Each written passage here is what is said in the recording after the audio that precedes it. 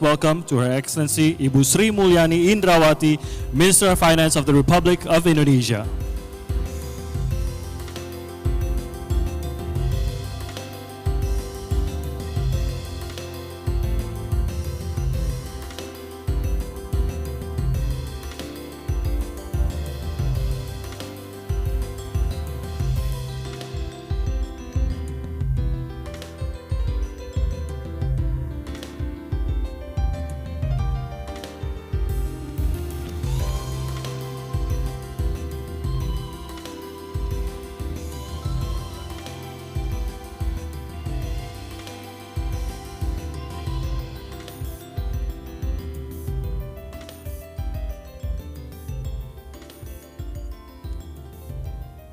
Please rise for the national anthem, Indonesia Raya.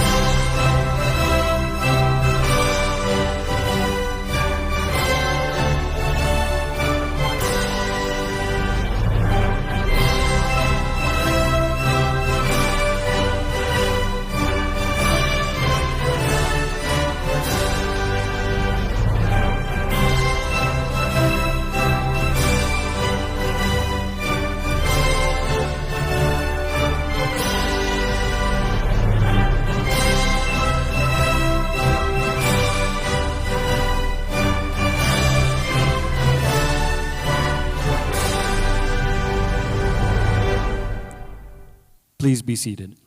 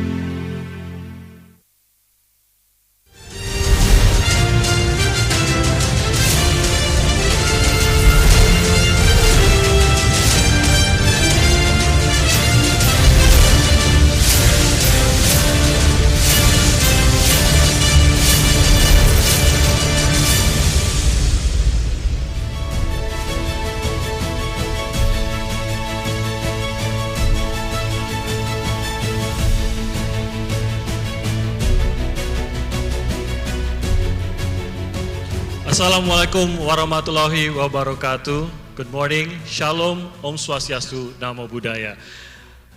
Welcome to the 12th Annual International Forum on Economic Development and Public Policy hosted by the Ministry of Finance of the Republic of Indonesia. It is such an honor for me, Timothy Marbun, to be your host during this opening ceremony of the 12th AIFED. We are truly honored to have such an esteemed audience here today, ladies and gentlemen, and we welcome all of you to the land of God's Bali, Indonesia. A kindly reminder that this event will also be live streamed on BKF YouTube channel for those unable to attend in person here in Bali. Before we begin, please allow me to extend our warmest welcome to our guests of honor, the Minister of Finance of the Republic of Indonesia, Her Excellency Ibu Sri Mulyani Indrawati. And also joining us virtually this morning, Australian Ambassador to Indonesia, Her Excellency Penny Williams, PSM. Vice President for East Asia, Southeast Asia, and the Pacific from the Asian Development Bank, Mr. Scott Morris. And also we welcome Chairman of Fiscal Policy Agency, Bapak Febrio Kacaribu. And also we welcome high-level officials from the Ministry of Finance and all government institutions, all distinguished speakers and moderators who are here with us today, all our respected participants, invitees, stakeholders, strategic partners, ladies and gentlemen. Now, ladies and gentlemen, AIFED is a melting pot of policy discussion designed to bring diverse policy actors ranging from government agencies, state-owned enterprises, non-governmental organizations, and also developing partners to higher education institutions here to engage and discuss emerging economic and development issues. As a prominent forum, the 12th AIFED, or the Annual International Forum on Economic Development and Public Policy, could serve as a venue to integrate thoughts and policy discussion in these increasingly important and timely topics. A platform to discuss and proffer workable solutions to the most fundamental problems arising in the nation. Now, this forum is organized by the Fiscal Policy Agency of the Ministry of Finance of the Republic of Indonesia, and Indonesia has been highly supported from Australian government, Prospera, Asian Development Bank, ADB, and also GIZ. On behalf of the organizing committee, we'd also like to extend our gratitude for their continuous support to AIFED from time to time. Excellencies, ladies and gentlemen, to kickstart our event today, our next agenda promises an enriching warm welcome through the remarks of our distinguished leader. It is now my pleasure to invite on stage Chairman of the Fiscal Policy Agency, Bapak Febrio Kacaribu. Let's give a warm applause to Bapak Febrio Kacaribu.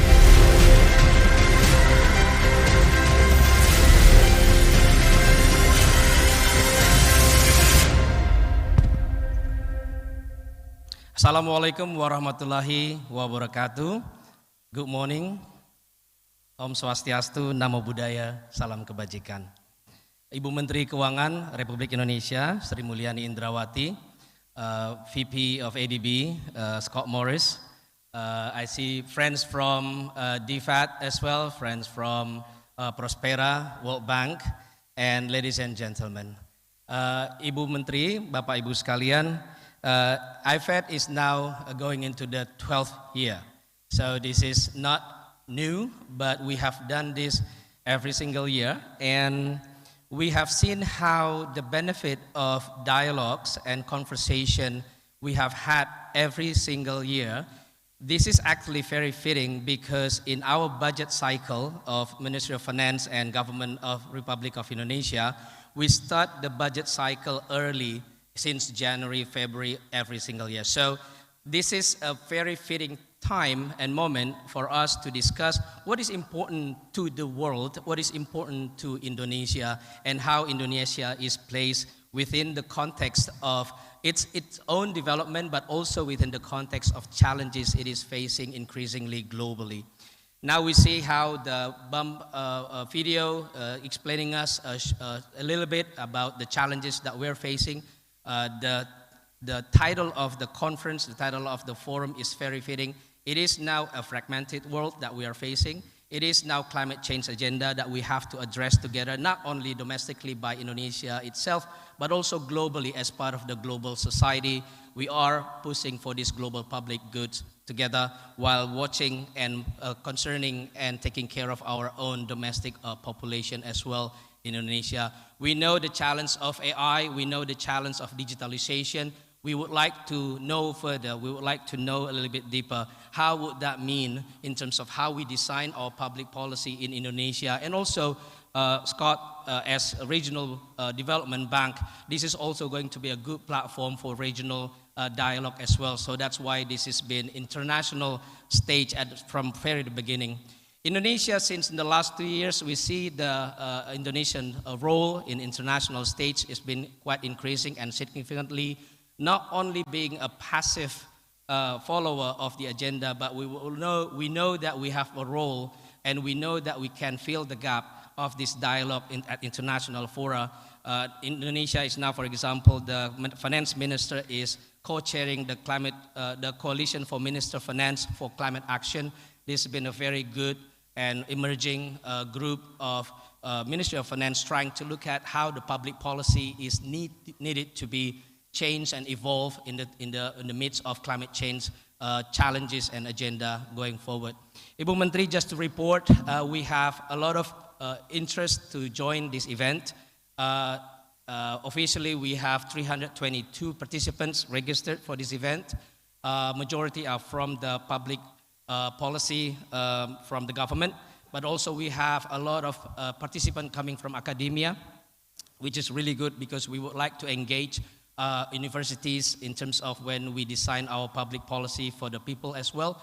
Also, we have participants from state-owned enterprises. We have participants from market analysts from the banks, which is really good because they're also watching the dynamic of market economy of Indonesia every single day, every single week, and making sure that all of the agendas that we are pushing, not only that we are pushing for the medium-term agenda, but we also want to make sure that stability of our macroeconomic is going to be intact every single week, every single month. So without further ado, clearly we have a very long panel of experts and speakers. We are very proud to gather a lot of speakers are going to be presenting their ideas and exchanging their ideas. Just some highlights. Tomorrow we're going to have Professor Barry Aiken-Green from Berkeley.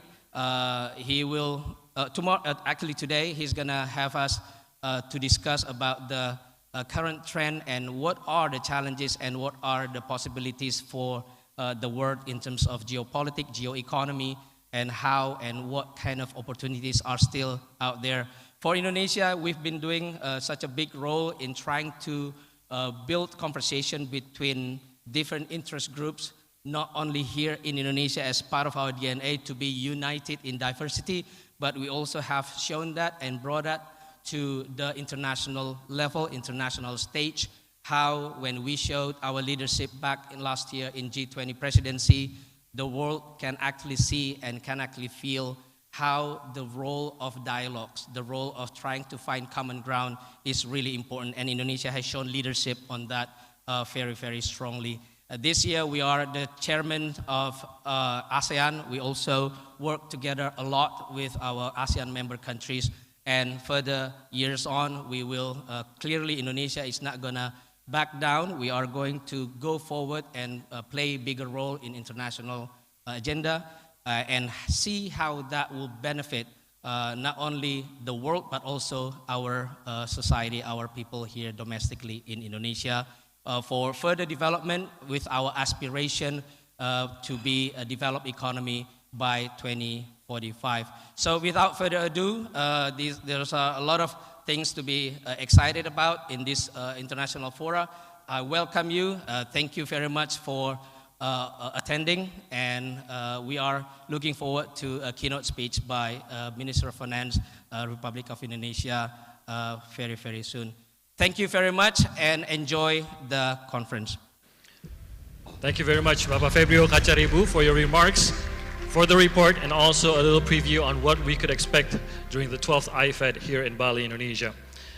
Moving on to the next remarks, we are honored to now invite to deliver her remarks the Australian Ambassador to Indonesia, Her Excellency Penny Williams.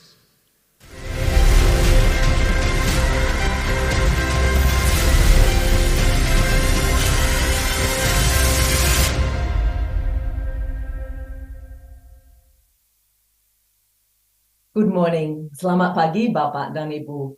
Yang terhormat Ibu Sri Mulyani Indrawati, Menteri Keuangan, Pak Febrio Kacaribu, Chairman BKF, and Pak Scott Morris, Vice President, Asian Development Bank. Unfortunately, this morning I'm speaking to you from Jakarta. I'd be so pleased to be able to join you, but I've not been able to make it. But I'm really happy that DFAT's chief economist, David Woods, and a number of his staff and a number of embassy staff are actually able to join you in Bali. I know they've really been looking forward to the conference today. I'm also really proud that Australia is supporting this year's 12th Annual International Forum on Economic Development and Public Policy. And as Pak Febrio said, this year's theme of the fragmented world, recalibrating our development strategies, is more relevant than ever and important for Indonesia and Australia. As so many of you know, Australia's strong relationship with the Ministry of Finance goes back very many years.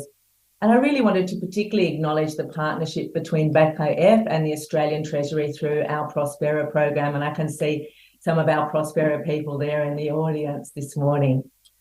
Both are learning from each other as peers, facing and responding together to different global economic challenges and even shocks. And I guess what I would say is the foundation of this collaboration is people-to-people relationships.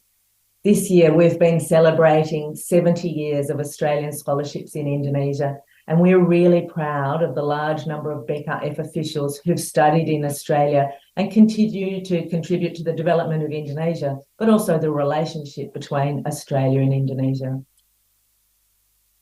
This conference really is a testament to the dynamic position that the BKF holds within the government of Indonesia. The conference continues the strong tradition of open discussion on the economic challenges that Indonesia and the globe faces. The range of speakers with different perspectives supports contestability of ideas.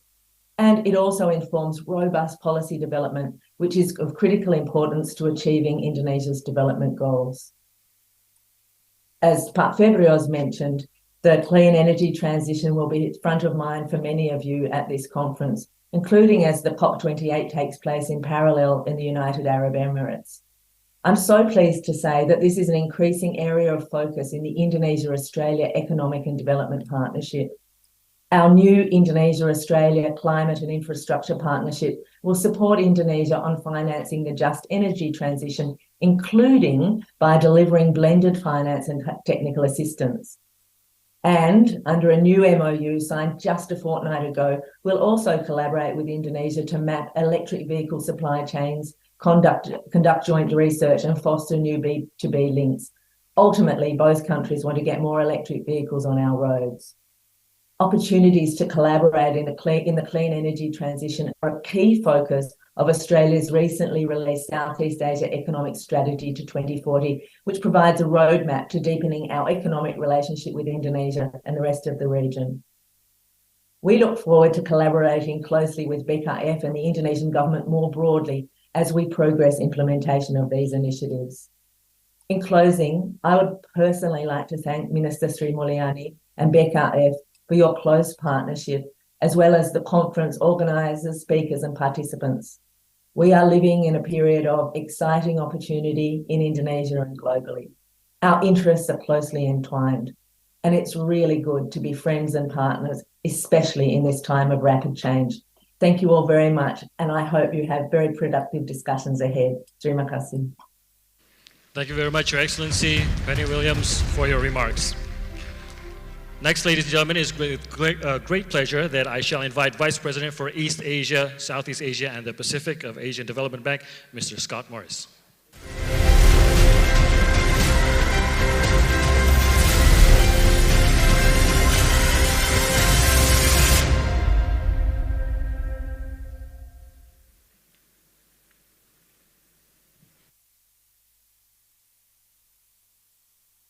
Honorable Minister of Finance, Ibu Sri Mulyani Indrawati, Australia's Ambassador to Indonesia, Ms. Penny Williams, and Chairman of Fiscal Policy Agency, Babak Febrio Kachirabu.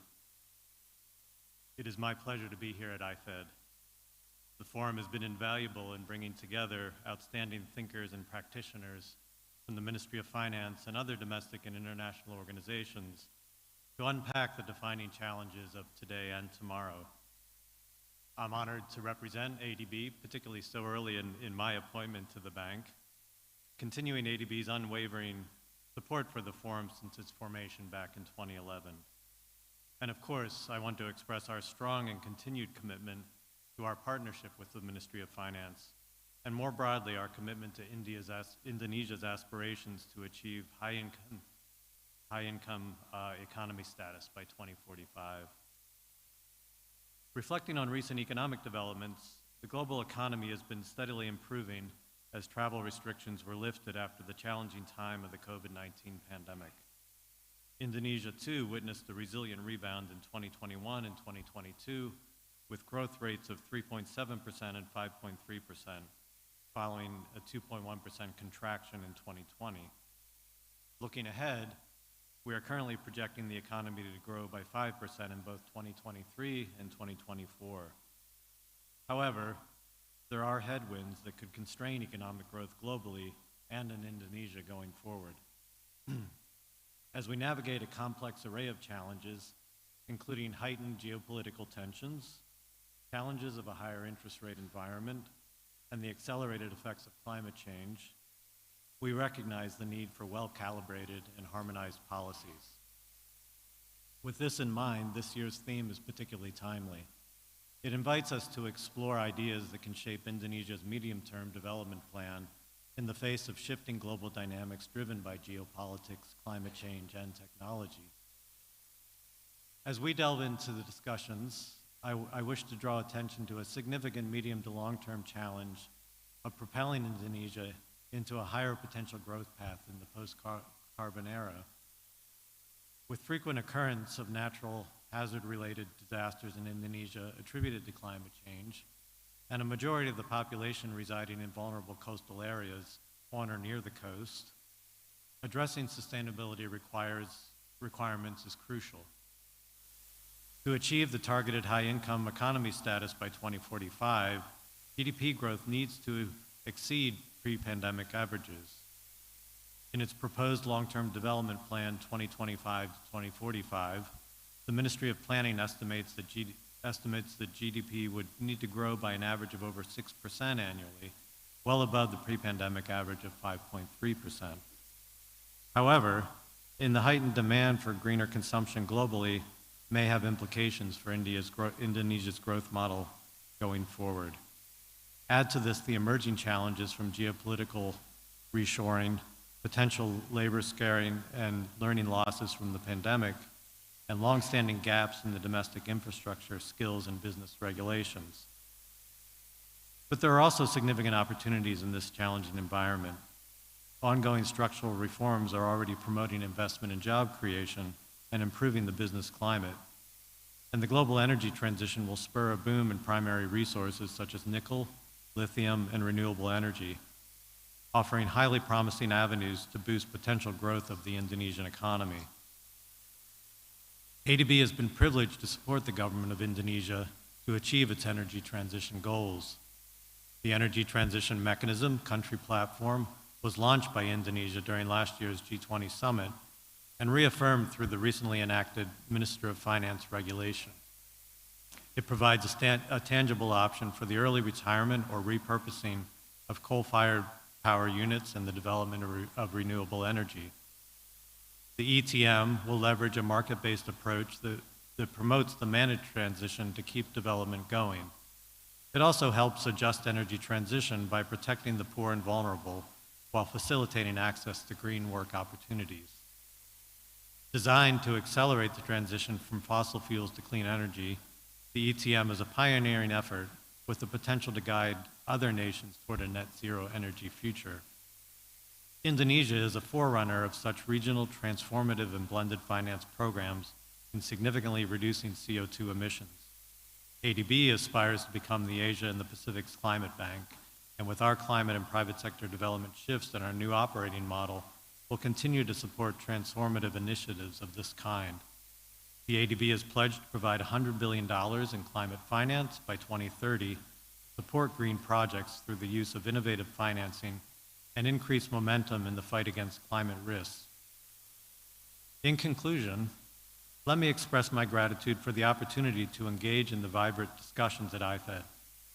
The intellectual leadership demonstrated in forums like this one play a vital role in policymaking, and especially so in the face of the complex challenges that Indonesia and the global economy are currently confronting. ADB is looking forward to this and future AIFEDs, and we reaffirm our steadfast commitment to assist Indonesia in its development endeavors.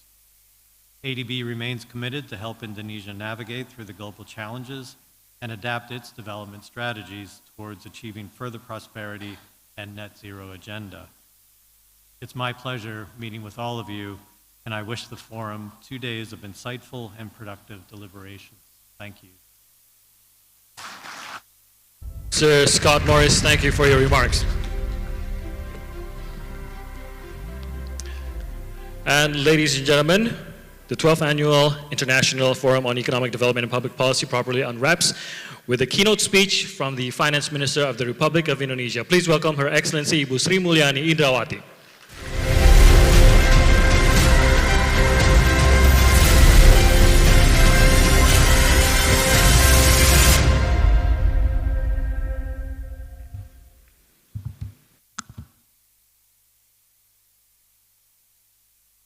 Thank you very much. Honorable Pak Scott Morris, Scott, if in Indonesia somebody call you Pak, mean Mr. So Pak Scott Morris, welcome to Bali and welcome to Jakarta, and congratulate for your new position as a Vice President of East Asia and Southeast Asia Pacific under the Asia Development Bank. Her Excellency Penny Williams on screen, as well as distinguished speakers, ladies and gentlemen. Om Swastiastu, Assalamualaikum warahmatullahi wabarakatuh. Very good morning to all of you. Let me begin by congratulating BKF for hosting the 12th Annual International Forum for Economic Development, or AIFED. I think this is one of the most important initiatives by BKF to try to continue investing in the intellectual deepening as well as communication with many stakeholders, as well as expanding the intellectual leadership. I would like to also express my sincere appreciation to all speakers, moderators, as well as participants for this seminar today. The topic of our meeting today is the fragmented world, recalibrating development strategy. This is highly relevant, timely, and very strategic. We all know, okay, should I do our own? Okay. Somebody is operating. I have a lot of stuff here, so I don't have to do my own, I think. So the issue of the fragmented world recalibrating development strategy is very timely, very strategic, and highly relevant. The world that we once thought that it is going to be increasingly interconnected and globalized, now we find ourselves in a very fragmented. The emergence of new geopolitical tension as well as rising geopolitics and regional bloc is becoming one of the very important feature in the last 5 years. We have witnessing the global economy, which is developing into a very complex landscape. If you look at all those headlines, whether the geopolitical tension, a more inward-looking move, and yesterday I was in Dubai and I chaired together with Sigrid Kaag, is the Deputy Prime Minister of Netherlands. Her party just defeated, and he said that so many now in Europe party, which is becoming more and more inward-looking and extremely right in this case, in which they see foreigner as an enemy rather than a friend. That's become something which is very, very concerning, and that definitely will shape the policy of many countries in the world, especially the Western country, both Europe or maybe also in this case from the country where Mr. Scott Morrison is coming. We also see the trade war in the form of trade and investment barrier has been erected by many countries, and that's creating further disruption in the supply chains and eroding the principle of free trade. That we are all, most of the economists believe that free trade is supposed to be mutually benefiting. Now we see trade as win and lose. And that's maybe whether the textbook need to be changed or the way we see things is already changing. Protectionism has become a daily measure, and we also see not only the geopolitical and security concern becoming the dominant factor in defining the relationship, but also the war in the technology, like the tech Cold War, is becoming one of the also feature. We've already seen Brexit phenomena, which is not a standalone. It is coming from the situation which is also there is a generation gap, there is an income gap, there is a perception gap in terms of how the world need to be governed and how a country should position themselves. So this creating what we call it a situation which is fragmented, no longer globalized, no longer accommodating the aspiration that we share one planet, we share one world, and we share one humanity. We are becoming divided, whether you are divided by geography, by sovereignty, by ethnicity, by race, by religious, or now also divided by artificial intelligence. Because everyone is divided by AI. Oh, this is Sri Mulyani who loves the rock music, this is love soft music, this is Fabrio Cacharubu who love poem, and the other one love a religious article. This is, so you are all divided by the artificial intelligence also. So that creating quite a real fragmented, not only world, but also individual and society. So how we are going to see this? Since the global financial crisis 2018, many countries is becoming more and more inward looking. Many countries is using their both fiscal and monetary instrument in order for them to overcome the implication of global financial crisis, which is originated from the advanced country, especially US and then Europe, but it has a very huge significant reverberation and implication spill over to many developing and emerging countries. And then we were hit hard by the pandemic, which again is a huge shock for the world. Again, we use our monetary and fiscal tools in order for us to protect the economy and the society, the people, using them in a way that is unprecedented. We also at the same time seeing a very fragmented world with this technology war and geopolitical fragmentation. Suddenly we are categorized whether you are my friends or no longer a friends. So that's why the onshoring becoming friendshoring, and that's creating a totally different trade and investment dynamic. This global environment is definitely affecting the policy choice and opportunity for a country. The global fragmentation, which creating a rising nationalism and populism, definitely is going to pressure huge on fiscal tools. Because at the end of the day, fiscal, that is the budget, is the reflection of the people's aspiration. So the sentiment toward nationalism and populism is definitely going to be transmitted into the fiscal policy. Many countries are adopting a certain fiscal policy that is actually accommodating this one, whether this is in the form of high deficit, high debt, if they can still afford to have the high debt. And at the same time, the fiscal tool is also have to withstand the pressure coming from global shock, whether this is global financial crisis, whether this is in the form of pandemic, and then most recently, we are discussing yesterday and still ongoing in Dubai, the climate change. So this kind of environment needs to be responded by a country. And of course, I'm very happy to see that the Fiscal Policy Office within the Ministry of Finance fully aware about this global dynamic changing that need to be understood, because actually it is still ongoing. It's not fully understandable. And also at the same time, it is not yet final. It could create a huge dynamic.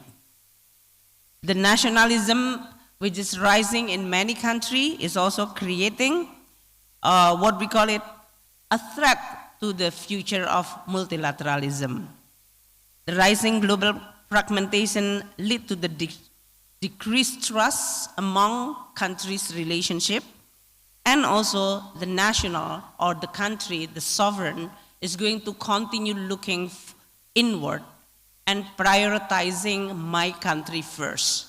It's going to be my country first, which is understandable because each leader is going to be elected by their own people, and that's why they are going to protect their people first. But it seems like the era, the time in which national interests and global interests can be actually aligned is no longer there. It's becoming a trade-off for many leaders. This fragmentation will definitely create a much challenging cooperation among countries. As Pak Febrio mentioned earlier, Indonesia is continue playing a constructive role despite this very difficult and challenging and changing global landscape. We will continue, according to our constitution, playing a constructive role by making sure that the world is going to be continue built based on peace, sovereignty, as well as equality. With this situation which is surrounding globally, we can demand higher interest rate, challenging from the pandemic recovery, climate change. Indonesia is continue performing relatively stable and well. Our economies continue growing in around 5% in the last 8 quarters. We also continue focusing on what matters most in building the right and stronger foundation for Indonesia to continue our journey to become a higher income country. We use our tool in a relatively responsive but also prudent way. Our fiscal tools is always in the forefront and the most significant strategic tools in managing so many shocks, both from global as well as domestic. With the prudent fiscal policy responding relatively flexible as well as timely, we were able to continue stabilizing the economy, but at the same time also maintaining our fiscal sustainability. Even after the pandemic, we already consolidated fiscal in a very impressive and strong way. Currently, Indonesia's fiscal balance is relatively better comparing to the other emerging country and developed country. The debt to GDP ratio for the Indonesia is relatively lower comparing to other emerging country and higher income country. And that is a treasure or a foundation that need to be maintained, because currently, in present as well as in the future, we are going to continue expecting shock to come. So how we are going to continue using our fiscal tool, formulating fiscal policy in order to address the issue of continuous short-term and long-term shock, while at the same time continue our journey to become higher income country. The design of fiscal policy is going to be striking the right balance between responding to the shock, which is sometimes short-term but very deep, that can jeopardize stability, but at the same time we are not lacking, or in this case, allowing us to distract from the focus of long-term foundation. That is human capital, infrastructure development, and institutional quality. This is 3 important gaps that Indonesia needs to continue invest. We've already doing quite a lot, but during this fiscal day, I do hope that we are going to be able to continue criticizing ourselves, scrutinizing our own achievement and lack of achievement, in order for us to be able to continue improving and making progress. What went wrong and what went right in terms of our education policy, education budget, health policy, health budget, social safety net, and how we are going to make sure the subsidy is going to be more and more targeted and efficient. These are all the areas that we are all know, but we continue still struggle, whether this is on a technical front or on some political front. This need to be overcome, and I do hope this is going to be continued discussed among all these young technocrats in this room. Infrastructure development, we've already did quite a lot in the past 10 years. A lot of good results, some of the results that need to pay more attention, that how to improve the effectiveness, how we can attract more capital, private sector participation, rather than crowding out the private sector, how we can position the SOE in the most positive and catalytic way, rather than substituting the private sector. What is then the fiscal tool? What we've already built in this case in terms of public-private partnership, are they doing the right thing? Are they effective enough? Are they facing with the situation that we are not envisaged before? Institutional gap is the other way that we are also facing. Bureaucracy reform, performance of the local government, national government, and how we are going to make sure that we are going to deliver on all those development goals within the institutional setting that we are having. Democratic system, decentralized, but at the same time, rule of law. A lot of reform have been done in this case, whether on the omnibus law, on the job creation, harmonizing tax, as well as local government fiscal transfer, and the most recent is the financial sector reform. These are all still the set of legislation. We need to implement them effectively. How we are going to be able to implement the design of the reform that we think it was good, but then facing with institutional and bureaucratic system, which need to continue to be addressed. Indonesia also in a very good position during this geopolitical position, not only because in the early video bomb telling that Indonesia is non-aligned, but we also blessed by natural resources, which is actually playing a very important role within this geopolitical and geostrategic trend. The strategic mineral is one of the most important, and we did responding well by creating more value added. And that's creating a relatively resilient situation for the Indonesia.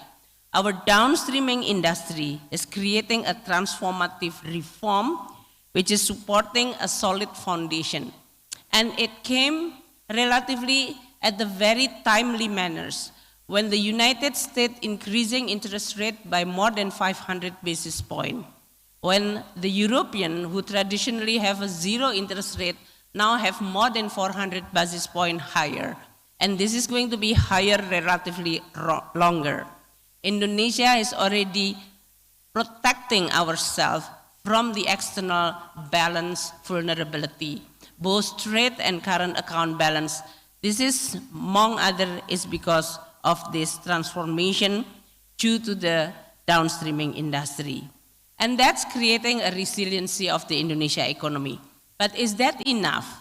What needs to be done more for Indonesia to be able to make Indonesia in a better position within the context of the supply chains, which is also disrupted by this global fragmentation? So these are all more a question for you to be discussed in this today's meeting. I'm sure that you are going to have a lot of good speakers, so I do hope that all is going to not only following what is being said, but also discussing and debating in a very, very technical detail, so that you are all going to get something technically which is going to equip us more. Because I will assure you that the shock is not going to be ended. We are going to continue facing so many shocks, whether this is in the form of digital transformation, whether this is in the form of climate change, demographic, within our own Indonesia, and of course regional and global situation. So continuously we need to be vigilant, we need to be ready, and we need to be prepared. For all of you to be able to continue contributing to Indonesia policy making process, I think this is a very warm welcome, especially for the young generation of technocrats. Indonesia is continue our journey to become high-income country. And this is not a smooth and easy journey. There is no one promising that to become high-income country is going to be easy. But this is something that we need to continue supported by all good policy, good institution, and also a good luck. This is very important for all of us. Good policy is your responsibility. Good institution is also our responsibility. Good luck is depend on how we behave. So thank you so much, and I do hope that you are all have a very productive 2 days of discussing many strategic policy in this very challenging but interesting world. Don't discourage by that. You are lucky because you are witnessing how the world is evolving in such a very dramatic way. Not all people are born in the right time. You are born in the right time. So be there and participate and engage. Thank you so much. Thank you very much, Your Excellency, Ibu Sri Mulyani Indrawati. If you may stay on stage, Ibu Sri Mulyani, for the opening procession of the 12th AIFED. If you may take center stage as we launch the opening of the 12th AIFED 2023. We also invite on stage, along with the Minister, Mr. Scott Morris, Vice President of ADB, Bapak Febrio Kacaribu, Chairman of Fiscal Policy Agency, also Mr. David Woods, Chief Economist of DFAT Australia. We also invite on stage Mr. Habib Rab, World Bank Lead and Economist for Indonesia and Timor-Leste. Also on stage, we invite Professor Danny Kwah, Lee Ka-shing Professor in Economics and Dean at Lee Kuan Yew School of Public Policy, National University of Singapore. Also, we invite Bapak Astera Primanto Bhakti, Director General of Treasury, and Bapak Suryo Utomo, Director General of Taxes. What you see here, ladies and gentlemen, is a kulkul. It is a traditional Balinese instrument. It is used to call the community to work together collaboratively.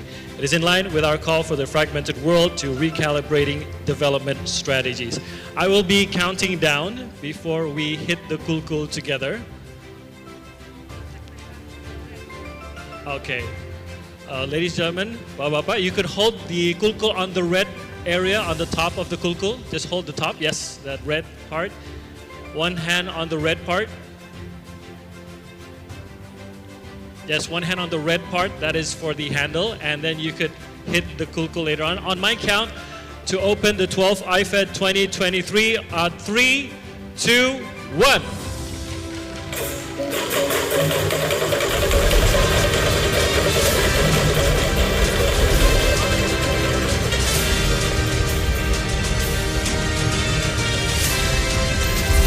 Congratulations for the launching procession of the 12th AIFED 2023. Please give another round of applause for the opening of our event. Thank you very much, Excellencies. And also, we'll have a photo session to mark the opening. For the photo session, I would like to invite on stage for the photo session with Ibu Sri Mulyani. We have a photo session with Ibu Sri Mulyani. We invite Ibu Rina Widiyani, Assistant of Minister of Finance of Republic of Indonesia, Bapak Nufransa, Assistant of Minister of Finance of Republic of Indonesia. Ibu Sri Mulyani, just for the photo session. And also, Excellencies, if you may stay on stage for a photo session, we invite Ibu Rina Widiyani, Bapak Nufransa, Ibu Oza Olavia, Ibu Titik Anas. Also, we invite on stage Bapak Justinus Prastowo, Special Advisor to Minister of Finance, Bapak Kiki Federico, Special Advisor to Minister of Finance, Bapak Elan Satriawan, Chief of TNP2K, Bapak Abdul Rahman, Director of Macroeconomic Policy, Ibu Dini Kusumawati, Secretary of Fiscal Policy Agency. We also invite Ibu Della Temanggung, Deputy Director Prospera, Mr. Sam Porter, Counselor, Economic Governance DFAT Indonesia, Bapak Tres Sangyeka from GIZ, and also Bapak Hidayat Amir, Head of the Center for Policy Analysis and Harmonization. We will be taking a picture. Hope all our honorable guests are on stage. We look to the center camera on my count.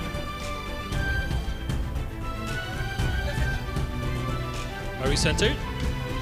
Okay, on my count, 3, 2, 1. Once again, we're back up. 3, 2, 1. Thank you very much, Excellencies, distinguished guests. Thank you for all speakers, moderators, everyone. Excellencies, you may now return. Thank you very much for joining the opening of the 12th AIFED 2023. And that, ladies and gentlemen, marks the opening of the AIFED 2023, as we've heard through the keynote speech delivered by Ibu Sri Mulyani. A lot of discussions will be going on. Very timely topics will be taking place here in our event in the 12th AIFED 2023. Ladies and gentlemen, we will next take a short coffee break. You may enjoy your coffee and tea, of course, which is served in the foyer area. We are excited to share an additional information. The 12th AIFED has organized a visual data storytelling competition for university and also high school students. Now, while you enjoy your break, please also enjoy watching remarkable videos from the competition's winner. Please return to this ballroom in 15 minutes as we continue the series of activities on the 12th AIFED. Thank you very much, everyone. We'll see you in 15 minutes. Thank you.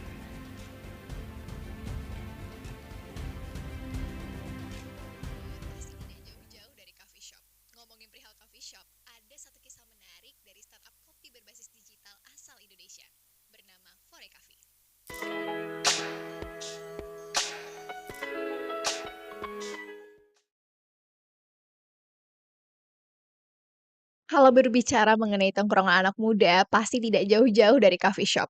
Ngomongin perihal coffee shop, ada satu kisah menarik dari startup kopi berbasis digital asal Indonesia, bernama Fore Coffee.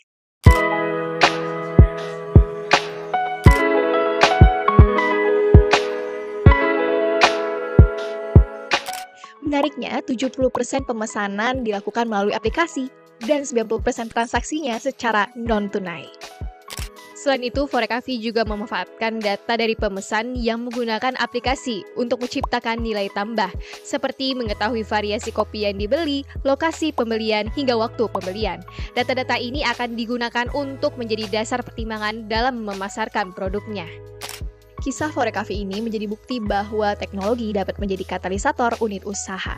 Bayangkan jika bukan hanya Fore Coffee yang melakukan digitalisasi, tetapi juga unit usaha kopi lainnya. Menggiurkan bukan?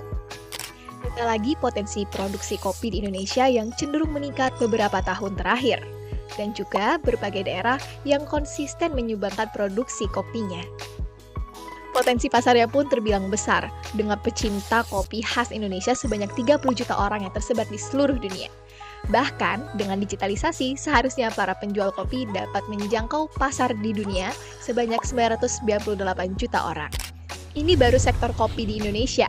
Bayangkan digitalisasi yang dilakukan oleh Fore Coffee juga terjadi di sektor unit usaha lainnya.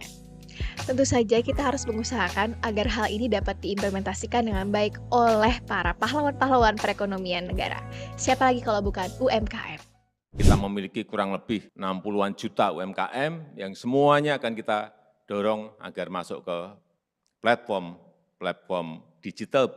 Terlebih, fakta bahwa 99,9% unit usaha di Indonesia adalah UMKM. Bahkan, kontribusi UMKM terhadap PDB adalah 60,5% dan juga menyerap 97% tenaga kerja nasional. Hebatnya juga, UMKM adalah unit usaha yang paling punya daya lenting di tengah krisis, dibuktikan dengan krisis keuangan Asia pada tahun 1998, krisis keuangan global 2008, dan krisis akibat pandemi COVID-19. Potensi UMKM ini harus kita dongkrak. Jika UMKM dapat terdigitalisasi dengan baik dan dapat menggunakan teknologi sebagai senjata untuk naik kelas, maka UMKM mampu meraih berbagai potensi pasar yang ada, mulai dari populasi pengguna internet di Indonesia, Asia Tenggara, hingga dunia. Lebih lagi, riset dari Google, Temasek, dan Bain memprediksikan bahwa ekonomi digital di Indonesia akan naik secara signifikan. Menjanjikan bukan? Potensi-potensi ini harus dimaksimalkan dengan teknologi melalui digitalisasi. Ada beberapa hal yang harus kita capai bersama. Pertama, mengakselerasi konektivitas melalui pembangunan infrastruktur. Saat ini, kecepatan rata-rata internet di Indonesia masih di angka 22 MB per sekon, sedangkan di negara-negara maju bisa 100 MB per sekon atau lebih. Kabar baiknya, saat ini kita telah mempunyai proyek Palaparing yang bertujuan untuk menyediakan koneksi internet berkecepatan tinggi ke seluruh wilayah Indonesia. Kedua, mengembangkan keterampilan TIK yang adaptif dan mempromosikan literasi digital. Untuk mendukung hal ini telah ada berbagai inisiatif dari pemerintah. Contohnya adalah Beasiswa Talenta Digital Indonesia. Yang ketiga, mendorong pertumbuhan industri fintech di Indonesia. Industri teknologi keuangan atau fintech di Indonesia sangat menjanjikan. Indonesia menjadi rumah bagi 20% perusahaan teknologi keuangan di ASEAN dan diharapkan dapat menghasilkan pendapatan sebanyak 8,6 miliar dolar AS pada tahun 2025.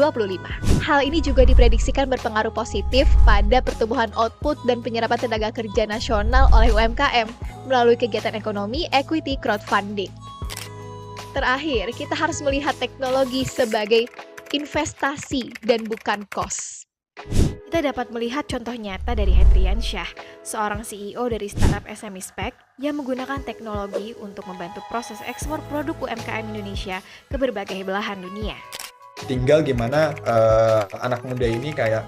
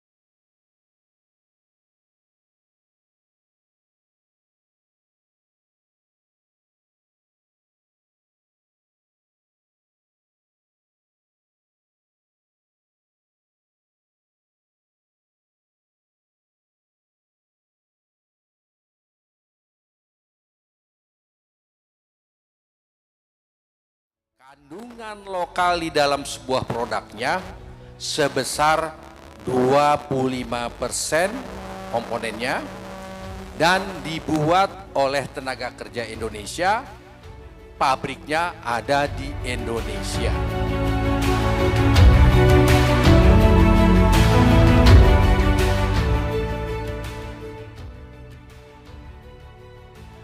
Kami berusaha mengangkat potensi ini, kerajinan ini menjadi produk dengan nilai industri, mempunyai value yang kelasnya itu naik kelas lah. Jadi levelnya bisa fashionable, bisa direcognize juga sama banyak masyarakat dengan kami juga mengembangkan brandingnya. Jadi nggak cuma jualan dan produksi, tapi juga bagaimana kami membuat personality di setiap desainnya. Ini yang kemarin kita dapat, jadi di Hannover kemarin ada perusahaan dari Belanda, kita mau kolaborasi untuk membuat kapsul kopi, tapi 100% biodegradable, bisa compostable, jadi tanpa plastik.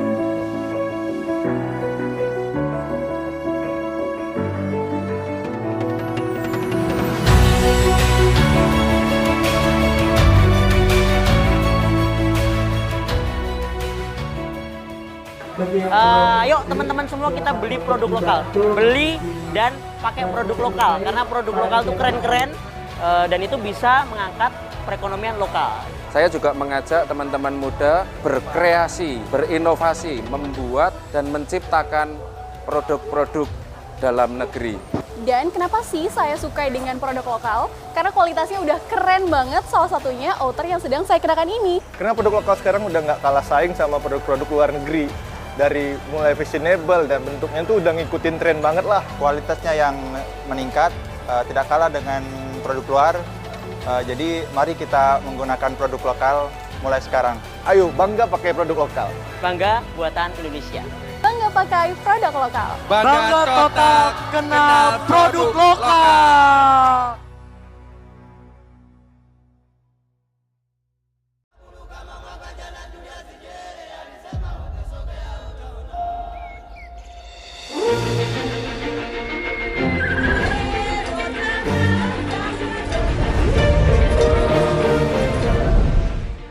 Selamat datang di KTT ke-42 ASEAN di Labuan Bajo, Indonesia. Mari bekerja keras menjadikan ASEAN Matters epicentrum of growth. Dan dengan ini saya nyatakan KTT ke-42 ASEAN dibuka.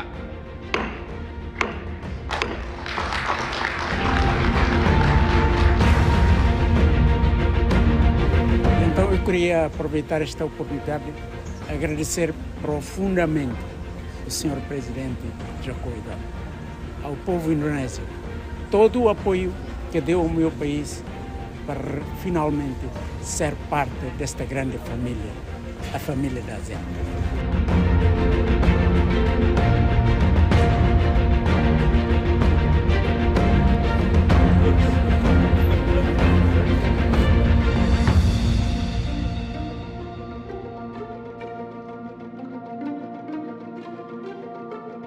Well, it is as promised by President Widodo. He said we come on the ship and we don't think anymore too much about the economy and the problems and the security and the plans. And he's absolutely right. It's a very, very good idea to clear your head so that you can go back to work refreshed. Now romantic. And romantic. Very nice. So far, very calm, very smooth. We're looking forward to seeing the sunset. And we're very happy you can see the sun. I think it should be quite spectacular. Yeah, no, it's beautiful actually. So we're lucky it's not raining today, so quite happy. And it's our first time here in Labuan Bajo, so yeah, just very happy to be on this boat and something different for the ASEAN Summit.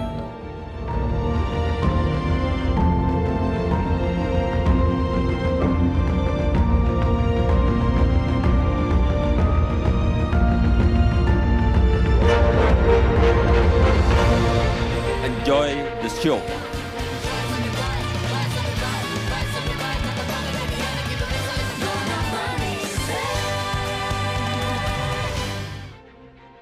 I must congratulate President Jokowi for his ability to convene and deliberate on very contentious issues, including Myanmar. Well, it is a good opportunity for leaders to engage formally and informally in a more relaxed manner. We get to know better, we discuss informally and casually. Thank you, Pak Jokowi and Indonesia.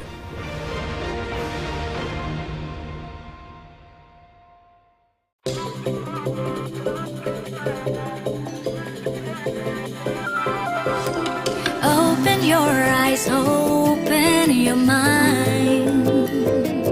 Feel the warmth, see the smiles, kindness and love, that's what I feel. Hold my hand and dance with me.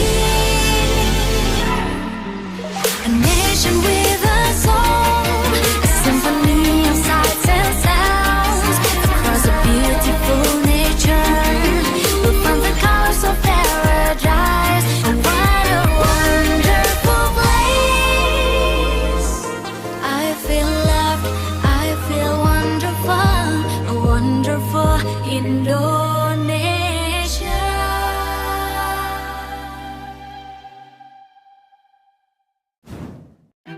Pemilu 2024 akan berlangsung pada 14 Februari 2024. Pemilu ini merupakan yang ke-6 kali sejak Asian Financial Crisis tahun 1997 hingga 1998. Perhelatan pemilu membutuhkan biaya tak sedikit. Untuk pemilu 2024, Kementerian Keuangan mengalokasikan anggaran hingga 71,3 triliun rupiah. Anggaran bahkan sudah diberikan sejak jauh-jauh hari, sekitar 20 bulan sebelum pemilu terselenggara. Alokasi anggaran pemilu naik sekitar 57,3% dibanding anggaran pemilu 2019 yang sebesar 45,3 triliun rupiah.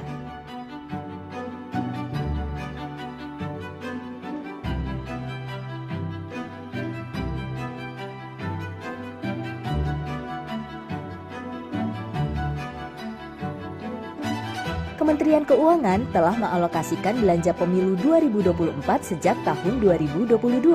Alokasi dana dari APBN tersebut diperkirakan berdampak positif terhadap peningkatan konsumsi pemerintah, konsumsi LNPRT, dan konsumsi rumah tangga.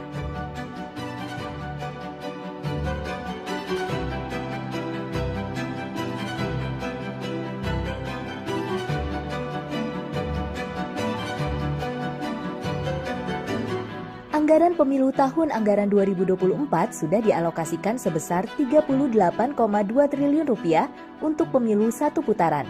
Meski demikian, pemerintah memastikan anggaran juga dicadangkan bila terjadi pemilihan presiden dan wakil presiden sampai 2 putaran.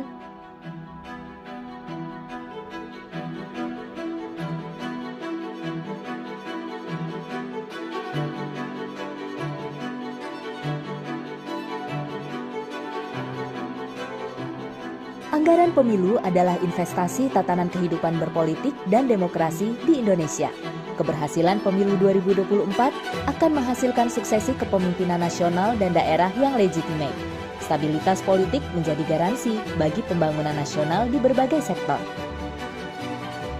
Sukseskan pemilu menuju Indonesia maju.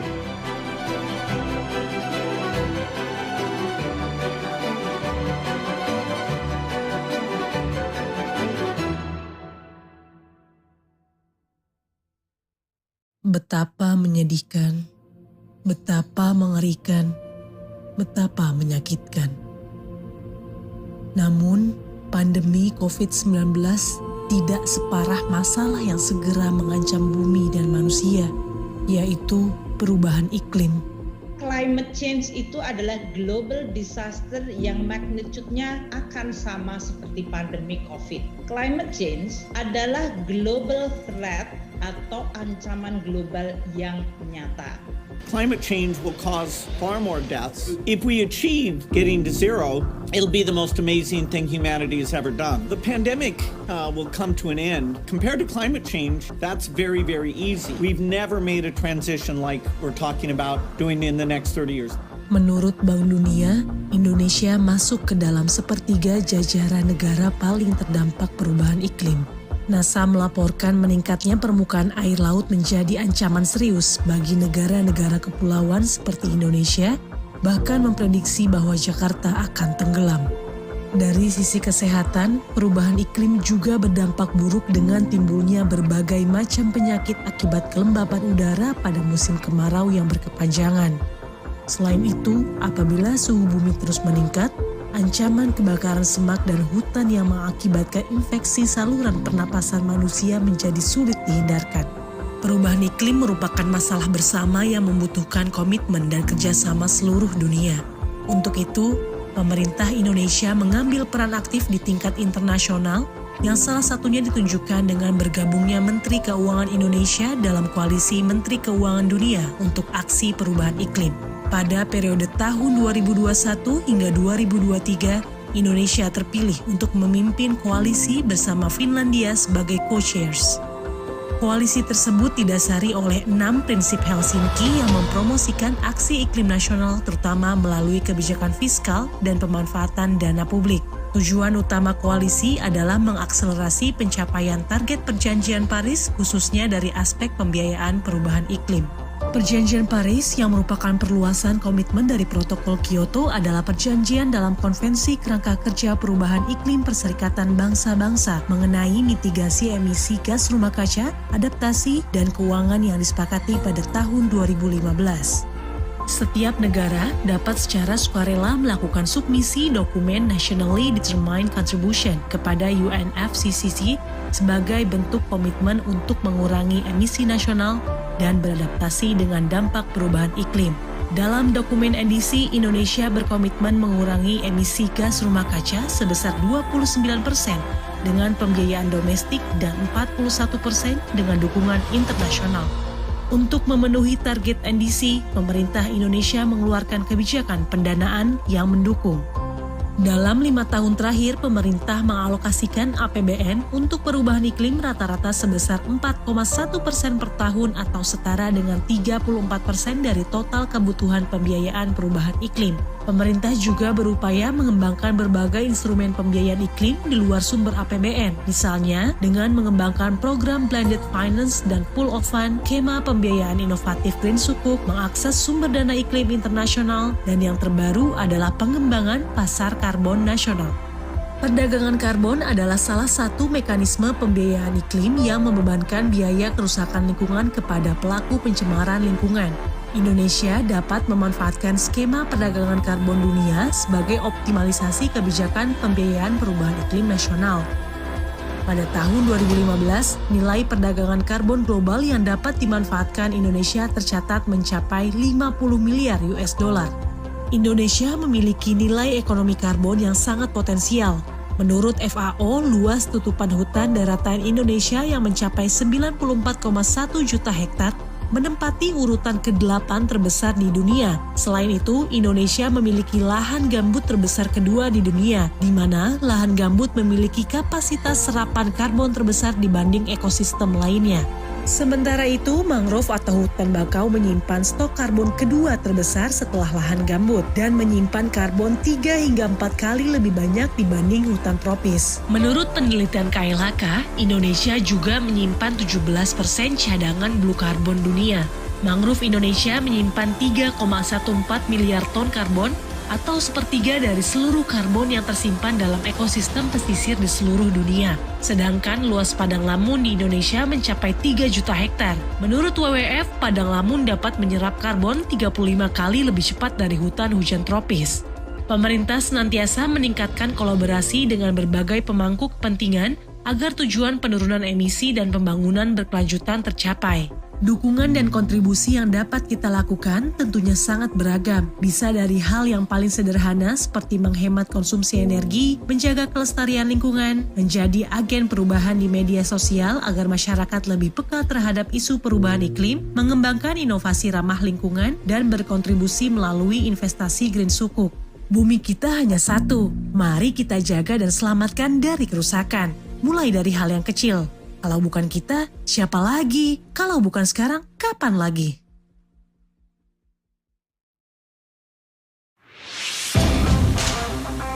kita berhasil membangun salah satu pembangkit listrik tenaga surya terapung yang terbesar di Asia Tenggara dan nomor 3 di dunia.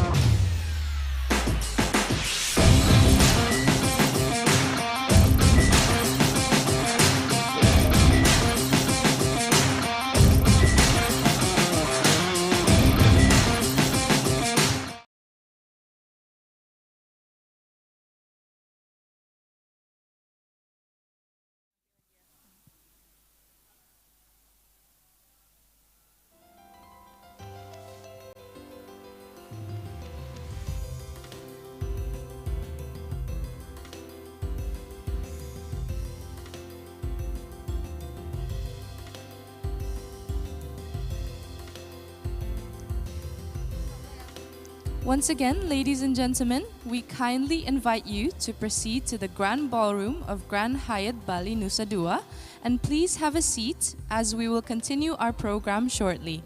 Thank you.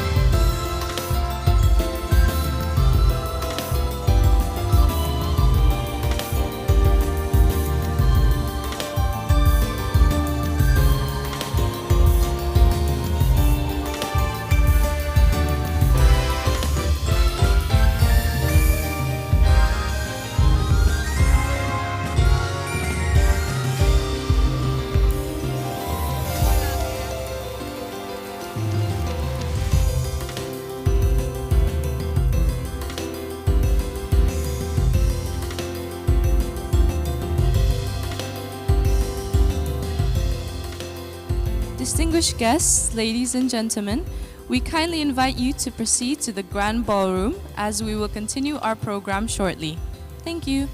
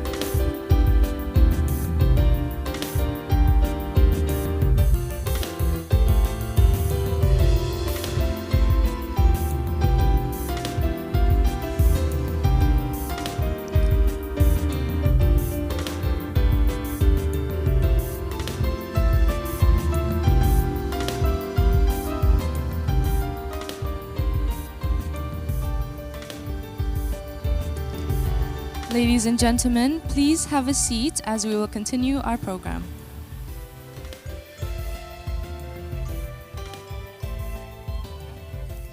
Distinguished guests, ladies and gentlemen, welcome back to the 12th Annual International Forum on Economic Development and Public Policy. Let us continue our program with the keynote lecture that takes the theme, Bracing for Geo-Economic Shifts, Causes, Dynamics, and Threats.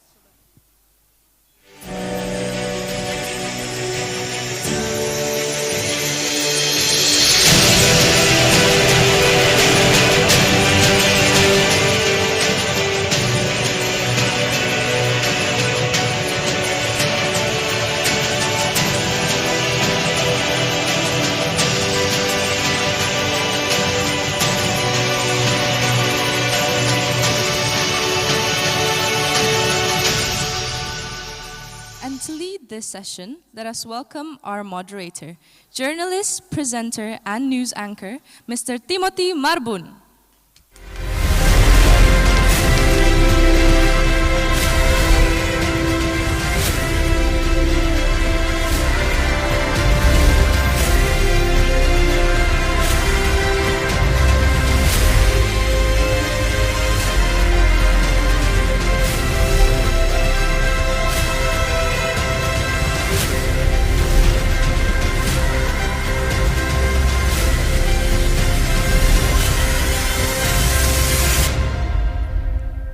Thank you. Good morning once again, distinguished guests, ladies and gentlemen, and welcome back to the 12th AIFED session. I will now be moderating the keynote lecture today, which focuses on bracing for geoeconomic shifts, causes, dynamics, and threats. This is a very timely topic, as we've heard from the minister in her keynote speech as well today. As our world is navigating through unprecedented economic transformations, a time where the character of global supremacy battles is transitioning from the traditional geopolitical confrontations to a more nuanced geoeconomic strategies. This is creating a more fragmented, a more complex, and if one may say, sometimes a more antagonistic world. Now, understanding the causes, the dynamics, and the impacts of these shifts is crucial for countries that are positioned strategically at the crossroads of these shifts. This includes Indonesia as well, as it will significantly influence our trade, our investment flows, and also influence overall development strategies in a multipolar world. Now, to delve deeper into this topic, we are very privileged to have with us Professor Barry Eichengreen, a renowned professor of economics and political science at the University of California, Berkeley. Professor Eichengreen's expertise spans economic history and international economics. He is a research associate at the National Bureau of Economic Research and a research fellow of the Center of Economic Policy Research. He has played pivotal roles in various capacities, including as a senior policy advisor at the International Monetary Fund, and also he has been named as one of Foreign Policy Magazine's 100 leading global thinkers. That said, we feel very privileged to have him to deliver his keynote lecture here on the 12th AIFED today. Joining us live online, please welcome Professor Barry Eichengreen. Professor, thank you very much for joining us today. How are you? Fine, Timothy. Thank you for that. Good evening from California. It's beautiful here, but I suspect it's more beautiful there. We're missing you here, Professor. And vice versa. Bali is one of my favorite places. Great. We hope to see you here soon. But again, thank you for taking the time with us, joining us online here today. Now, Professor, every one of us are keen to hear your presentation regarding this topic. We will then have a discussion after your presentation and hopefully a lively Q&A session afterwards with our audience here, who I'm sure they do not want to miss the chance as we still have you with us here today.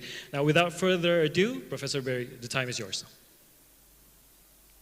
Thank you once again. So I hope to be able to share my PowerPoint slides.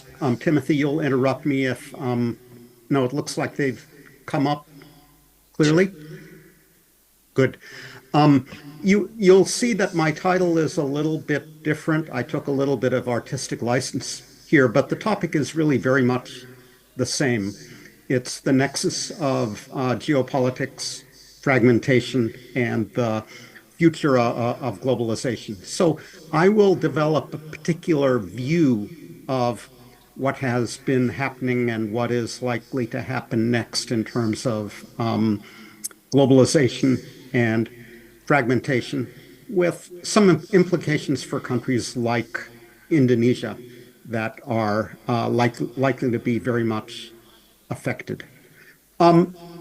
Worries about deglobalization, which is the term that's on everyone's mind and tongue at the moment, in fact, are not new. So I went to Google's Ngram viewer, which can be used to kind of tabulate the frequency of references to a particular term in the entire corpus of books that have been scanned by Google. And I personally was somewhat surprised that deglobalization began to become a thing already in the 1990s. So you can see how references to deglobalization began to rise in frequency after 1990, after 1995, right up to the eve of the global financial crisis of 2008, 2009, when evidently people's attention turned to something else, namely financial instability, as opposed to deglobalization as a threat to prosperity in the world economy.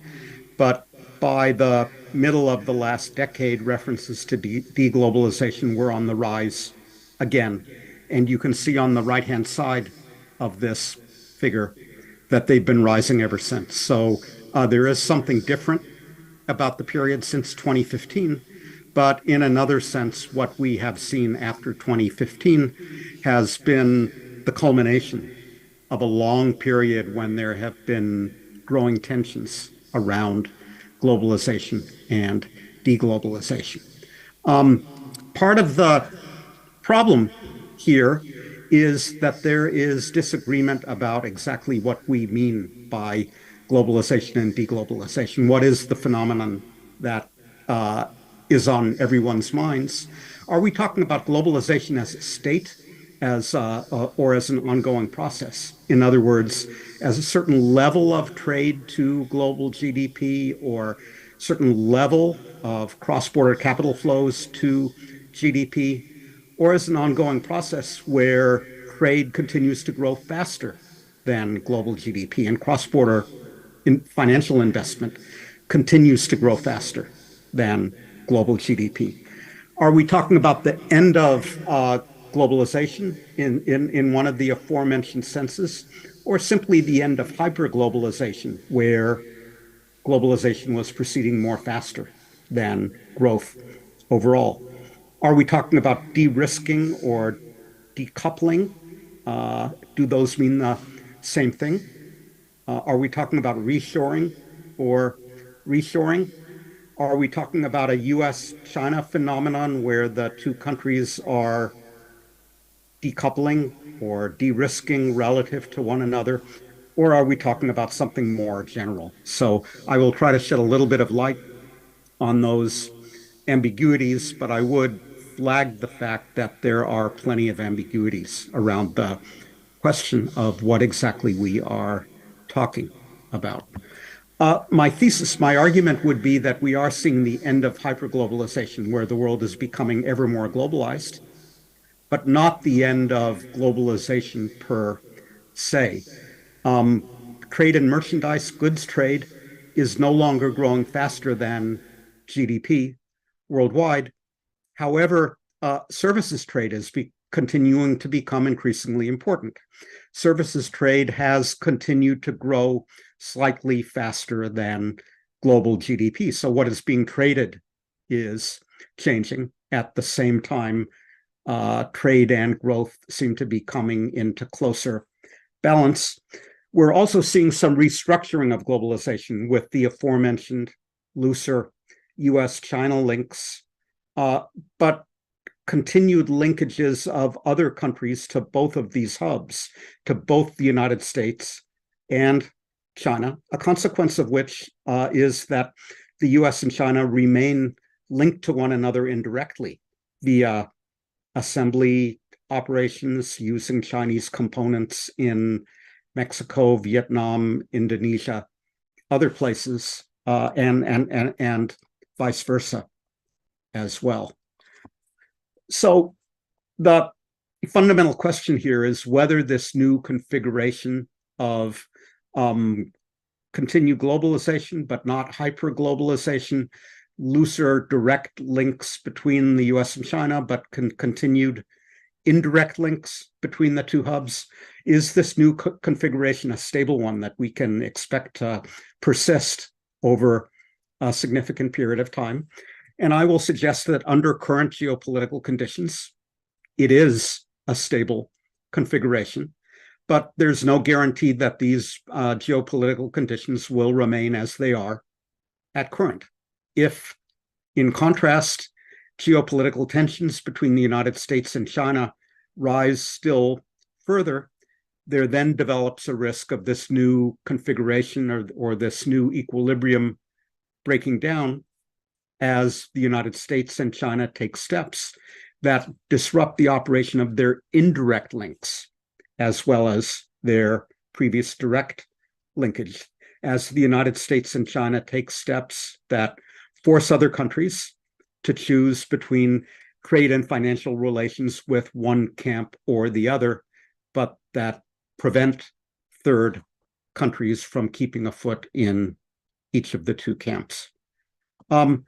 So first proposition, as I've said, is that we are witnessing the end of hyperglobalization, but not the end of globalization. So you can see this here for world trade measured as world exports plus world imports as a percentage of world GDP. You can see that up until the global financial crisis, global trade grew faster than global GDP. This ratio was rising. And since 2008-9, that ratio has been broadly stable. So the depiction I show you here shows a very modest downward trend since the global financial crisis. But the points I would like to impress upon you here are that the break, the shift from hyperglobalization to mere globalization occurred not with COVID-19, not with the election of Donald Trump in 2016, but with the global financial crisis in 2008, 2009.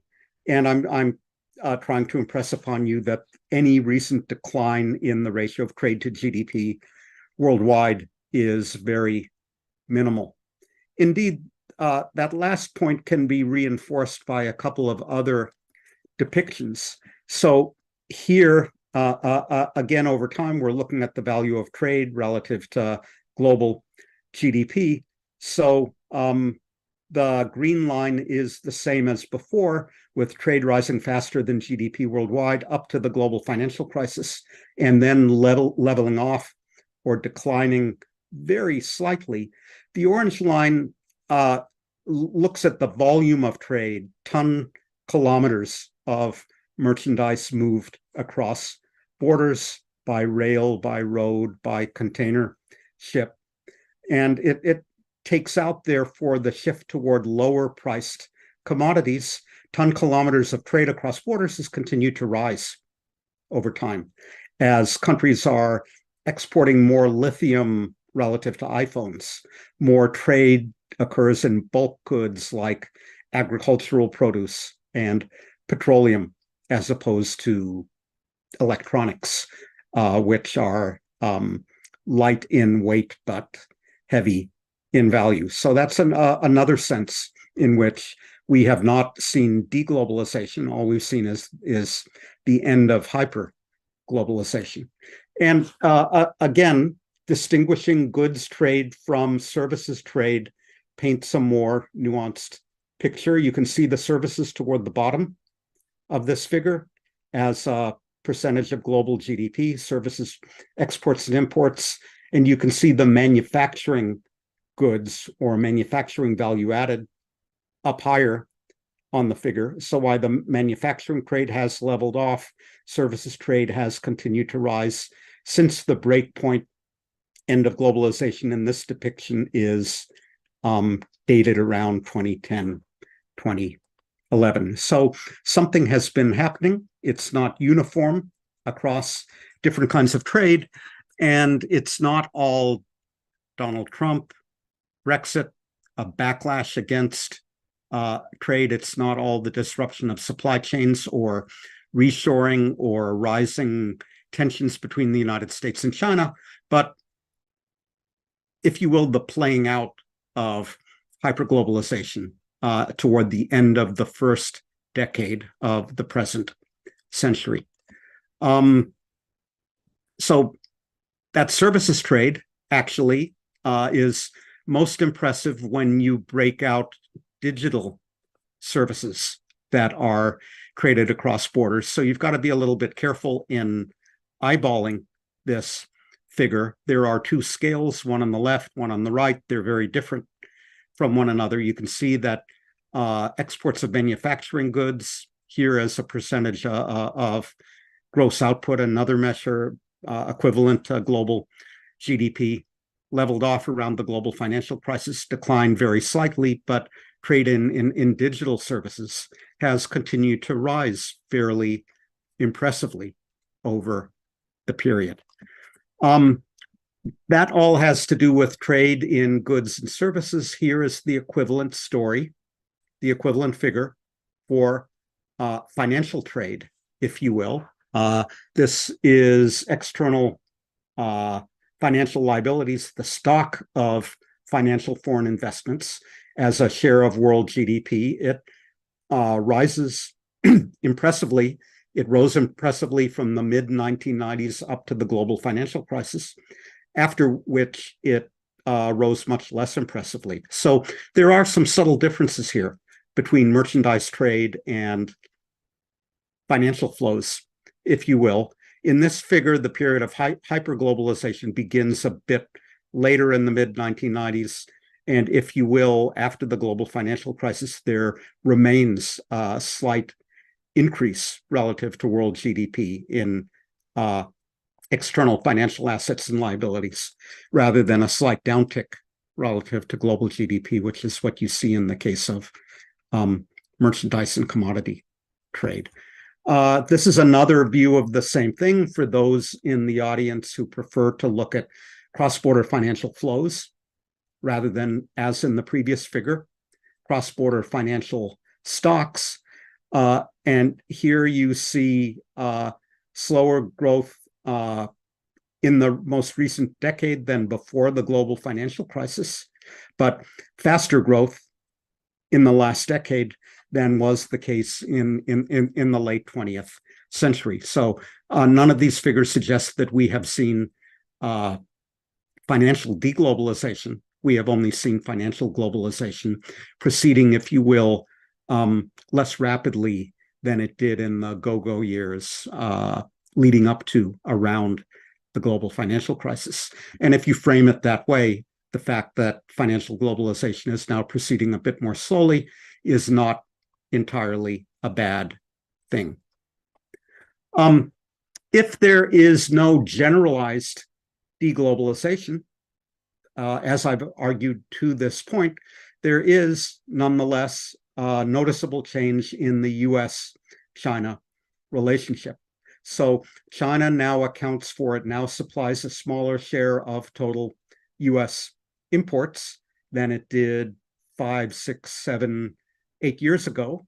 The introduction of President Trump's tariffs, which have remained under President Biden, surely has something to do with this, but you can see from the figure that China's share of US imports had already leveled off before the election of Trump at the end of 2016 and his tariff measures in 2018.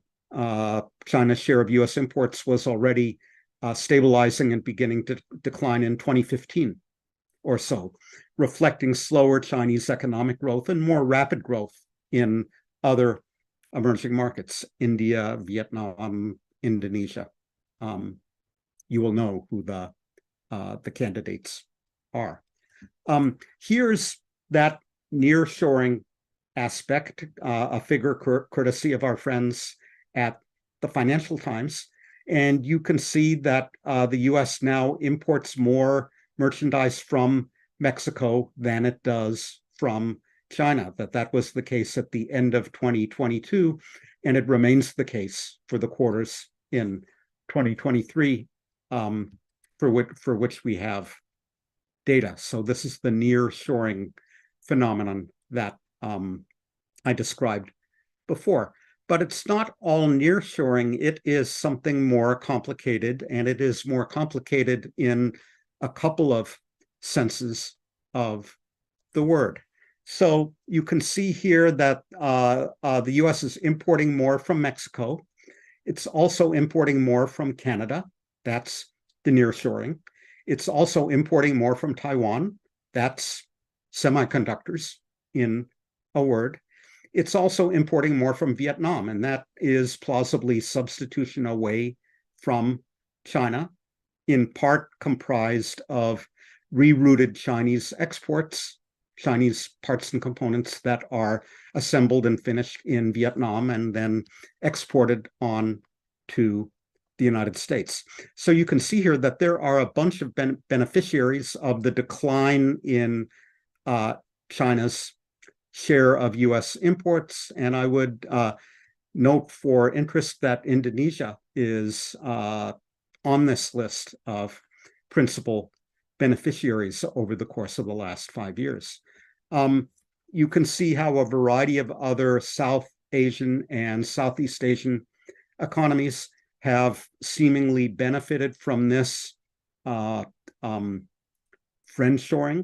of trade or rerouting of Chinese trade. You can see here the shares accounted for by Thailand, by Malaysia, by India, by others, including Indonesia in green. So you can see how a number of South Asian and Southeast Asian countries are accounting for a growing share of Asian exports to the United States and overall exports to the United States. And I think I have another presentation here where, again, you can see how Southeast Asia has benefited. Indonesia is among countries with the largest increases in shares of US imports over the last 4 years or so.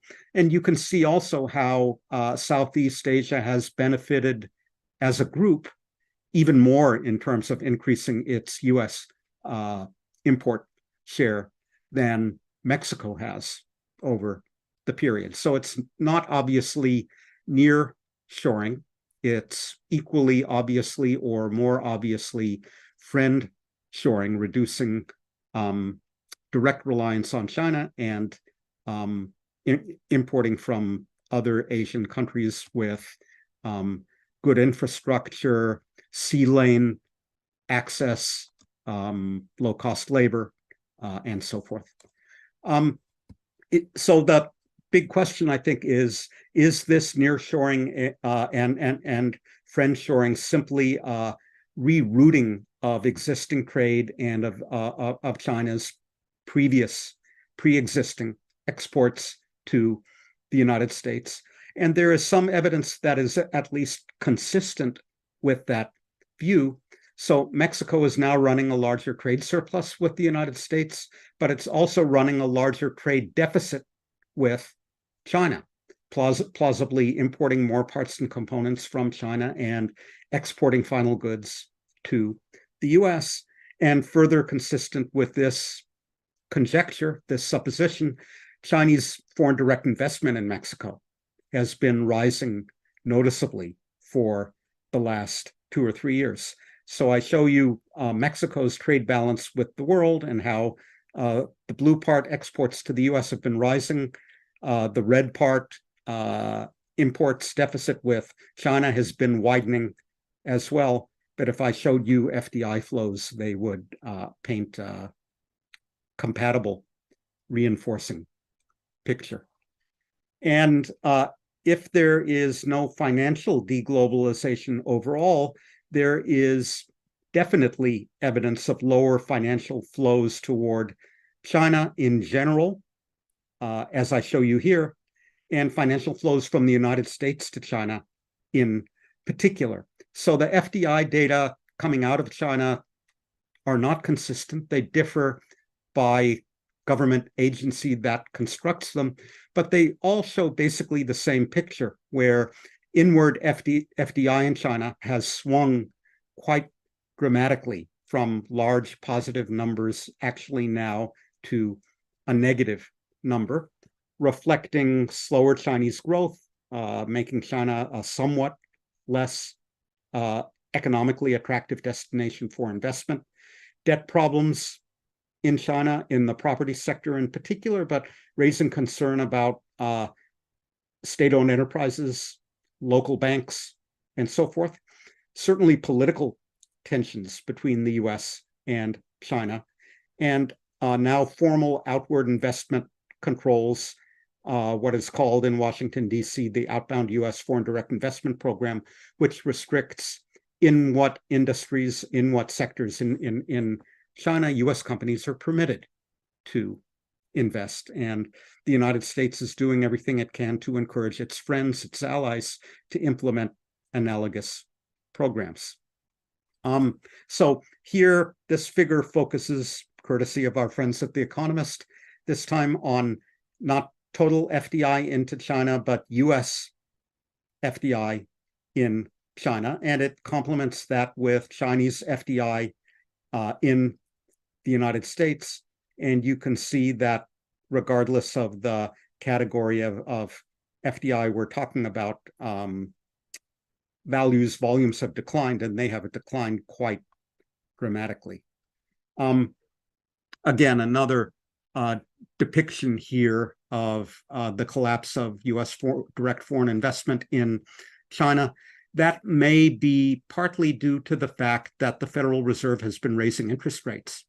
And all of a sudden, it's more attractive to keep your money at home in the United States now that Treasury bonds and bills are paying 5% rather than 0. So this figure shows you the 10-year US Treasury yield upside down, and FDI inflows from the US to China, and you can see how they have been tending to move with one another. Although outward FDI from the United States overall has remained robust.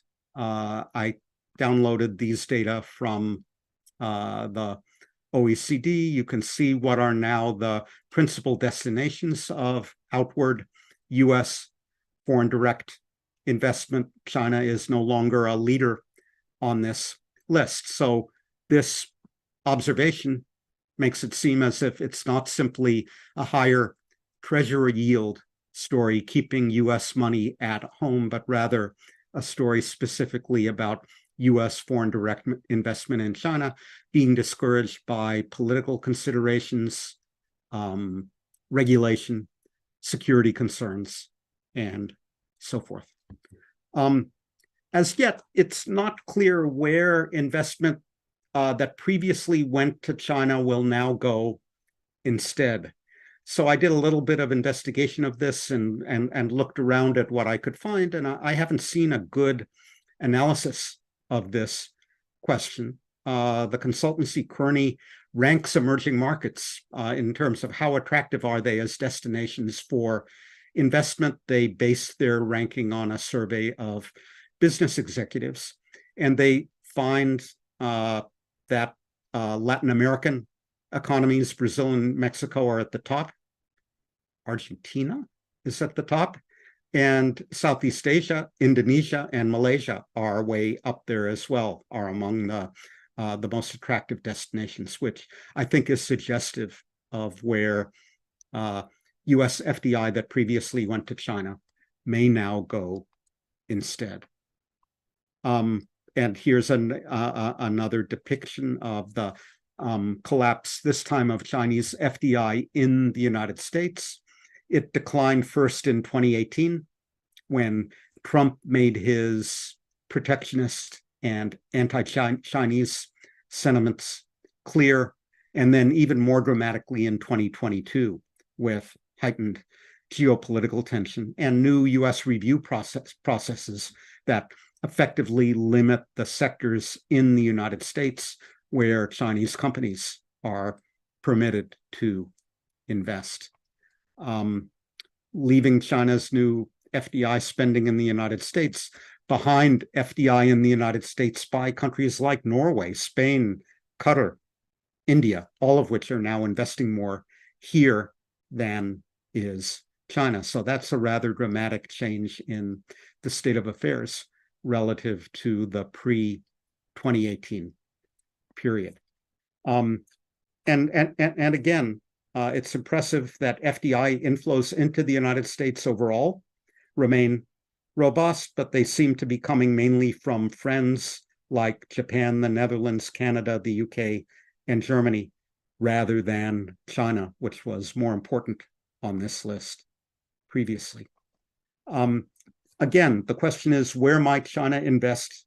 Instead, China's FDI is down only very slightly relative to the last pre-pandemic year, 2019. And again, I haven't seen a great analysis of where that Chinese FDI might go, although Southeast Asia seems like a very plausible bet. So you can see here that China is investing a lot abroad, in Europe in terms of electric vehicle related production, not so much in North America, mainly the United States, which I show you in blue. So my interim conclusion to part one of the two-part talk on trade and investment is that we've seen the end of globalization, but not the end. We've seen the end of hyperglobalization, but not the end of globalization. We have seen a significant loosening of links between the US and China, although both economies remain outward oriented. Overall, talk of the new protectionism and the new industrial policy notwithstanding, Mexico and Canada benefit from US nearshoring, but Asia seems to benefit at least as much, maybe even more, from some combination of friendshoring, nearshoring, rerouting of Chinese exports via Southeast Asia indirectly to the United States. And on the foreign investment side, we are seeing some diversion of investment from China, which appears to benefit mainly South and Southeast Asia, although some investment may also be diverted to Latin America and to a lesser extent, Brazil. Let me talk more briefly about the monetary side. Is the end of hyperglobalization and the increase in fragmentation that I've described, does that have implications for the future of the international monetary and financial system? So as I write here, I have my own view.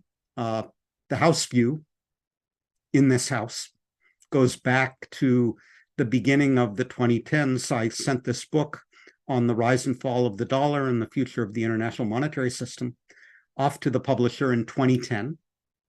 And the book contained two forecasts. I always like to recall forecasts that turn out right.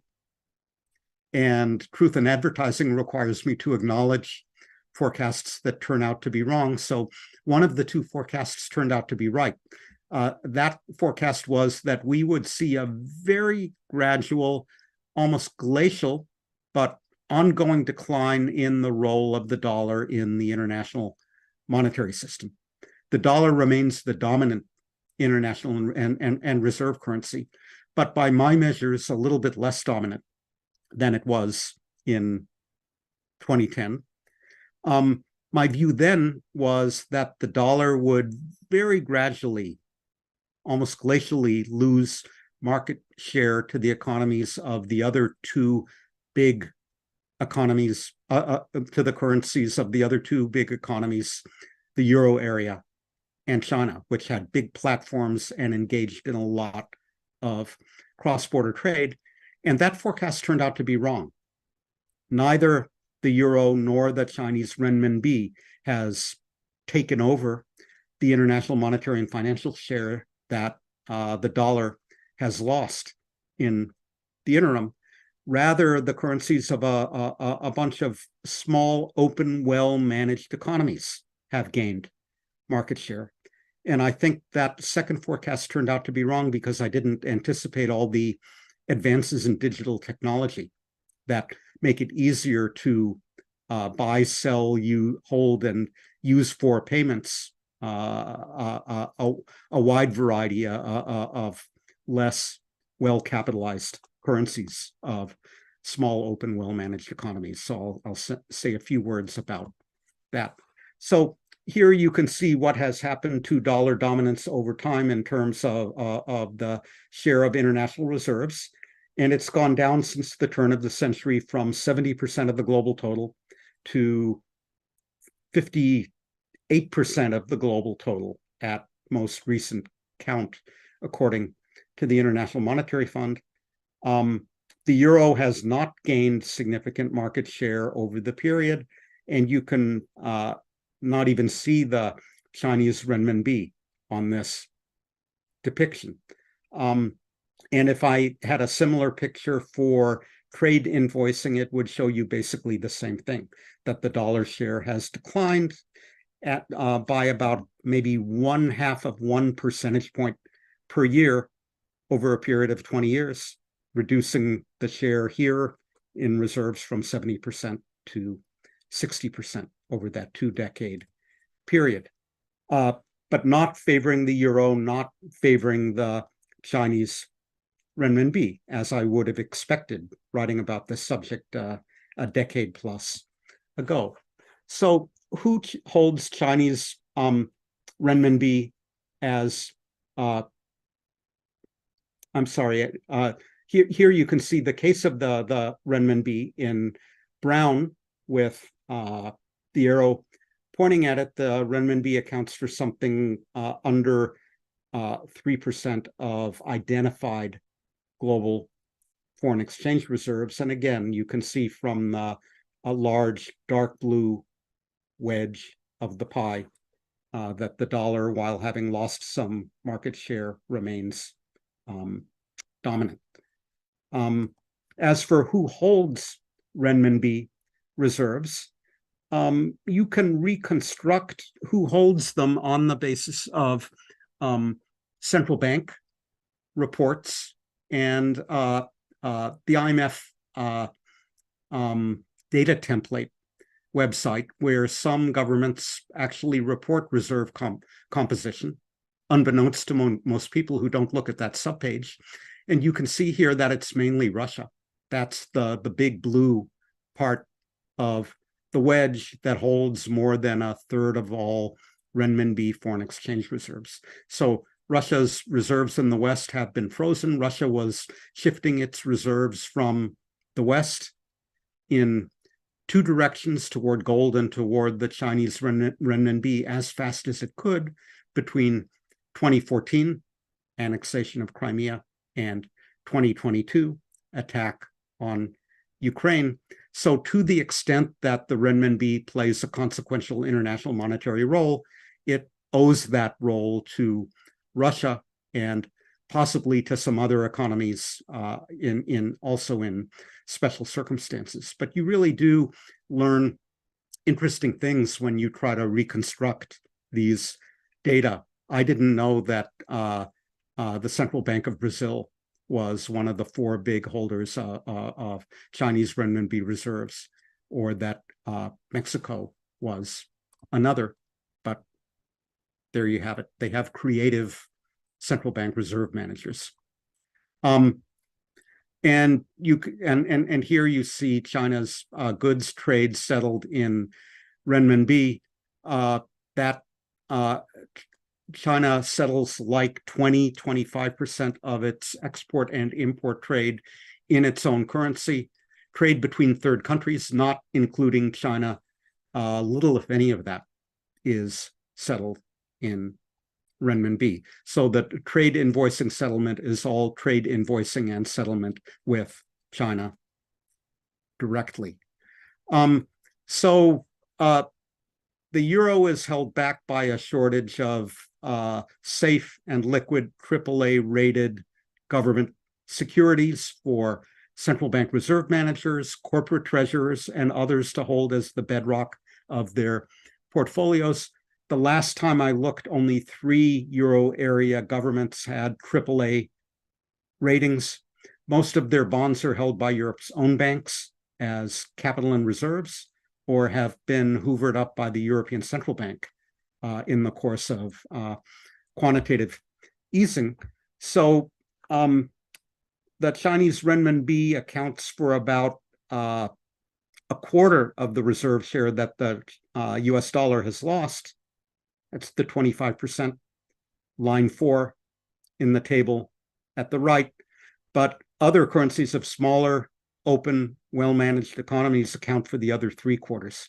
So I didn't anticipate that the Singapore dollar, the Norwegian krona, the Korean won, the Canadian dollar, the Australian dollar would gain what the US dollar lost over the period. But insofar as 21st century digital technology reduces the advantage of a large platform, makes it easier to buy, sell, hold, and use in payments, these other currencies, they have taken up market share from the dollar. What about the effect of sanctions? What some observers call weaponization of the dollar. I worked with a couple of co-authors who are at the International Monetary Fund. We looked at the effect of past sanctions imposed by the United States or by the United States and its allies together. We found little evidence of movement from the dollar to other currencies in response to sanctions. And perhaps that's unsurprising if all the issuers of the principal reserve currencies are on board with the sanctions, if they all impose them at the same time. Most of the obvious alternatives are ruled out. So the principal issuers are not always on board. You'll recall when Trump withdrew the US from the Iran nuclear deal and reimposed sanctions on Iran, the Europeans did not go along. So the Iranians in principle had somewhere to go with their reserves, but more often than not, Western countries are on the same page when it comes to sanctions. When we wrote this paper, our audiences asked, what about gold? So we did what good economists always do. We wrote another paper. We looked at the effect of past sanctions on gold as a form of international reserves, and we did find that when a country is subject to sanctions, it does shift its reserves away from currencies and toward gold, which, if repatriated and vaulted at home, is insulated from being frozen and garnished, although it doesn't have a lot of utility for cross-border payments. And we found as well that the effect of sanctions on the share of reserves held in gold has been relatively small historically. We would not expect, even if there is more weaponization of the dollar, that gold would regain a significant role in the 21st century international monetary and financial system. So the interim conclusions here, and I'm drawing close to the end, is that we are moving toward a more multipolar international monetary system that better matches our more multipolar global economy. That's probably a good thing, but we're moving in that direction very slowly, and the disproportion between the role of the US in the global economy and the overwhelmingly dominant role of the dollar in money and finance remains intact for the moment. There is a movement toward a more multipolar international monetary and financial system. More aggressive, widespread use of sanctions could conceivably accelerate that movement, but we haven't seen much evidence of reserve diversification away from the dollar yet. So there's a whole little industry looking at what China is doing. Is it diversifying away from the dollar? And the answer is yes and no. it has been diversifying away from US Treasuries, but toward US agency securities, which have higher yields. It's still holding dollars to the same extent it did in the past. And even if there is movement away from the dollar in the future, that doesn't automatically imply movement toward the Chinese renminbi, as some people in the past, yours truly included, naively expected. So final takeaways, and this is my last slide. Hyperglobalization is dead, but globalization is very much alive. Globalization as we know it is being reconfigured by a loosening of links between the US and China. President Biden and President Xi had a meeting last month about 6 miles from here in San Francisco that appeared to have been a productive meeting, but it's hard to imagine that that meeting and what will follow it will reverse the reconfiguration and loosening of links between the two countries anytime soon. US Commerce Secretary Romualdo made a rather hawkish speech about more clampdowns on US exports of chip design and chips to China just the other way. So the reconfiguration and loosening of links continues. Rerouting trade and finance in this way may entail some additional cost for the two countries, but it presumably has some security benefits that are driving these changes. Whether the benefits exceed the costs, time will tell. And the answer is as much a political as an economic calculation.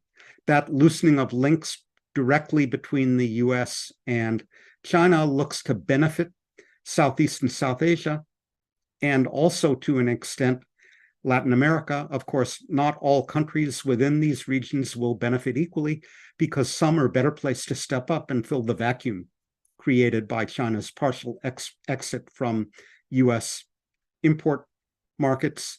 Others not in a position to step up and fill the vacuum will suffer from the slowdown in global growth resulting from this declining efficiency of trade, but increase in security of trade to which the two countries are moving. So I was tasked with talking for 45 minutes, and I've done just that. I'm happy to have Timothy take your questions and for us to have a productive conversation.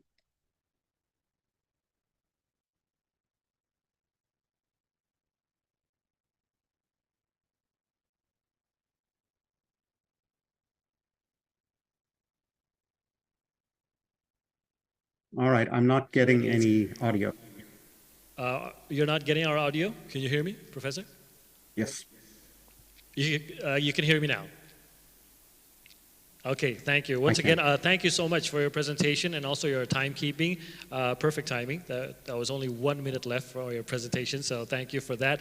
Now, just touching upon a few points that you've concluded there, I just want to go straight to that last conclusion in your, that last point in your conclusion about how the shifts can also become, the shifts can become opportunities for some countries, as you also mentioned in Latin America and also Southeast Asia. Now, I would just like to, actually my question was, would it be shared fairly? But you've answered that.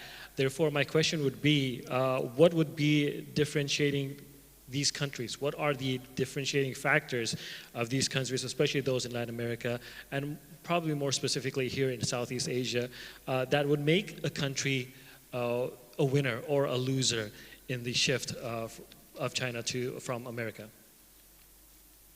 There's a long-standing answer to that question, and there's a different new answer to it. Mm-hmm. So the long-standing answer is the familiar recipe of productive, disciplined labor force, good infrastructure, good education and training, access to ocean shipping lanes, and so forth, sound and stable macroeconomic and financial policies, open economy, full stop. That would have been the answer a few years ago. Now, in addition, countries have to be able to navigate geopolitically, right? There is the distinct possibility that there will be pressure from Washington, D.C., and there will be pressure from Beijing for countries to say, are you in our camp or in their camp? And are you going to be doing most of your business with us or with them? Because we're not prepared to allow you to have it both ways. So how can it, number one, there's the question of whether it will be possible to remain reasonably unaligned in a way that permits a country to attract direct foreign investment from both countries, to import parts and components from China and export the final products to the United States. How do you position yourself geopolitically? And will the major powers permit countries to position themselves in a way that they remain unaligned? Do you see this even more and more ahead? Like some countries like Indonesia, we tend to take a more central ground here, not aligning, not actually saying that we align to any of these. Whilst in the free economy that we've known, as you've mentioned, we go back to, okay, what's the most efficient? Which costs less? And more economic considerations there. Do you see it getting worse in the way that you've said, or will it always come down? Like in the economic rules, it will always come down to cost, efficiency, ease of trade. What would you say? I tried to avoid that question at the beginning of my presentation, so I had a couple of bullet points like at slide 5 or something like that, where I said, given the current state of geopolitics, I think it will be possible for a country like Indonesia to remain unaligned, to continue to attract FDI from both China and the West, and continue to trade with both China and the West. But you will have noticed, for example, that we're having a presidential election in the United States in 2024. And we don't know who is going to win that election. But we know one thing for sure, that if Donald Trump wins that election, his second term will be more extreme than his first. His he's signaled pretty clearly by the people that he has around him that his trade policies will be more restrictive, and his hostility toward China will be more intense. And in that environment, what is possible in 2023 may no longer be possible in 2025. We don't know. Mm-hmm. So what we'll have to see later on then, again, with geopolitics and its effects to the economy. Now, how do you see the rise of emerging countries, emerging economic powerhouses, and how it would affect the dynamics of the global economy? And if you would go into specifics, who do you see, which country do you see has a large potential? Is it the traditional countries that we know, or do you see new economic powerhouses emerging from the current geoeconomic situation? So I see little sign of well, let me put it this way first. If you take the forecast of our friends at the World Bank, they are relatively pessimistic about the prospects for emerging markets. So they see continued growth, but they see slower growth in the next 5 or 10 years than was witnessed in the 5 or 10 years before the pandemic. So emerging markets benefited from the rapid growth of cross-border trade and finance. And if there are protectionist pressures and geopolitical strains, that will weigh on emerging markets for whom globalization has been a driver. In Latin America, I'm most optimistic about Brazil. I think in terms of an economy that exports both manufactures and commodities, has a balanced economy, has the scale needed to be a player in global markets. But you will know the old story. Brazil is the economy of the future, and it will always be the economy of the future, that they have to really get their act together in order to capitalize on those natural advantages. And I think I'm continue to be more optimistic about Southeast Asia than I am about South Asia. So a lot of people are playing up the prospect of a growth miracle and high single-digit growth in India. I think they are solving some obvious problems in India, where India can become one of the leading growth engines for the emerging world. The obvious problem they're solving is infrastructure. But the subtler problems about providing education and training for the masses so they have a high quality, literate, and numerate labor force, and not just some talented engineers in Bangalore, that problem remains to be solved. And that problem, if you address it in a concerted way, still takes 10 or 20 years of primary, secondary, and tertiary education before you've meaningfully transformed the quality of the labor force. So I'm not as gung-ho on the prospects for India as some of my colleagues are. Okay, so you shared with us what emerging economies like Indonesia should be doing to grab these opportunities. If you do have also some points on what we should stop doing, or some things that are hindering the flow of investment to Indonesia, to Southeast Asia, what has been so far the points why not more FDIs are coming in to Indonesia? Well, I think the economies of the region have been working on ease of doing business and making progress there. Policy stability and transparency. So I think I would be, in contrast to my overall pessimism with Latin America, I would be positive about what has been going on in Southeast Asia, and I would just say stay the course. Mm-hmm. All right. Now, Professor, I agree. Before we continue, I'd just like to show the Slido QR code for those of you joining us here, and also I'm sure those of you online could also see that Slido code. If we do have questions, the organizers will show it on my screen, so we could be starting to ask those questions that you've submitted. Also, those on the floor, if you do have questions, please do raise your hands, and we will be asking them to Professor Eichengreen. We already have one question. If there's another one, we'll go straight to the questions later on. One question from here. So if someone may give the microphone to the gentleman in the middle.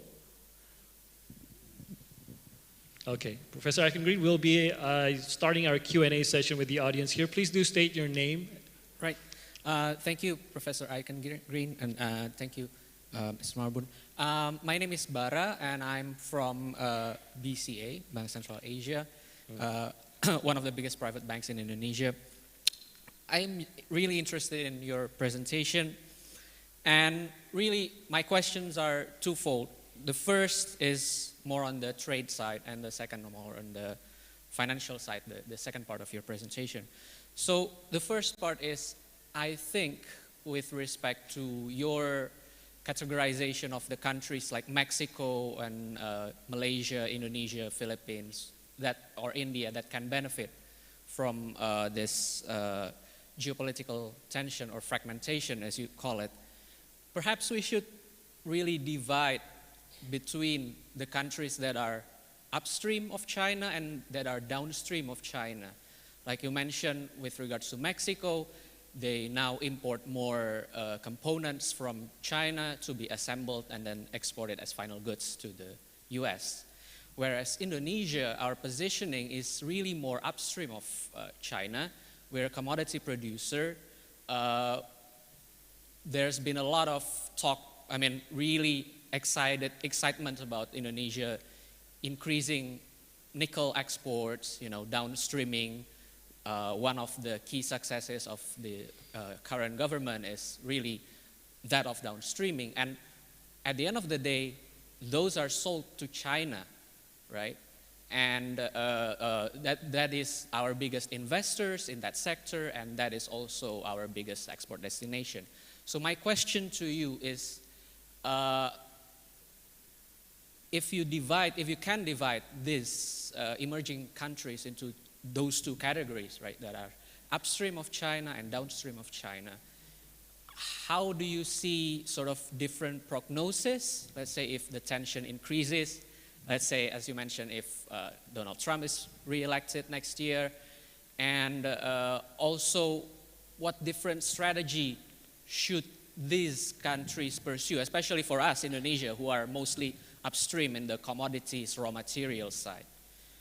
And my second question is with regards to your mention about reserve currency diversification. And as you mentioned, it's not really going from the US dollar towards renminbi or towards the euro, but instead it goes towards these small, open, well-managed economies, which I would assume would be something like Switzerland and Singapore and stuff, countries like that. So I would think, now I want your opinion on this, would that mean that actually reserve currency use is mostly driven by financial flows instead of trade flows? And if that's the case, and in Indonesia, we're actively doing with some of our neighbors, our partners here in Asia, it's called local currency settlement or local currency transaction, where we try to increase the use of, settle our trade in local currencies, right? Indonesia and Malaysia settle in rupiah and ringgit and similar kind of deals. So do you think if the choice of currency in the global economy is really more determined by financial flows instead of trade flows, do you think that the LCS or LCT, this kind of tactics that are being used by countries like Indonesia, would it be successful or not? And if not, what other strategy could countries like Indonesia pursue if, as you know, one of our sort of policy objectives suggests that we want to diversify and perhaps reduce our, maybe 95, 97% dependence on the US dollar currently? So that's my two questions. Thank you very much. Thank you very much, Mr. Bara. Mr. Bara comes from BCA, BCA, which is one of the largest retail banking here in Indonesia. We have another question. I guess we'll just answer while we're on that topic. Professor Aiken Green, if you would like to answer these, I would say very excellent questions that we'd like to know here. Your take on these questions, Professor. Yeah, so starting with the second one, I think these different international functions of currencies complement and reinforce one another. So I think of an important 2021 paper in the Quarterly Journal of Economics by Jeremy Stein and Gita Gopinath, who's now the first deputy managing director at the IMF, where they show that if a currency is used in trade settlements, it is held by different actors as a financial reserve. And if a bank holds a foreign currency on its balance sheet or makes a loan, provides trade credit in that currency because that's the currency in which the settlement or payment occurs, then the central bank is likely to hold that same currency as reserves because it may have to provide it to the bank that has borrowed it in order to lend it to a customer who needs it in settlements.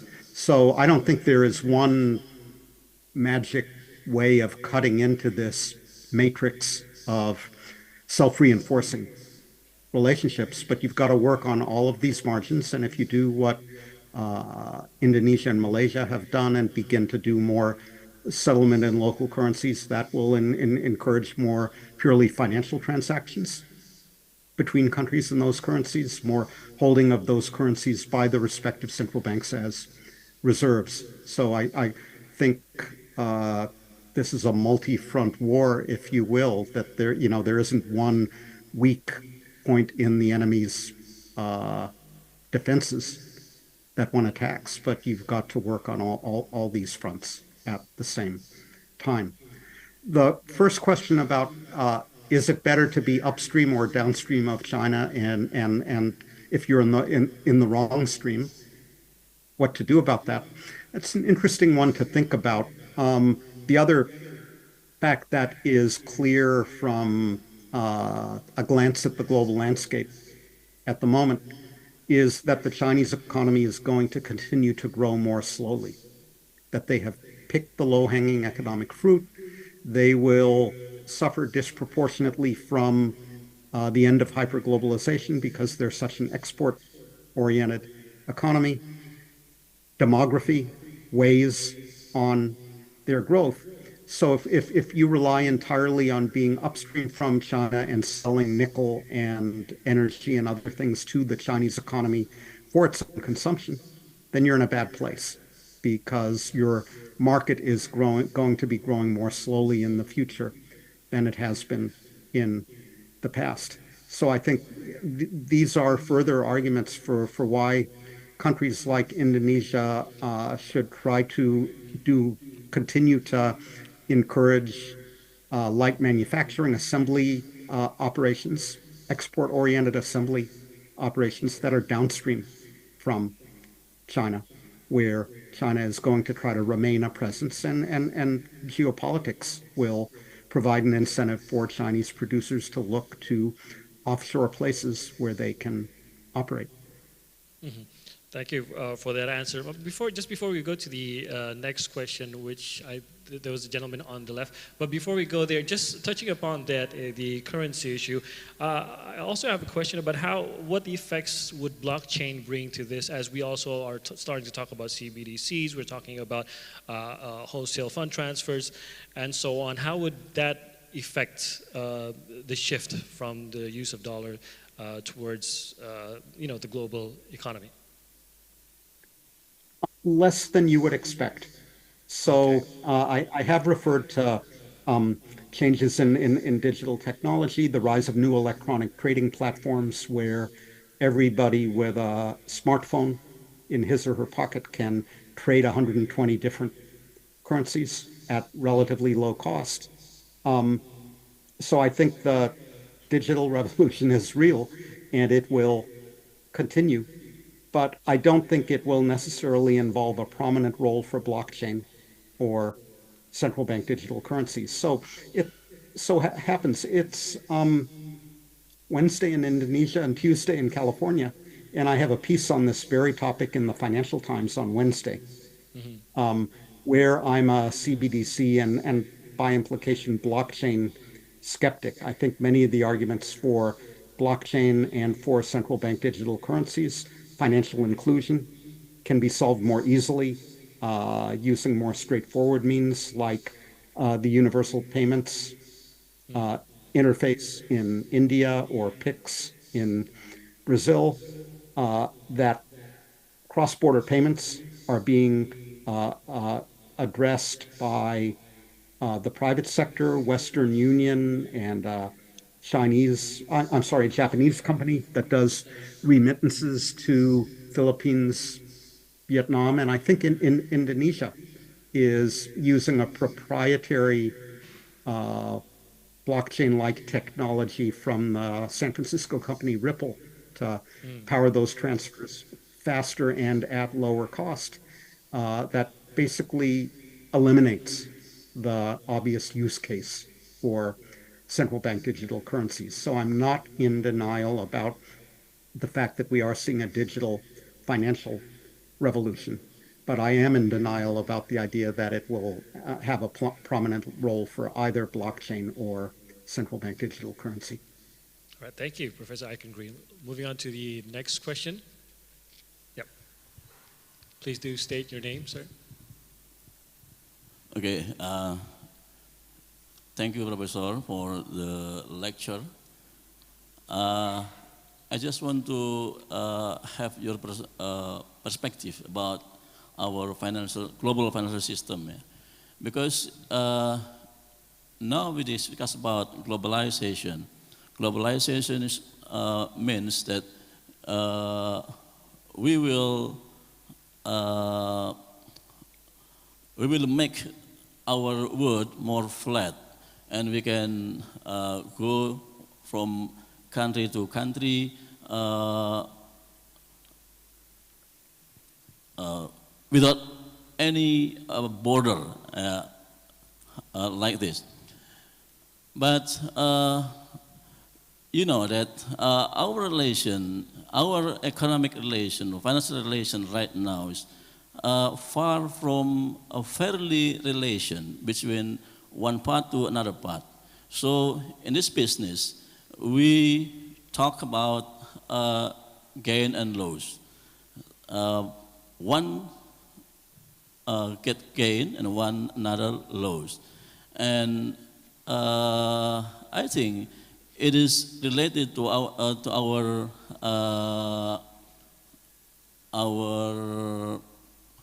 perspective of geopolitics. One block and another block also tends to dominate one in each other. So the unfair relation, it's become more and more axis. You know, if we remember to the 2008 global crisis, I remember that Gordon Brown and Sarkozy at that time called for us to rewrite our financial system, global financial system, that was established in 1944 at the time. I think it's not fair anymore. So what is your perspective about this opinion? Why the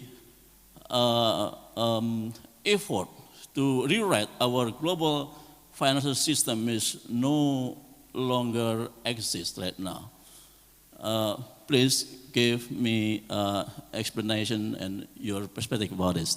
Thank you. Okay, I haven't caught your name, but pardon? Your name, please. Oh yeah, Tauhid from Indonesian Treasury. Thank you. Tauhid, yeah. Tauhid. Taukhid. Okay. Tauhid. Okay, that's from Tauhid, Professor Eichengreen.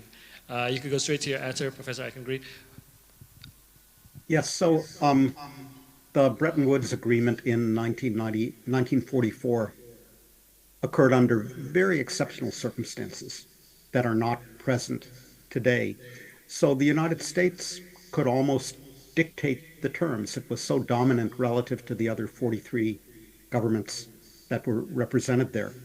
Other consequential powers like Germany and Japan were not at Bretton Woods.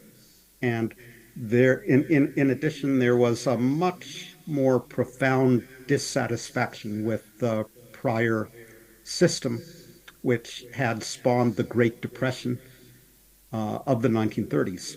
So I'm not minimizing the global financial crisis of 2008, 2009, except to say that was a mild hiccup compared to what happened in the 1930s. So conditions were in place exceptionally to reform the international system then that are not present today. Gordon Brown and Nicolas Sarkozy may agree on what needs to be done, but do Washington, D.C. and Beijing agree? Does the United States and Europe and emerging markets, do we have consistent, compatible views about what changes exactly need to be made? So I think all that we can expect and what we should hope for are constructive changes on the margin of the actual existing system. I think we have had some. So we made some significant improvements in bank regulation after the global financial crisis of 2008, 2009, which jeopardized the stability of important global banks. But there are other aspects of financial regulation that remain to be addressed. I think a positive sign is that we're back in a world of positive interest rates. When interest rates were zero, people could finance for free all kinds of crazy financial operations, including cross-border. Now they have to think more carefully because they've got to pay 5 or 6 or 7, 8 or 8% in order to fund their projects.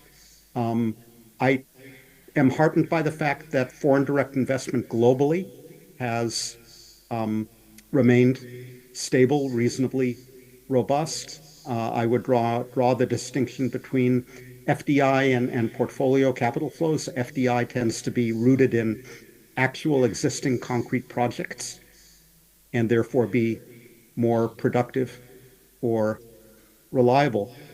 And finally, I would point to the 40 plus countries that are in severe debt distress at the moment, and the failure of the debt service suspension initiative in 2020 and the common framework in 2021 to put in place agreements to help them restructure their debts.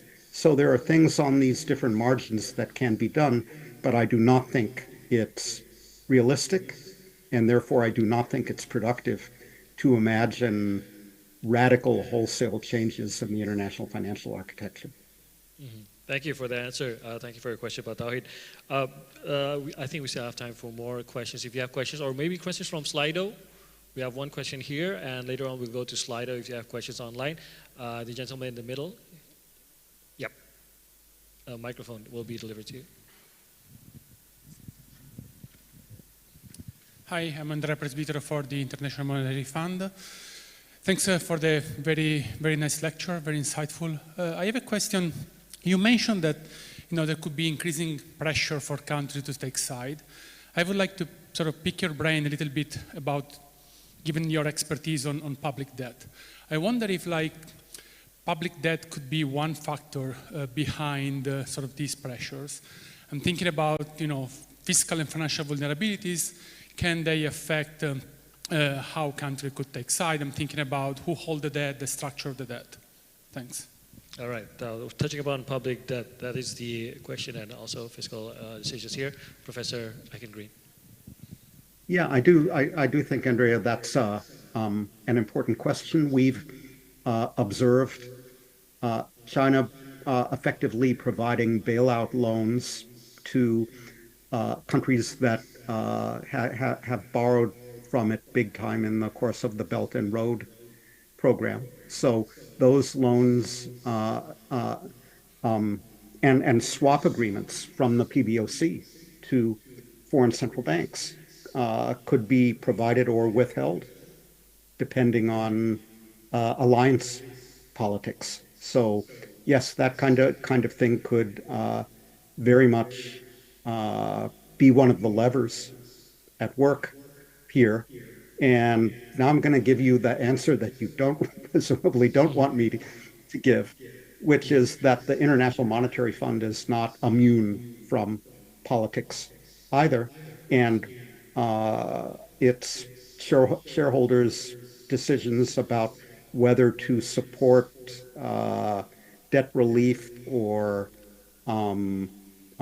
emergency financial support for a country will presumably be conditioned by the geopolitical views of those large shareholders as well. So I can imagine a number of different ways in which debt and geopolitics could interact.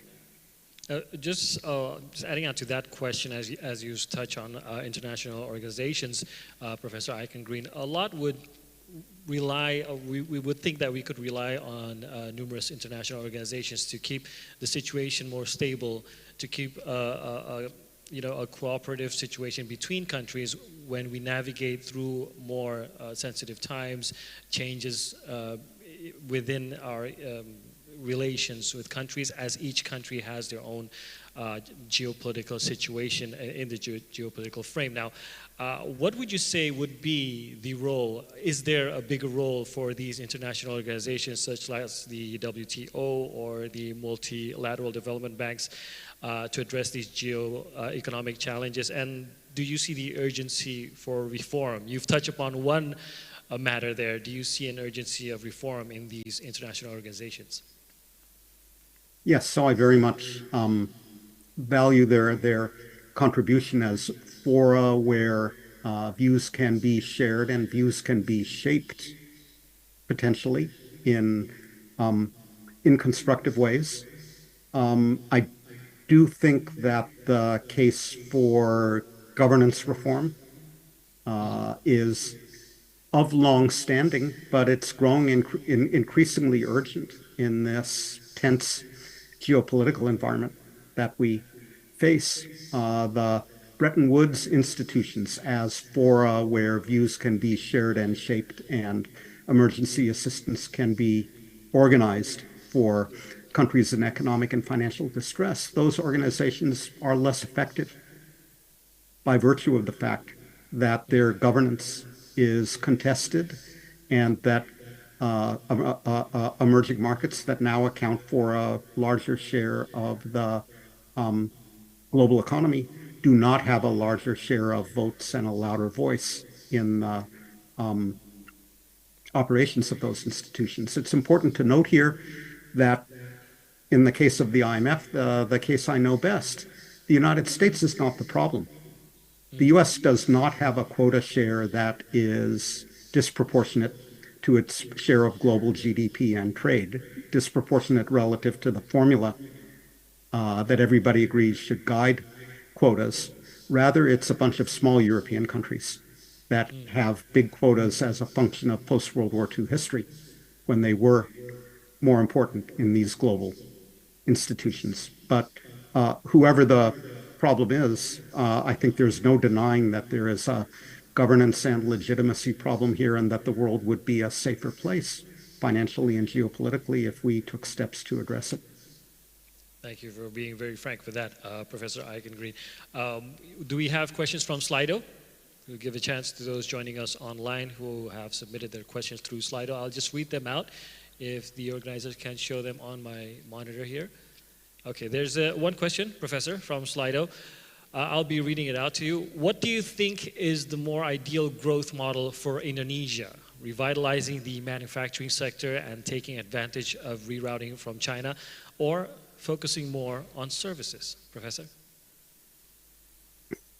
Can I say all of the above? Indonesia has advantages as a services exporter, as an exporter of manufacturers. I think its traditional comparative advantage has been to try to do more to add value-added and processing to its raw material exports. That remains one of the things it should do, given its commodity raw material endowment. But I think it's increasingly clear that services trade will be one of the drivers of globalization going forward.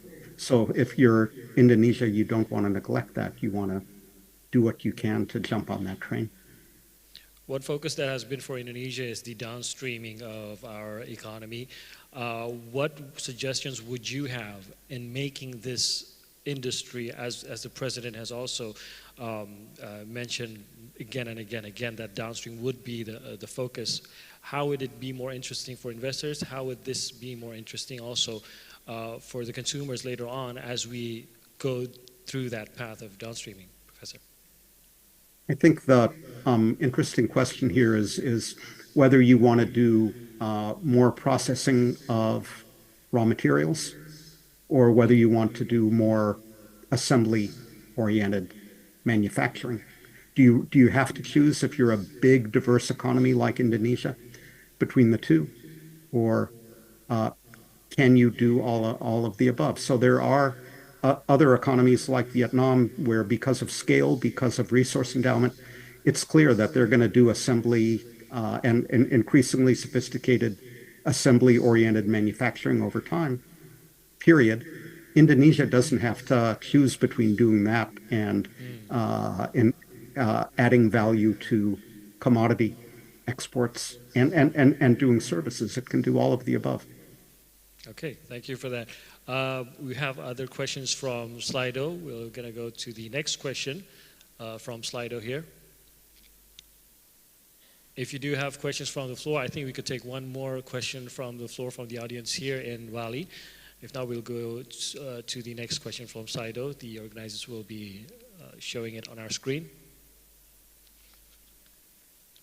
Any questions from the floor? I think we have for one question from the floor while we have Professor Eichengreen with us.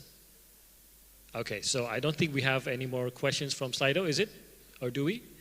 Oh, we do. Okay, there's technical difficulties to show that questions, but we'll go to that question later on.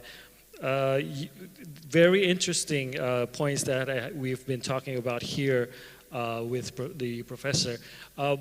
Just to touch a little upon, we haven't talked much about climate change, which has also been the talk around globally here, and its effects to not just the economy, but also politics. But I'll go there later on. We already have a question here from Slido. I'm reading it to you, Professor. Loosening U.S.-China links benefits ESE, Southeast Asia, and others. Substitution effect vis-a-vis income effect from scale. What conjecture relative sizes and global impact? Could you read the question here, Professor? Yeah, I can see the question. I don't have a answer that applies to all economies. I think what the question implies is that there will be substitution of production and exports away from China and towards Southeast Asia, but there's likely to be slower growth overall globally in terms of global GDP and trade. I pointed to a number of economies where it's plausible that the substitution effect will dominate. They'll gain a lot of exports into a more slowly growing global economy, Vietnam, maybe Mexico, maybe several other economies in Southeast Asia. But one needs a more fully developed global macroeconomic model than I have in my back pocket in order to give a definitive answer to that question that applies to all. All right, thank you, Professor. Now, if we do not have any questions here, I just want to touch upon that climate issue that I've mentioned earlier. Now, we know that this issue is also shaping a new global economic order. Transition to greener energy. This has been a focus throughout the years with all the challenges of that it imposes. We're talking about energy security that has brought into consideration also independence. Now, this transition from fossil-based to mineral-based energy has also triggered proliferation of new economic alliances. And at the same time, climate concerns are also seemingly used as an excuse to adopt protectionist measures in advanced economy. Now, how do you think these developments affect the achievement of what we aim to achieve, which is the global net zero targets? What would you say, Professor? Well, I think the fundamental here is that there are big externalities from, there's a big collective action problem when it comes to climate change. You talked, Timothy, before about the importance of international cooperation. It's hard to imagine a context in which it matters more than in the case of global carbon emissions. Yeah. So I think that this is another place where tension between the U.S. and China and the fact that the United States is not a leader in terms of efforts to invest in climate change abatement is a real problem. Okay, thank you, Professor. We do have one more question from Slido, so we'll just read that out as a final question to Professor Eichengreen here. If we would show that on the screen, and hopefully we could also show it to the professor's screen. Is there one more question? I think we have time for one more.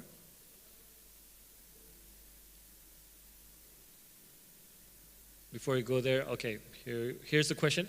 With the increasing protectionist policies that use the narrative of green economy and energy transition, do you see that market-based solutions like carbon trading remain relevant in mitigating climate change, given current global economic fragmentation? Professor? So I certainly do, and in not only solutions like carbon trading, but carbon border tax adjustments. You can see how the Europeans are using these devices to try to create a more meaningful regional market in emissions pricing. So again, it's hard to create a global scheme when two of the principal global players are rivals rather than collaborators. But I think in principle we have to continue to try to make progress on more fully developing these schemes.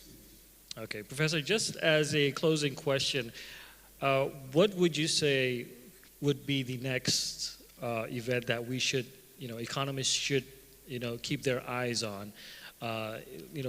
We've talked about the current situation, the geopolitical, geoeconomic situation. What do you keep your eyes on today? And what do you wait for tomorrow? What news is it that you wait for? So we could, get a picture of what we should be following at the moment.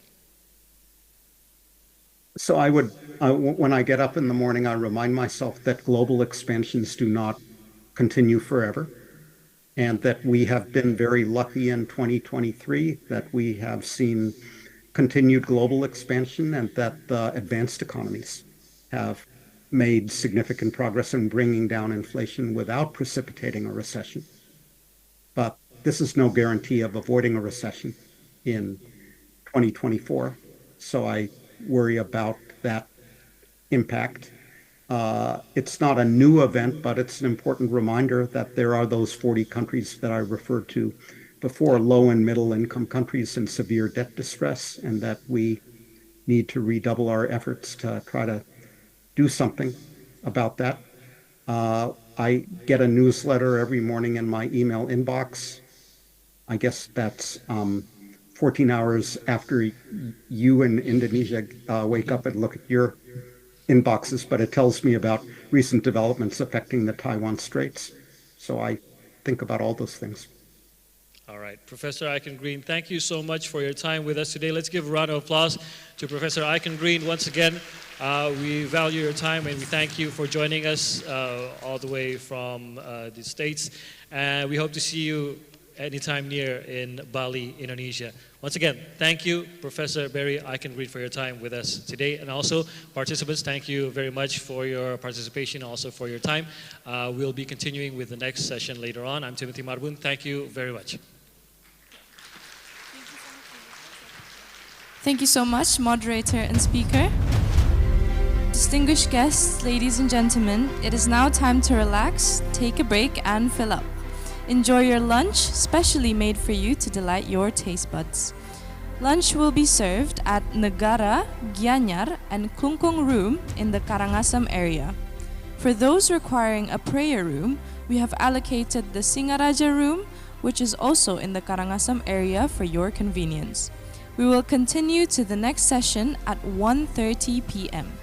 Ngiring Rayunang, selamat makan siang, and please enjoy your lunch break.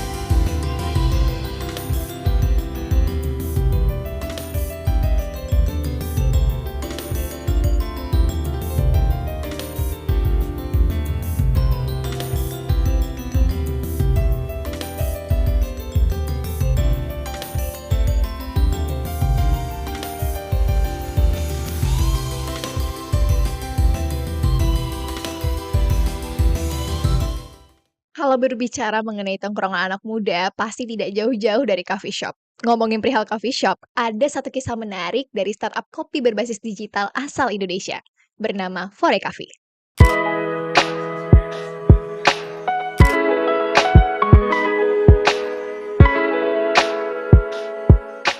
Menariknya, 70% pemesanan dilakukan melalui aplikasi, dan 90% transaksinya secara non-tunai.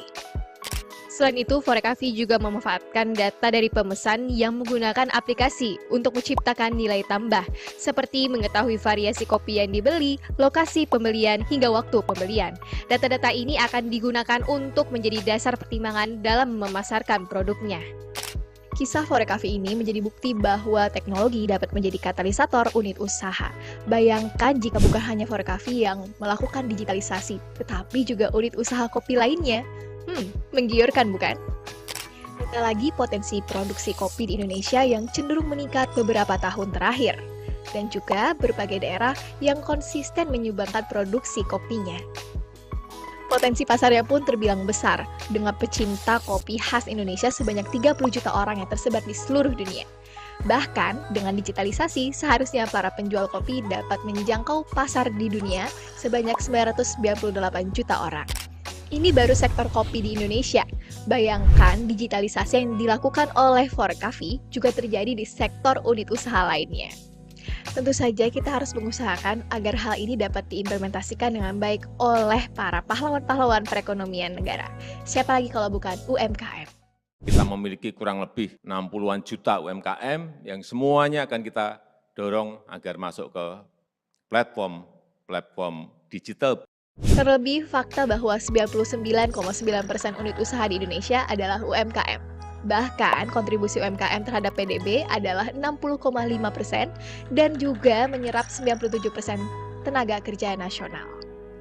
Hebatnya juga, UMKM adalah unit usaha yang paling punya daya lenting di tengah krisis, dibuktikan dengan krisis keuangan Asia pada tahun 1998, krisis keuangan global 2008, dan krisis akibat pandemi COVID-19.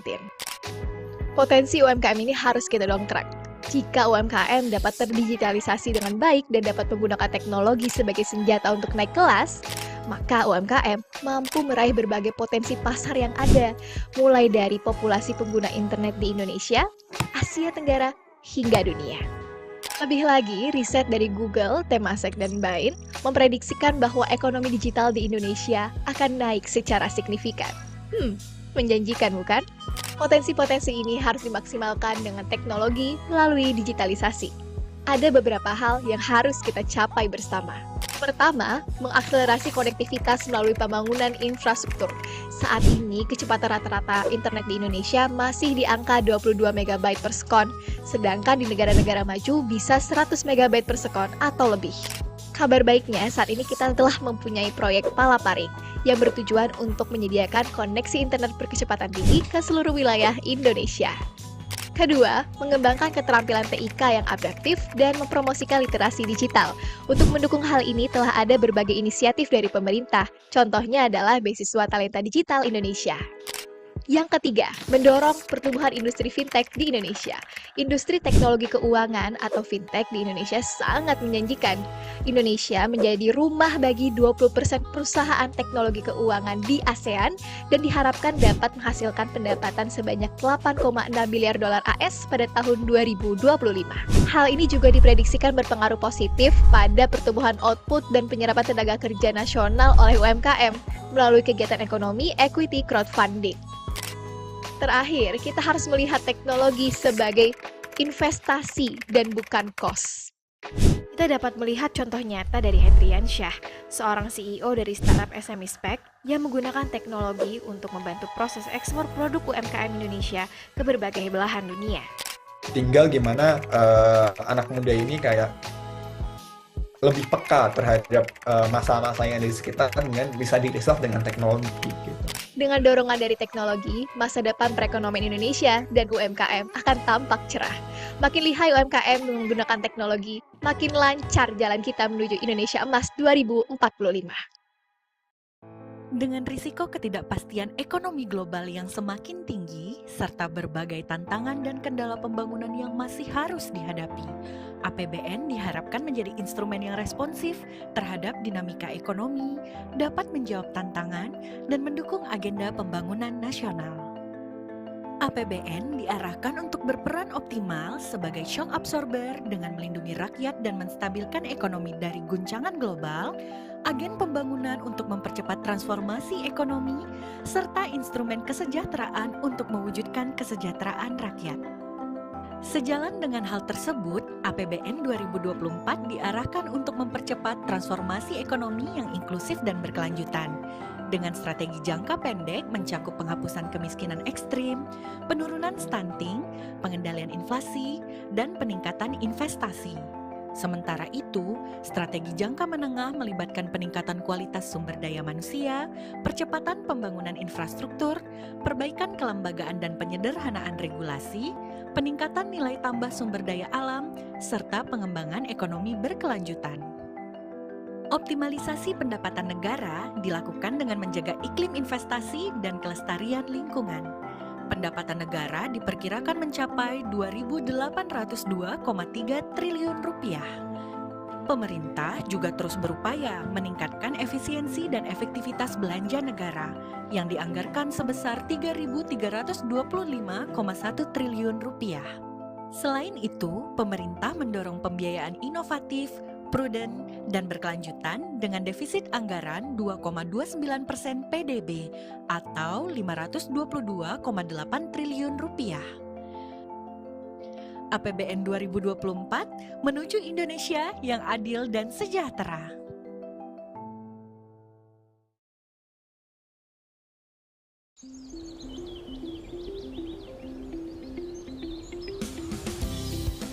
Selalu ada kali pertama dalam kehidupan, seperti senyum pertama yang dapat membuka hari untuk sebuah cerita yang sudah menanti. Langkah awal yang masih tertatih sehingga harus terus berlatih.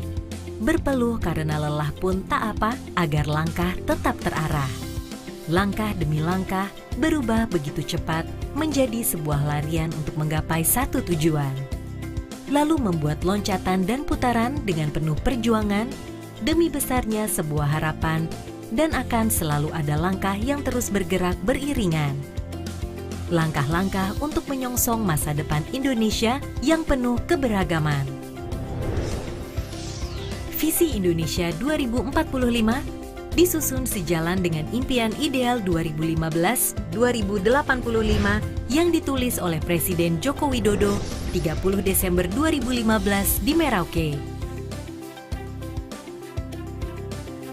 Di tahun 2045, Indonesia akan menghadapi 10 perubahan besar di tingkat global, di mana jumlah penduduk dunia diperkirakan menjadi hampir 10 miliar. Di tahun yang sama, diperkirakan 71% total output dunia berasal dari negara berkembang, dengan Asia menyumbang sekitar 54%. Indonesia keluar dari middle income trap menjadi negara pendapatan tinggi pada tahun 2036. Selanjutnya, menjadi negara maju dan kekuatan ekonomi kelima terbesar dunia pada tahun 2045. Sekitar 70% penduduk Indonesia merupakan kelas pendapatan menengah. Jumlah penduduk Indonesia mencapai 319 juta pada tahun 2045 dengan tingkat harapan hidup menjadi sekitar 76 tahun. Proporsi usia produktif yang lebih besar merupakan salah satu penggerak pembangunan. Pertambahan penduduk akan mendorong urbanisasi sehingga sekitar 73% penduduk Indonesia akan tinggal di perkotaan. Tingkat kecerdasan bangsa akan mengalami peningkatan dilihat dari peningkatan jumlah lulusan sains, teknologi, engineering, mathematics menjadi sekitar 2,8 juta di tahun 2045. Jumlah mahasiswa sains, teknologi, engineering, mathematics pun meningkat menjadi sekitar 9,4 juta. Peningkatan derajat kesehatan manusia Indonesia ditandai dengan turunnya angka kasus balita stunting menjadi 5% dan angka kematian ibu menurun dari 305 kasus per 100.000 kelahiran hidup menjadi hanya 61 kasus per 100.000 kelahiran hidup di seluruh kota dan kabupaten. Penguasaan ilmu pengetahuan dan teknologi didorong pengeluaran R&D yang ditingkatkan dari 0,1% PDB pada tahun 2013 menjadi 1,5 sampai 2% PDB tahun 2045 yang berasal dari swasta, pemerintah, pendidikan tinggi, dan lembaga non-profit. Rasio arus masuk FDI terhadap PDB meningkat menjadi 4,5% pada tahun 2045 serta peranan investasi terhadap PDB meningkat menjadi sekitar 38% pada tahun 2045. Indonesia menjalankan kebijakan perdagangan yang terbuka dan adil. Pangsa ekspor Indonesia di pasar dunia akan meningkat menjadi 2% dan akan mengubah peringkat Indonesia ke urutan ke-10 eksportir dunia. Di tahun 2045, Indonesia akan menjadi salah satu kekuatan ekonomi kreatif dan digital terbesar di dunia yang akan mendorong pertumbuhan dan penggerak ekonomi berbasis inovasi. Peranan sektor industri akan meningkat sebanyak 26% di tahun 2045 dengan adanya penggerak ekonomi berbasis sumber daya alam, integrasi rantai hulu hilir bagian dari rantai nilai global, serta mendorong revolusi industri 4.0 yang diprioritaskan pada industri makanan dan minuman, otomotif, tekstil dan pakaian jadi, kimia dan farmasi, dan elektronik. Sektor pariwisata Indonesia akan ditingkatkan hingga menjadi destinasi unggulan regional dan global. Arus wisatawan mancanegara tahun 2045 diperkirakan mencapai sekitar 74 juta kunjungan. Peran ekonomi maritim ditingkatkan dari 6,4% PDB menjadi 12,5% PDB pada tahun 2045 dengan menciptakan peradaban maritim dan kekuatan maritim yang handal.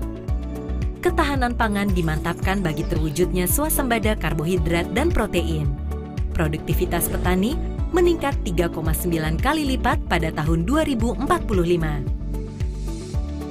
Peningkatan pembangunan dan kualitas hidup manusia juga tercapai dengan peningkatan ketahanan air. Peranan energi baru dan terbarukan ditingkatkan demi mengamankan ketahanan energi.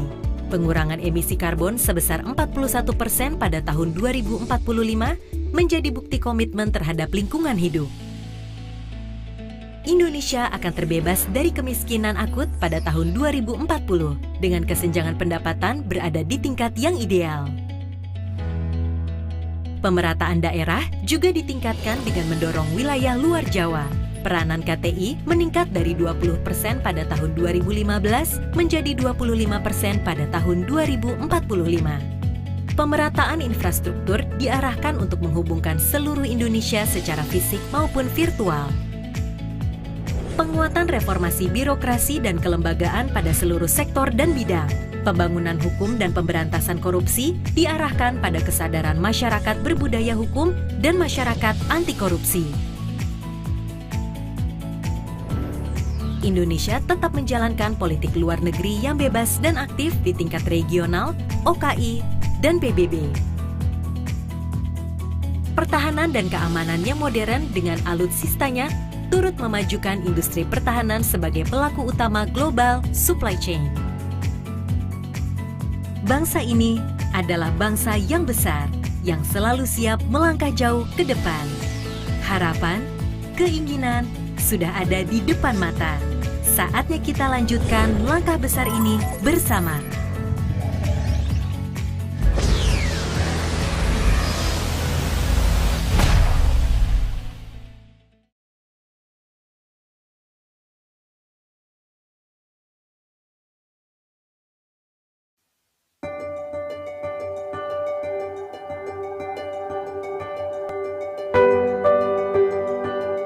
Indonesia, kerinduan akan bentang alam yang terpahat indah sepanjang pesisir Nusantara. Merasakan lagi hangat khatulistiwa lewat kebudayaan yang berbineka. Saat tangis bahagia menyambut setiap kepulangan, Indonesia selalu ada di sela-sela air mata. Saya tidak pernah benar-benar meninggalkan Indonesia. Di negeri-negeri yang asing, saya menemukan Indonesia dalam beragam produk yang mendunia. Dari pakaian yang saya kenakan, makanan instan, kertas dan perlengkapan kerja, hingga boneka untuk sang buah hati. Indonesia bukan hanya saya, kamu dan mereka, tetapi setiap bentuk yang mengisi ruang kosong antara kita. Rumah tidak pernah jadi asing, karena kita mengisinya dengan produk-produk hasil karya UMKM bangsa sendiri. Saya ingin setiap resep sang istri bersumber dari produk-produk unggulan Indonesia. diproses dengan perangkat ciptaan. Hello?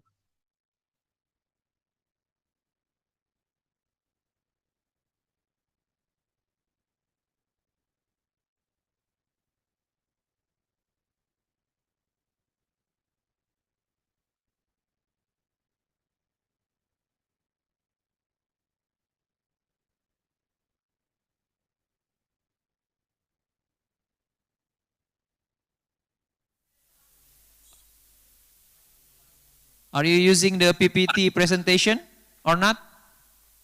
No, I'm not. Oh, okay. You will use smartphone for the conference? I use the smartphone. I would rather use my laptop. If you can send me the email, send the link to my email, then I can use my laptop, which is better. Okay, will do, Professor Tom. So did you see in the chat, I sent you my email? Okay, will do. Okay. Otherwise, did it work okay? We will send you the email right now. Okay. And so everything seems okay, huh? The connection is good? Yeah, the connection is good. Can you now Okay, join with so your laptop, Pak Tom? let Now me we see if I already have send the link to your email. Let me see here.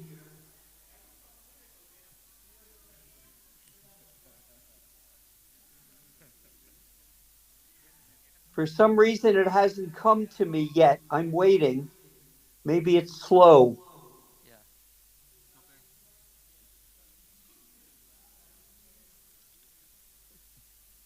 Still waiting. Huh.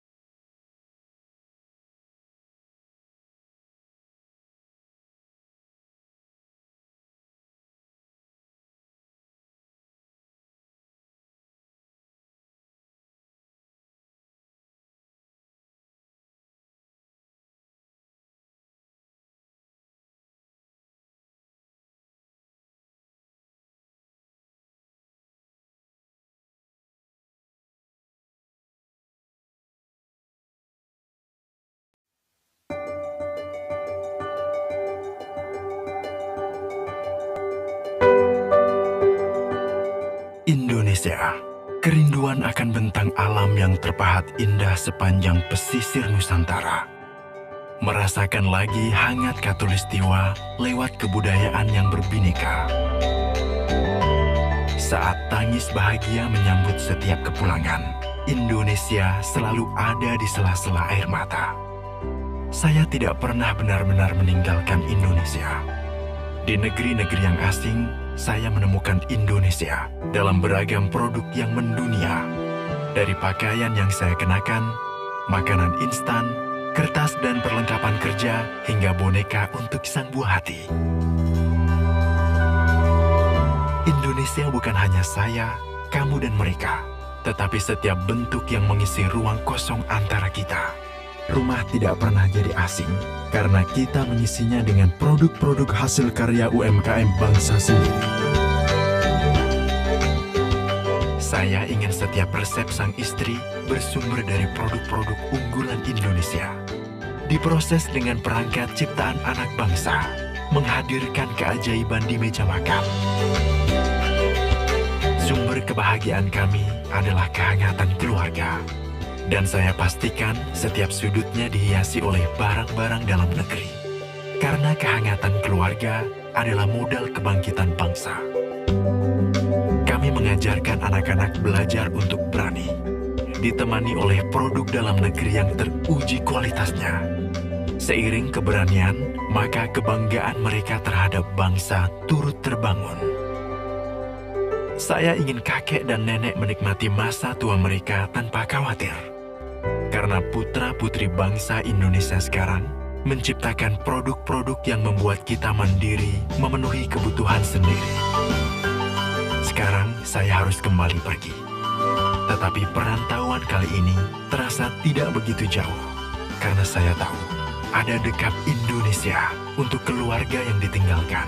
Dan senantiasa produk-produk Indonesia tersedia kemanapun saya mengarungi dunia.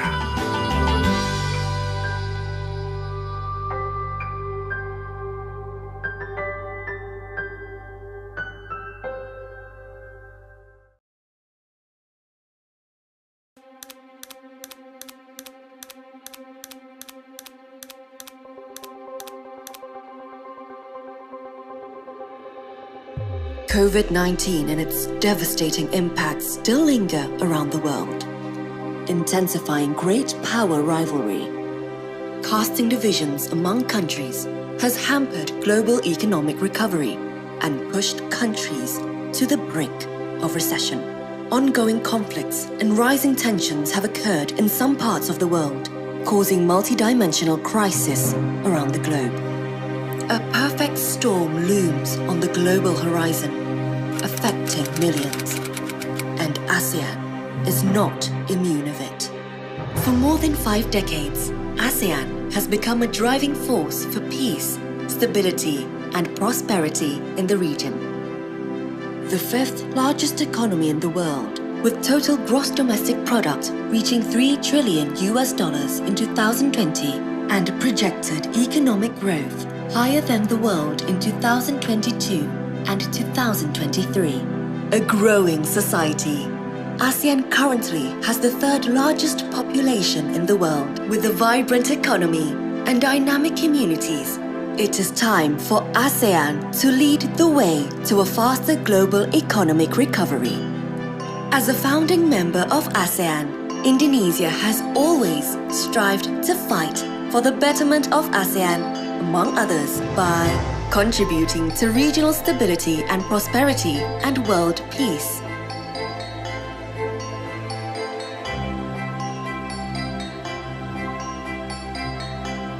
Being part of solutions for faster global recovery.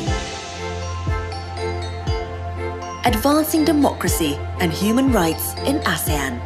Indonesia assumes the ASEAN chairmanship in these challenging times. Indonesia will continue to work hard to maintain a united and stable region, to promote a more prosperous ASEAN community, to strengthen ASEAN's institutional capacity and effectiveness in addressing future challenges, and to enhance regional resilience for the benefit of the people. Together, side by side, as one ASEAN community, under the leadership of Indonesia, let's sail together in this turbulent and stormy world to ensure ASEAN continues to be relevant, to ensure that ASEAN matters. Let's work hand in hand to make ASEAN a stable epicentrum of growth in the region and beyond.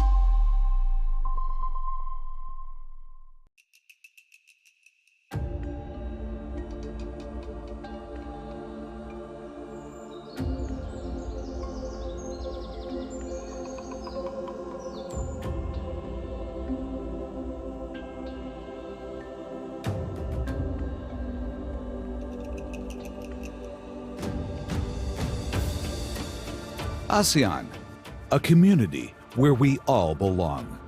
We strive together, integrating with one another, engaging with the global community. Indonesia, believing in the spirit, comes toward hosting the G20 in 2022. The pandemic never shut us down in regard to integration and connectivity.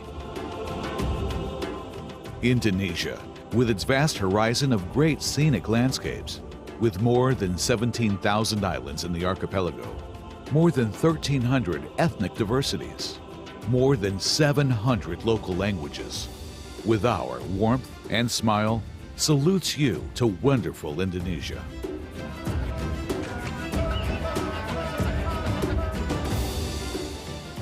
As we all are experiencing the pandemic, ASEAN recovered stronger and kept on rebuilding our sustainable growth, pursuing on to vast and positive economic growth. We strive for responsive monetary and fiscal furtherance.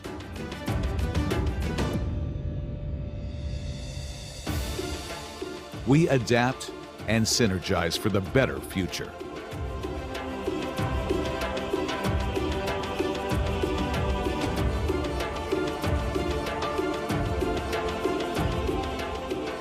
Jakarta has been one of the attractions for economic advancement.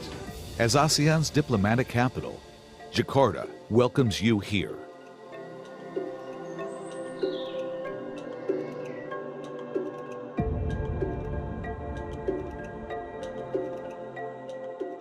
Selamat datang di Indonesia.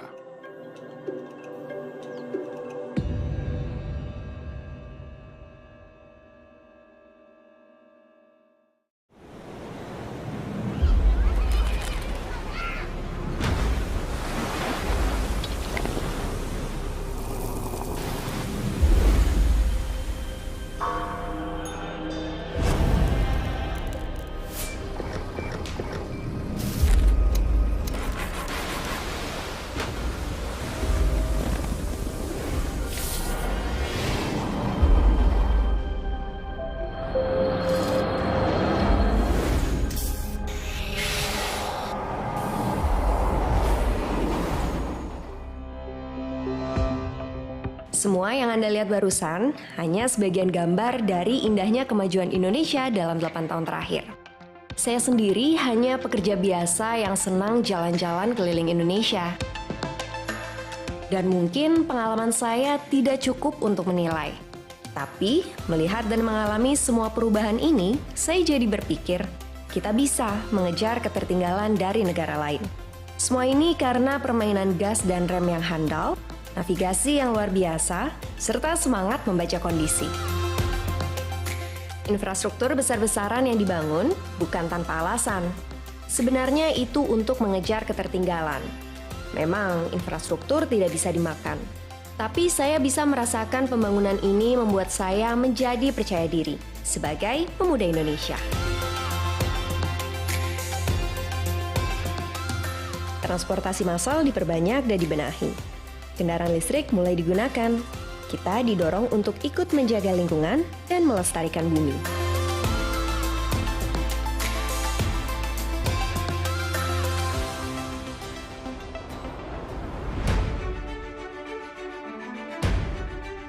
Jalur komunikasi pun beralih dari manual ke digital.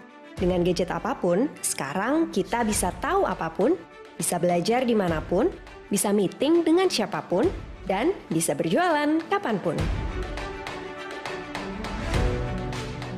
Tidak sedikit usaha kecil atau menengah yang sukses mendapat cuan dengan digitalisasi.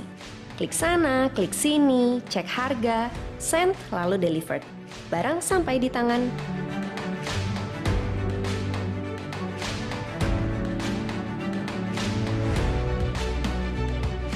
Bukan hanya itu, pariwisata bergerak menawarkan sajian kuliner khas daerah.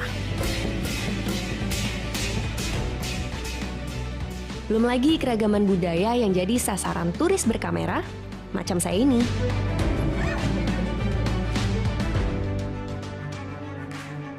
Delapan tahun berkeliling Indonesia, saya tidak pernah khawatir lagi. Kalau apes-apesnya jatuh sakit di perjalanan, tinggal ke dokter, dapat obat dengan mudah dan murah, lalu sembuh. BPJS bikin tenang.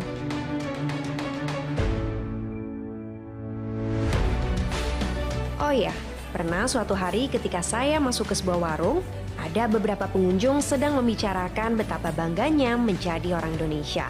Karena Indonesia tampil di panggung dunia mendorong perdamaian dan kesetaraan. Mereka bilang, mantap, we are back to the map. Saya tidak akan berhenti merekam kemajuan bangsa ini. Begitu juga apa yang nanti ditawarkan oleh Nusantara, ibu kota baru negara kita. Saya yakin ibu kota Nusantara adalah babak baru yang akan mengubah orientasi kemajuan Indonesia. Hampir satu dasawarsa kita membangun. Kita jadi punya kekuatan dan punya peluang. Kita hanya perlu cerdas menyikapi kemajuan yang sudah dirintis. Kemajuan Indonesia tidak boleh berhenti sampai di sini. Saya hanya salah satu perempuan muda Indonesia yang berjanji tidak akan berhenti membangun Indonesia. Karena masa depan bangsa ini ada di tangan saya dan teman-teman. Tidak ada keraguan, pembangunan ini harus diteruskan. Terus melaju untuk Indonesia maju.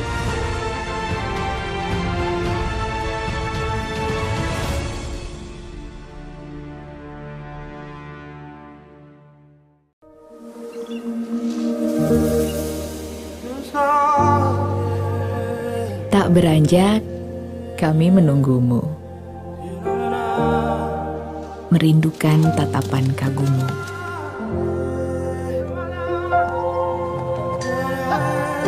Membayangkan ramai tepuk tanganmu dan menantikan kedatanganmu. Kami di sini untukmu. Bersama mereka yang ingin mengisi harimu.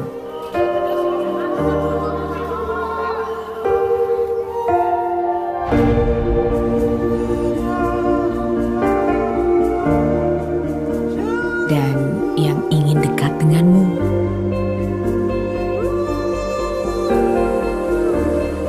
Semangat kami masih tersimpan. Dan kami telah menyiapkan setiap keindahan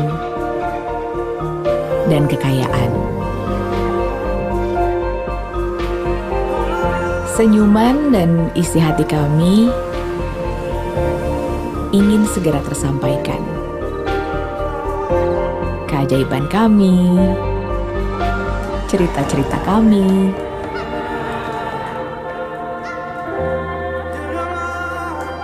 dan tradisi kami ingin segera bertemu.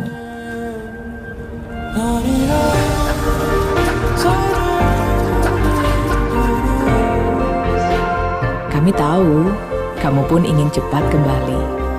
Karenanya, kami selalu menjaga tempat ini. Sampai nanti kamu kembali dengan rasa tenang, kami tunggu di sini, di Indonesia aja.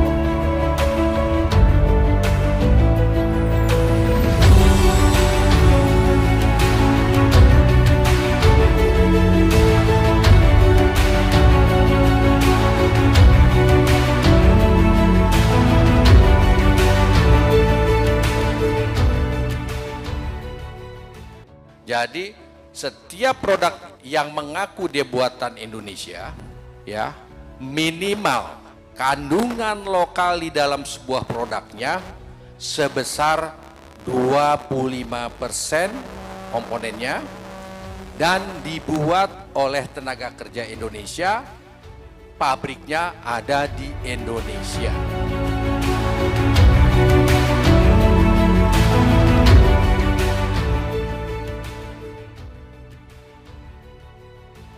Kami berusaha mengangkat potensi ini, kerajinan ini menjadi produk dengan nilai industri, mempunyai value yang kelasnya itu naik kelas lah. Jadi levelnya bisa fashionable, bisa direcognize juga sama banyak masyarakat. Dengan kami juga mengembangkan brandingnya. Jadi nggak cuma jualan dan produksi, tapi juga bagaimana kami membuat personality di setiap desainnya. Ini yang kemarin kita dapat, jadi di Hannover kemarin ada perusahaan dari Belanda, kita mau kolaborasi untuk membuat kapsul kopi, tapi 100% biodegradable, bisa compostable, jadi tanpa plastik.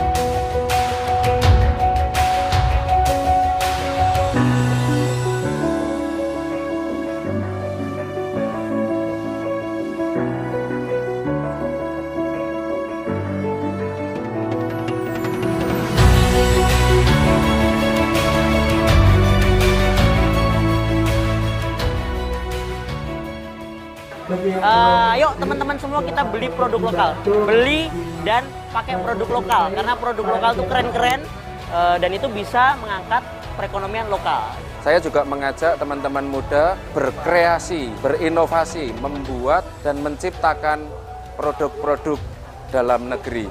Dan kenapa sih saya suka dengan produk lokal? Karena kualitasnya udah keren banget, salah satunya outer yang sedang saya kenakan ini. Karena produk lokal sekarang udah nggak kalah saing sama produk-produk luar negeri. Dari mulai fashionable dan bentuknya itu udah ngikutin tren banget lah. Kualitasnya yang meningkat, tidak kalah dengan produk luar. Jadi mari kita menggunakan produk lokal mulai sekarang. Ayo bangga pakai produk lokal. Bangga buatan Indonesia. Bangga pakai produk lokal. Bangga total kena produk lokal.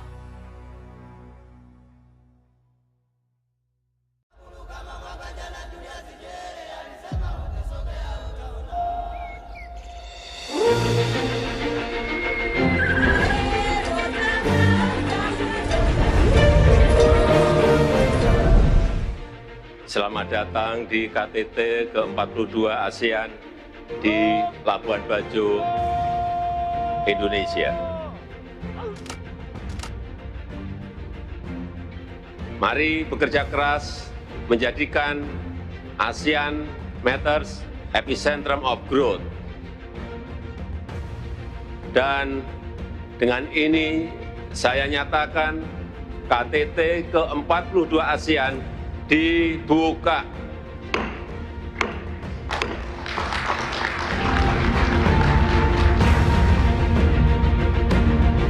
Então eu queria aproveitar esta oportunidade e agradecer profundamente ao Sr. Presidente Joko Widodo, ao povo indonésio, todo o apoio que deu ao meu país para finalmente ser parte desta grande família, a família da ASEAN.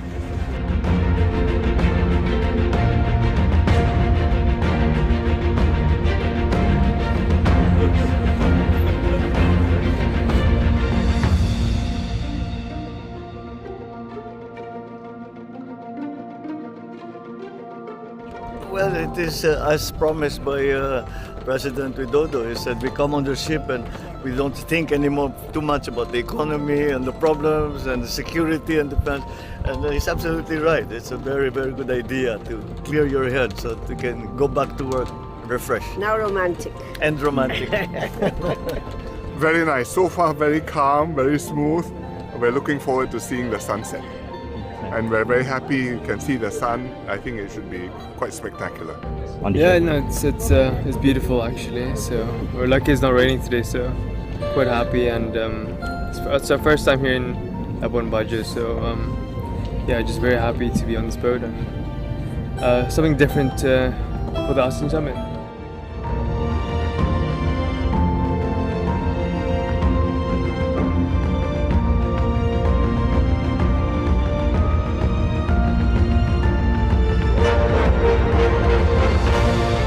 Enjoy the show.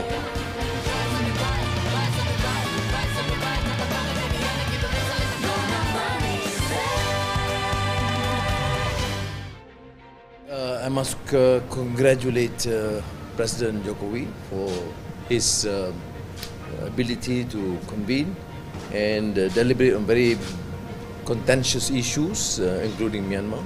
Well, it's a good opportunity for leaders to engage formally and informally in a more relaxed manner. We get to know better, we discuss informally and casually. Thank you, Pak Jokowi and Indonesia.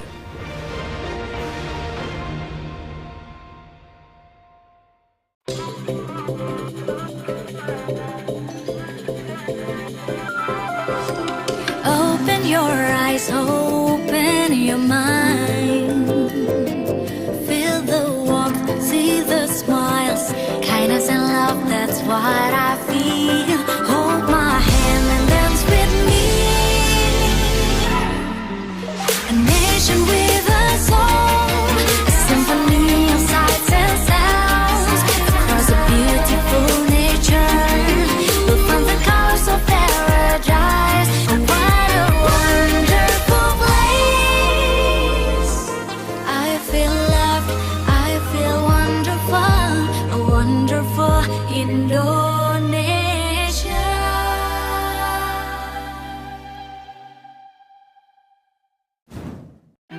Pemilu 2024 akan berlangsung pada 14 Februari 2024.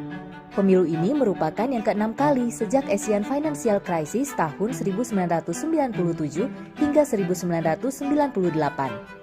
Perhelatan pemilu membutuhkan biaya tak sedikit. Untuk pemilu 2024, Kementerian Keuangan mengalokasikan anggaran hingga 71,3 triliun rupiah. Anggaran bahkan sudah diberikan sejak jauh-jauh hari, sekitar 20 bulan sebelum pemilu terselenggara. Alokasi anggaran pemilu naik sekitar 57,3% dibanding anggaran pemilu 2019 yang sebesar 45,3 triliun rupiah.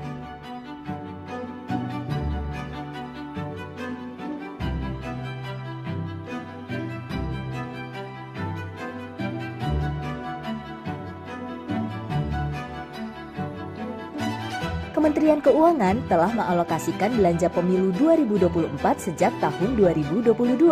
Alokasi dana dari APBN tersebut diperkirakan berdampak positif terhadap peningkatan konsumsi pemerintah, konsumsi LNPRT, dan konsumsi rumah tangga.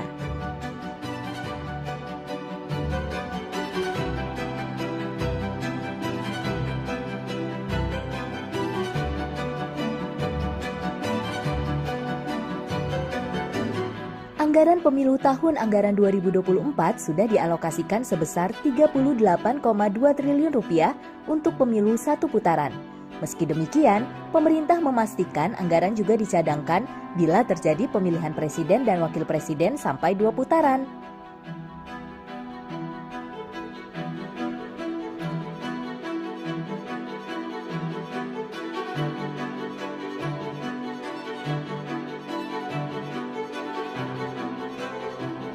Anggaran pemilu adalah investasi tatanan kehidupan berpolitik dan demokrasi di Indonesia. Keberhasilan pemilu 2024 akan menghasilkan suksesi kepemimpinan nasional dan daerah yang legitimate. Stabilitas politik menjadi garansi bagi pembangunan nasional di berbagai sektor. Sukseskan pemilu menuju Indonesia maju.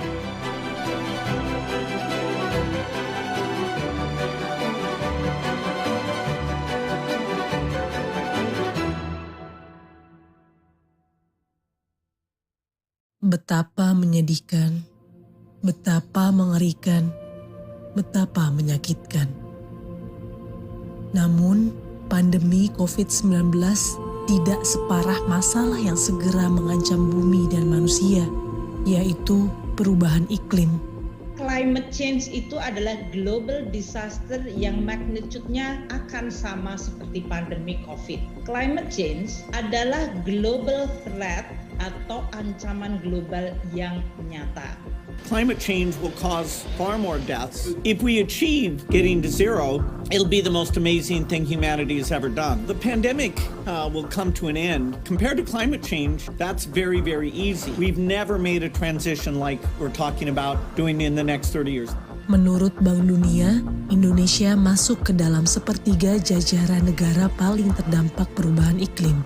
NASA melaporkan meningkatnya permukaan air laut menjadi ancaman serius bagi negara-negara kepulauan seperti Indonesia, bahkan memprediksi bahwa Jakarta akan tenggelam.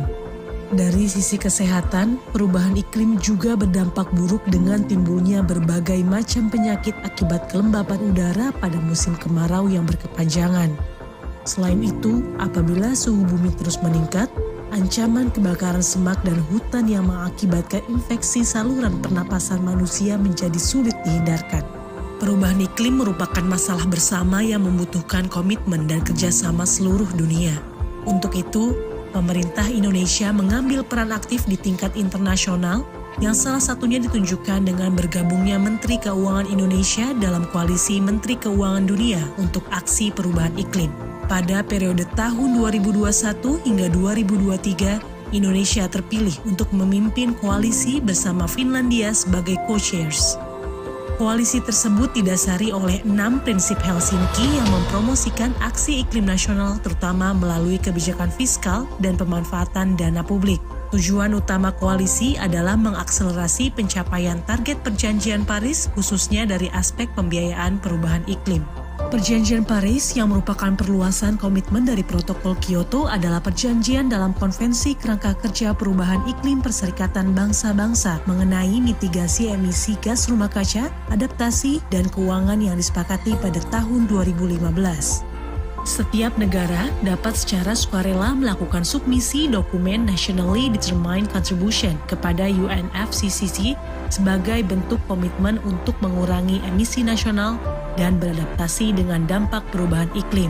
Dalam dokumen NDC, Indonesia berkomitmen mengurangi emisi gas rumah kaca sebesar 29% dengan pembiayaan domestik dan 41% dengan dukungan internasional.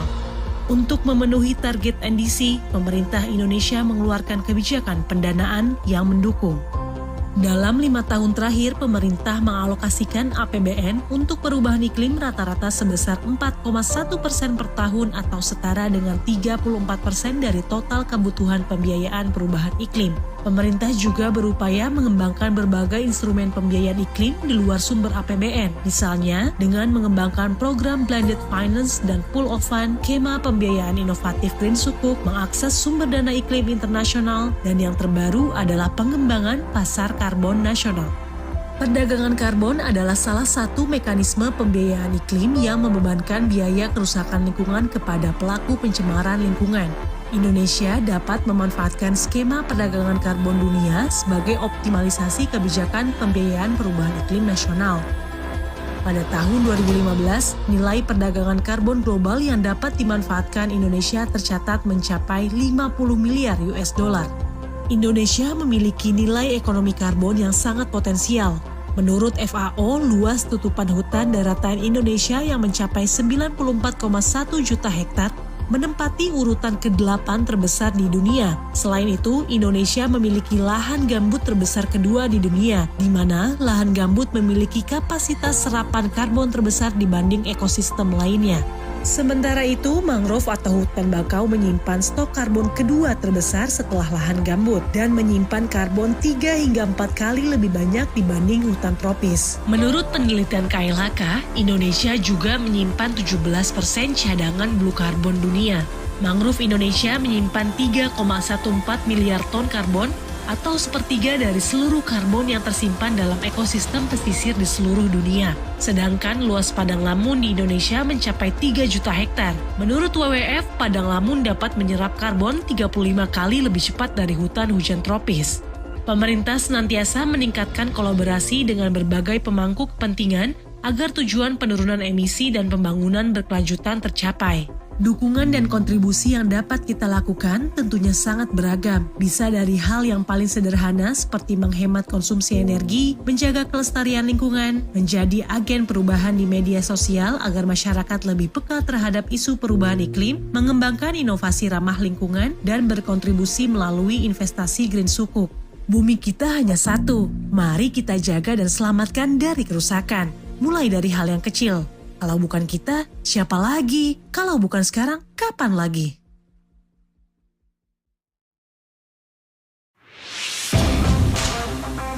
Kita berhasil membangun salah satu pembangkit listrik tenaga surya terapung yang terbesar di Asia Tenggara dan nomor 3 di dunia.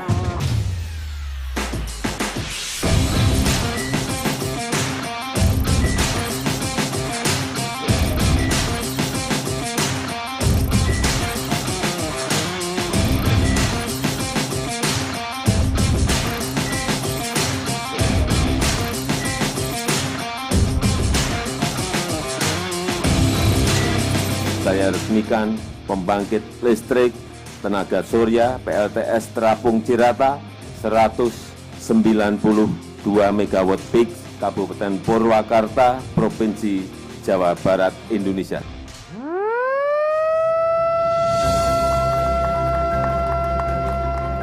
Inilah PLTS Terapung Cirata, wujud nyata akselerasi transisi energi di Indonesia.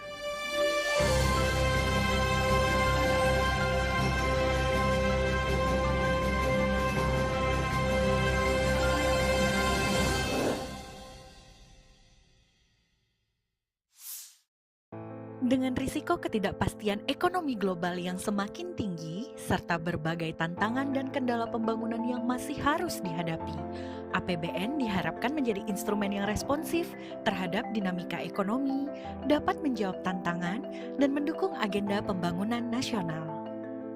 APBN diarahkan untuk berperan optimal sebagai shock absorber dengan melindungi rakyat dan menstabilkan ekonomi dari guncangan global, agen pembangunan untuk mempercepat transformasi ekonomi, serta instrumen kesejahteraan untuk mewujudkan kesejahteraan rakyat. Sejalan dengan hal tersebut, APBN 2024 diarahkan untuk mempercepat transformasi ekonomi yang inklusif dan berkelanjutan, dengan strategi jangka pendek mencakup penghapusan kemiskinan ekstrim, penurunan stunting, pengendalian inflasi, dan peningkatan investasi. Sementara itu, strategi jangka menengah melibatkan peningkatan kualitas sumber daya manusia, percepatan pembangunan infrastruktur, perbaikan kelembagaan dan penyederhanaan regulasi, peningkatan nilai tambah sumber daya alam, serta pengembangan ekonomi berkelanjutan. Optimalisasi pendapatan negara dilakukan dengan menjaga iklim investasi dan kelestarian lingkungan.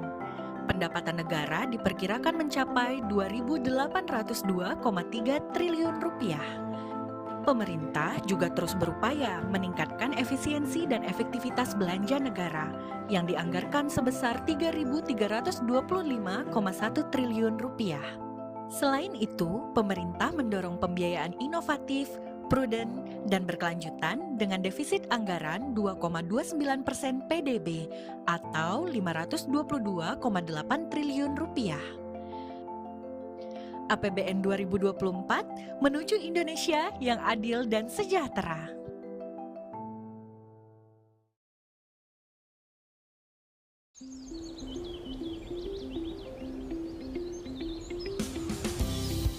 Selalu ada kali pertama dalam kehidupan, seperti senyum pertama yang dapat membuka hari untuk sebuah cerita yang sudah menanti. Langkah awal yang masih tertatih sehingga harus terus berlatih. Berpeluh karena lelah pun tak apa agar langkah tetap terarah.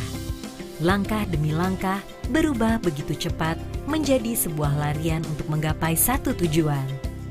Lalu membuat loncatan dan putaran dengan penuh perjuangan demi besarnya sebuah harapan, dan akan selalu ada langkah yang terus bergerak beriringan.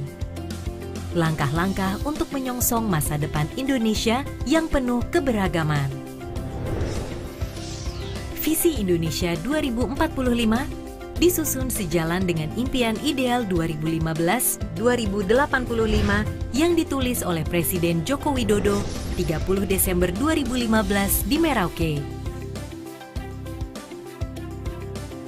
Di tahun 2045, Indonesia akan menghadapi 10 perubahan besar di tingkat global, di mana jumlah penduduk dunia diperkirakan menjadi hampir 10 miliar. Di tahun yang sama, diperkirakan 71% total output dunia berasal dari negara berkembang, dengan Asia menyumbang sekitar 54%. Indonesia keluar dari middle income trap menjadi negara pendapatan tinggi pada tahun 2036. Selanjutnya, menjadi negara maju dan kekuatan ekonomi kelima terbesar dunia pada tahun 2045. Sekitar 70% penduduk Indonesia merupakan kelas pendapatan menengah. Jumlah penduduk Indonesia mencapai 319 juta pada tahun 2045, dengan tingkat harapan hidup menjadi sekitar 76 tahun. Proporsi usia produktif yang lebih besar merupakan salah satu penggerak pembangunan. Pertambahan penduduk akan mendorong urbanisasi sehingga sekitar 73% penduduk Indonesia akan tinggal di perkotaan. Tingkat kecerdasan bangsa akan mengalami peningkatan dilihat dari peningkatan jumlah lulusan sains, teknologi, engineering, mathematics menjadi sekitar 2,8 juta di tahun 2045. Jumlah mahasiswa sains, teknologi, engineering, mathematics pun meningkat menjadi sekitar 9,4 juta.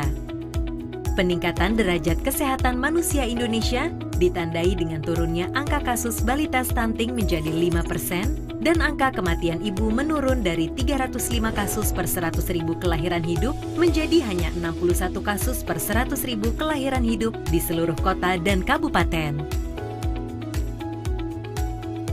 Penguasaan ilmu pengetahuan dan teknologi didorong pengeluaran R&D yang ditingkatkan dari 0,1% PDB pada tahun 2013 menjadi 1,5 sampai 2% PDB tahun 2045 yang berasal dari swasta, pemerintah, pendidikan tinggi, dan lembaga non-profit. Rasio arus masuk FDI terhadap PDB meningkat menjadi 4,5% pada tahun 2045, serta peranan investasi terhadap PDB meningkat menjadi sekitar 38% pada tahun 2045. Indonesia menjalankan kebijakan perdagangan yang terbuka dan adil. Pangsa ekspor Indonesia di pasar dunia akan meningkat menjadi 2% dan akan mengubah peringkat Indonesia ke urutan ke-10 eksportir dunia. Di tahun 2045, Indonesia akan menjadi salah satu kekuatan ekonomi kreatif dan digital terbesar di dunia yang akan mendorong pertumbuhan dan penggerak ekonomi berbasis inovasi.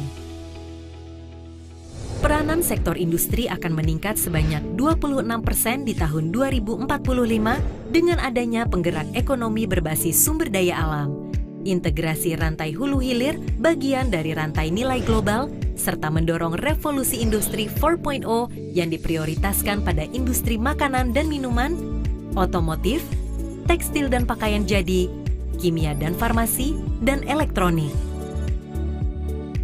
Sektor pariwisata Indonesia akan ditingkatkan hingga menjadi destinasi unggulan regional dan global. Arus wisatawan mancanegara tahun 2045 diperkirakan mencapai sekitar 74 juta kunjungan. Peran ekonomi maritim ditingkatkan dari 6,4% PDB menjadi 12,5% PDB pada tahun 2045 dengan menciptakan peradaban maritim dan kekuatan maritim yang handal. Ketahanan pangan dimantapkan bagi terwujudnya swasembada karbohidrat dan protein.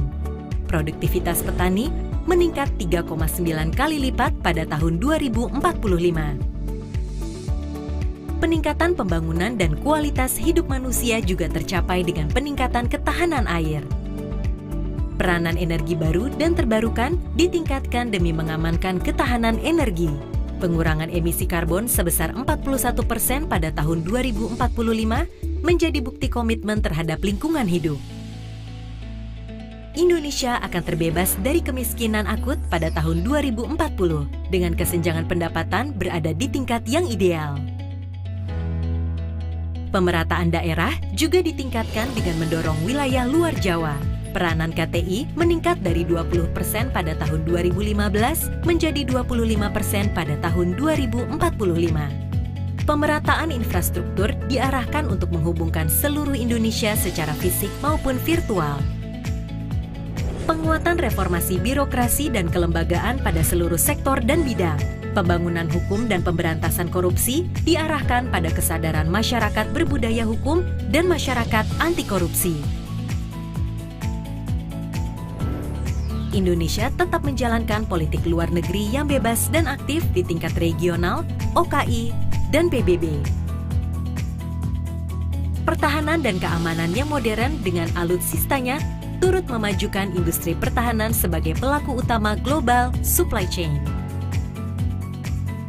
Bangsa ini adalah bangsa yang besar, yang selalu siap melangkah jauh ke depan. Harapan, keinginan sudah ada di depan mata. Saatnya kita lanjutkan langkah besar ini bersama.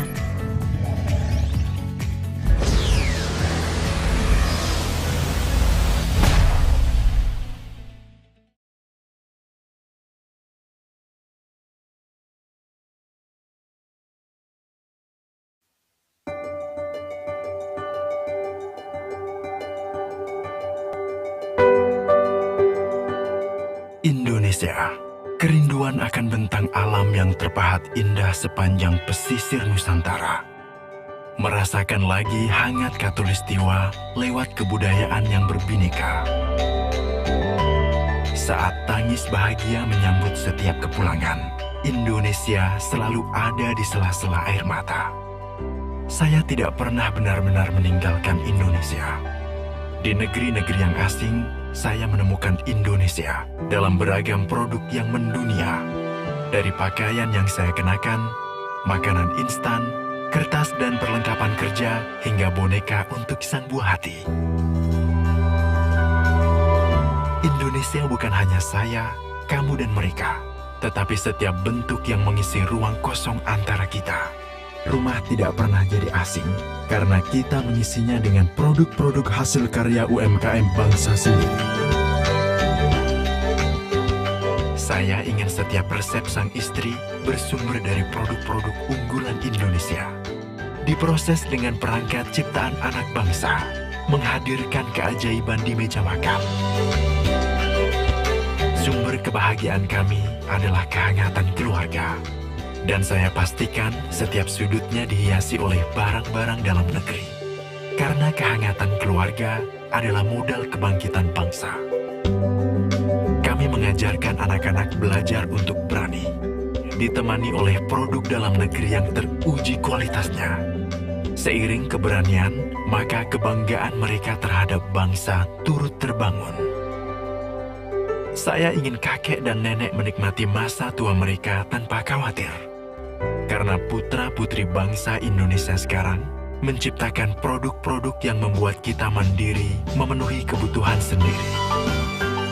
Sekarang saya harus kembali pergi.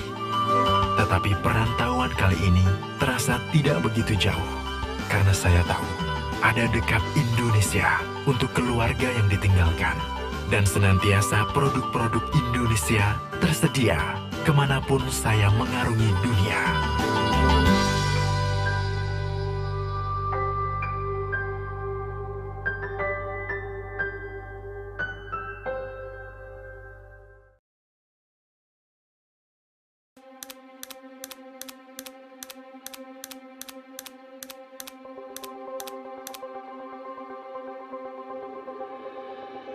COVID-19 and its devastating impacts still linger around the world, intensifying great power rivalry. Casting divisions among countries has hampered global economic recovery and pushed countries to the brink of recession. Ongoing conflicts and rising tensions have occurred in some parts of the world, causing multidimensional crisis around the globe. A perfect storm looms on the global horizon, affecting millions, and ASEAN is not immune of it. For more than 5 decades, ASEAN has become a driving force for peace, stability, and prosperity in the region. The 5th largest economy in the world, with total gross domestic product reaching $3 trillion in 2020 and projected economic growth higher than the world in 2022 and 2023. A growing society. ASEAN currently has the third largest population in the world with a vibrant economy and dynamic communities. It is time for ASEAN to lead the way to a faster global economic recovery. As a founding member of ASEAN, Indonesia has always strived to fight for the betterment of ASEAN, among others, by contributing to regional stability and prosperity and world peace.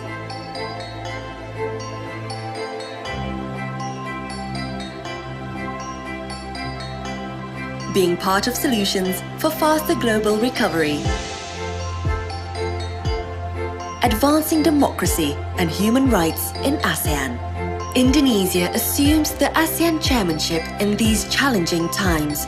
Indonesia will continue to work hard to maintain a united and stable region, to promote a more prosperous ASEAN community, to strengthen ASEAN's institutional capacity and effectiveness in addressing future challenges, and to enhance regional resilience for the benefit of the people. Together, side by side, as one ASEAN community, under the leadership of Indonesia, let's sail together in this turbulent and stormy world to ensure ASEAN continues to be relevant, to ensure that ASEAN matters. Let's work hand in hand to make ASEAN a stable epicentrum of growth in the region and beyond.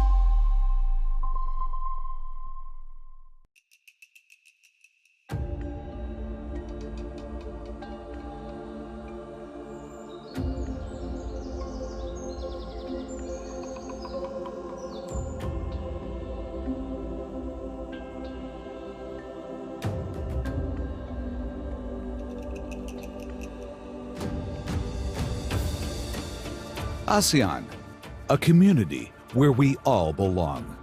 We strive together, integrating with one another, engaging with the global community.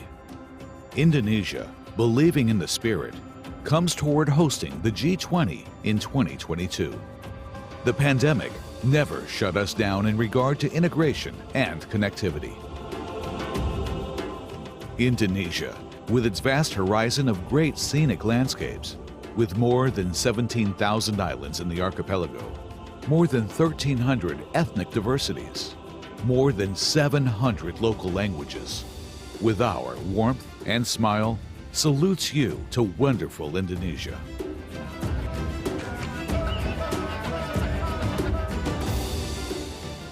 As we all are experiencing the pandemic, ASEAN recovered stronger and kept on rebuilding our sustainable growth, pursuing on to vast and positive economic growth.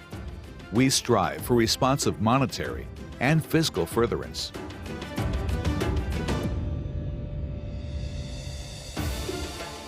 We adapt and synergize for the better future.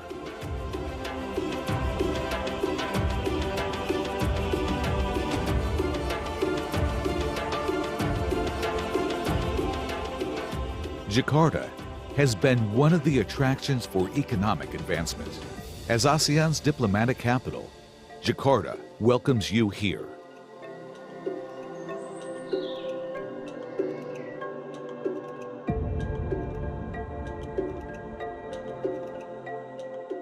Selamat datang di Indonesia.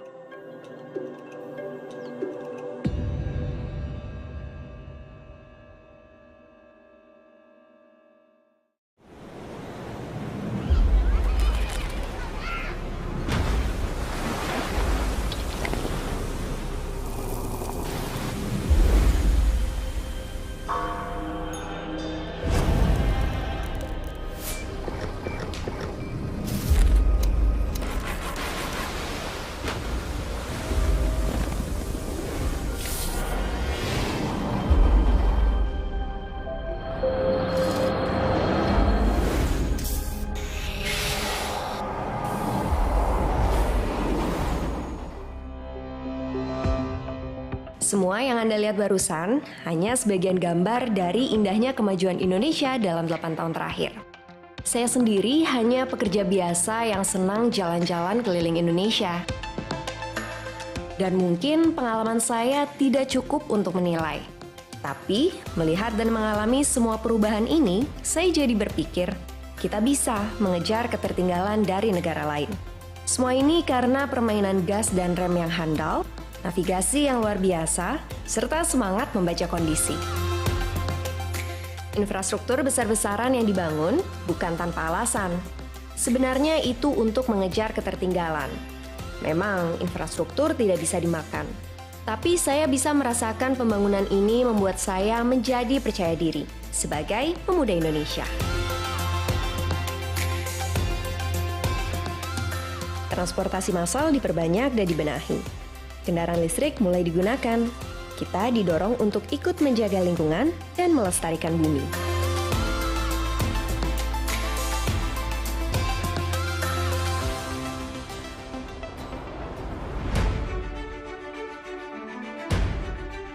Jalur komunikasi pun beralih dari manual ke digital.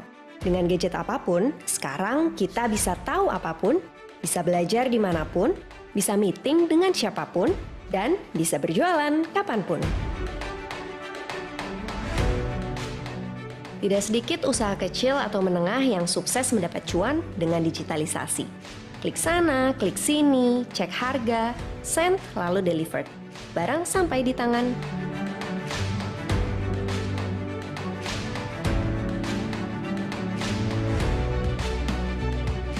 Bukan hanya itu, pariwisata bergerak menawarkan sajian kuliner khas daerah. Belum lagi keragaman budaya yang jadi sasaran turis berkamera, macam saya ini.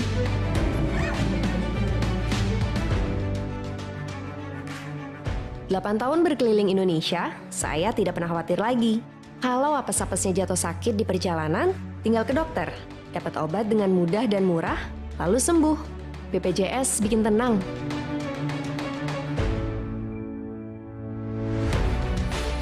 Oh iya, pernah suatu hari ketika saya masuk ke sebuah warung, ada beberapa pengunjung sedang membicarakan betapa bangganya menjadi orang Indonesia.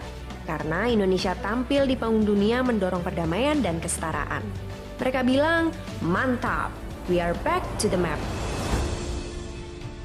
Saya tidak akan berhenti merekam kemajuan bangsa ini. Begitu juga apa yang nanti ditawarkan oleh Nusantara, ibu kota baru negara kita. Saya yakin ibu kota Nusantara adalah babak baru yang akan mengubah orientasi kemajuan Indonesia. Hampir satu dasawarsa kita membangun. Kita jadi punya kekuatan dan punya peluang. Kita hanya perlu cerdas menyikapi kemajuan yang sudah dirintis. Kemajuan Indonesia tidak boleh berhenti sampai di sini. Saya hanya salah satu perempuan muda Indonesia yang berjanji tidak akan berhenti membangun Indonesia. Karena masa depan bangsa ini ada di tangan saya dan teman-teman. Tidak ada keraguan, pembangunan ini harus diteruskan. Terus melaju untuk Indonesia maju.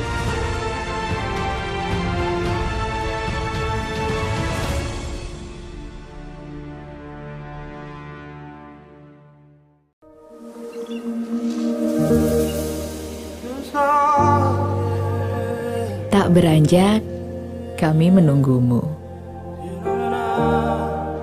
Merindukan tatapan kagummu.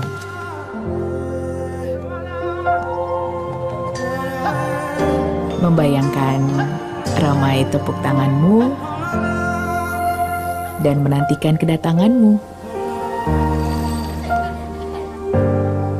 Kami di sini untukmu.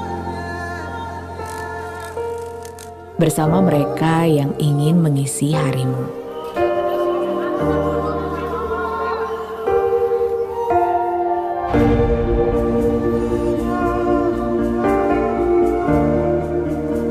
Dan yang ingin dekat denganmu.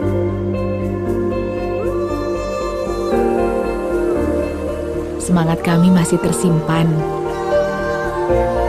Dan kami telah menyiapkan setiap keindahan dan kekayaan. Senyuman dan isi hati kami ingin segera tersampaikan. Keajaiban kami, cerita-cerita kami,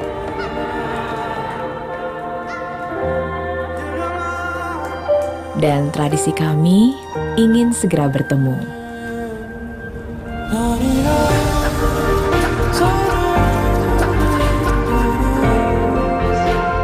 Kami tahu kamu pun ingin cepat kembali.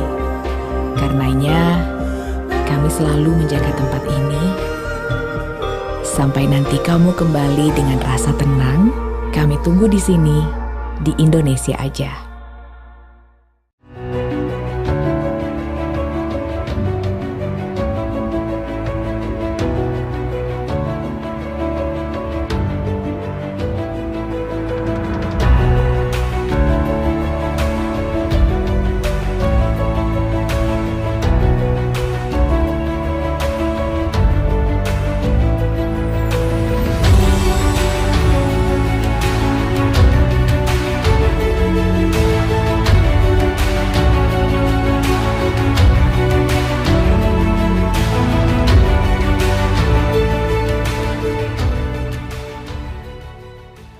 Jadi setiap produk yang mengaku dia buatan Indonesia, ya, minimal kandungan lokal di dalam sebuah produknya sebesar 25% komponennya dan dibuat oleh tenaga kerja Indonesia, pabriknya ada di Indonesia.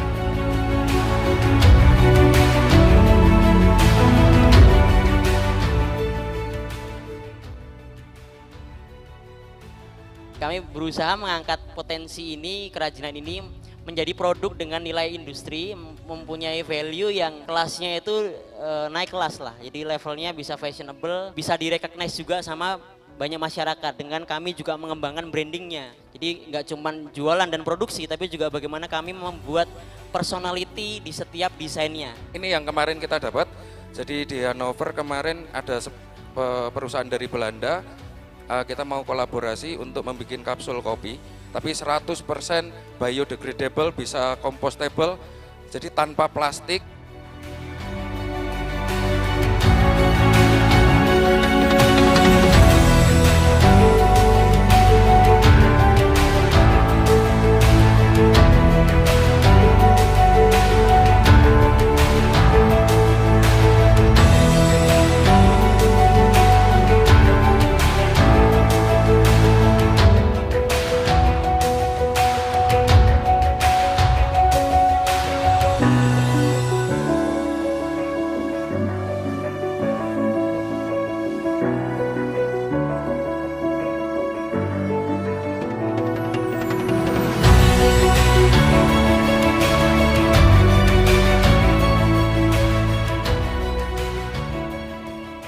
Ayo teman-teman semua kita beli produk lokal, beli dan pakai produk lokal karena produk lokal itu keren-keren dan itu bisa mengangkat perekonomian lokal.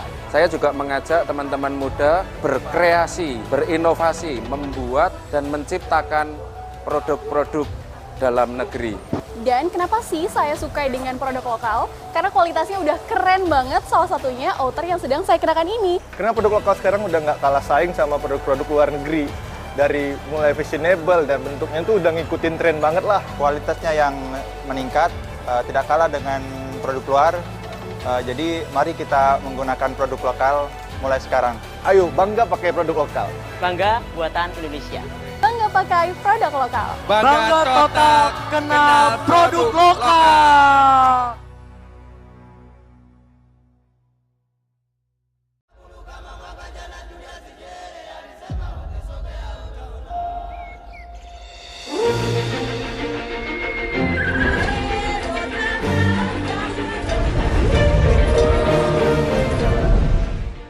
Selamat datang di KTT ke-42 ASEAN di Labuan Bajo, Indonesia. Mari bekerja keras menjadikan ASEAN Matters epicentrum of growth. Dan dengan ini saya nyatakan KTT ke-42 ASEAN dibuka.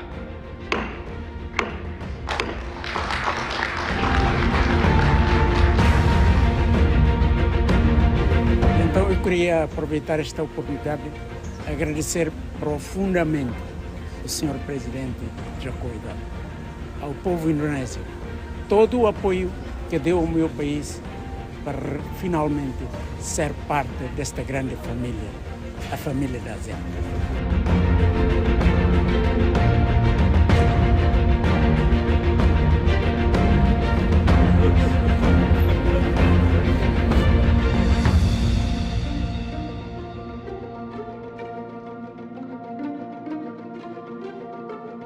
Well, it is as promised by President Widodo. He said we come on the ship and we don't think anymore too much about the economy and the problems and the security and defense.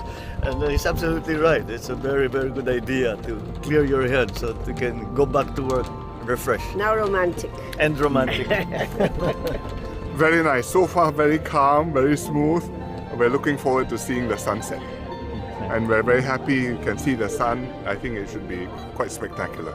Yeah, no, it's beautiful actually. So we're lucky it's not raining today, so quite happy. And it's our first time here in Labuan Bajo, so yeah, just very happy to be on this boat and something different for the ASEAN Summit.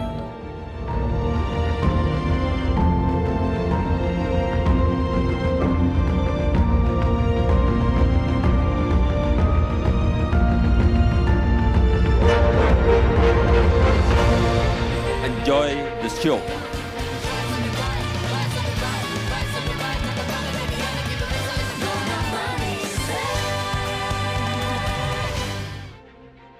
I must congratulate President Jokowi for his ability to convene and deliberate on very contentious issues, including Myanmar. Well, it's a good opportunity for leaders to engage formally and informally in a more relaxed manner. We get to know better, we discuss informally and casually. Thank you, Pak Jokowi and Indonesia.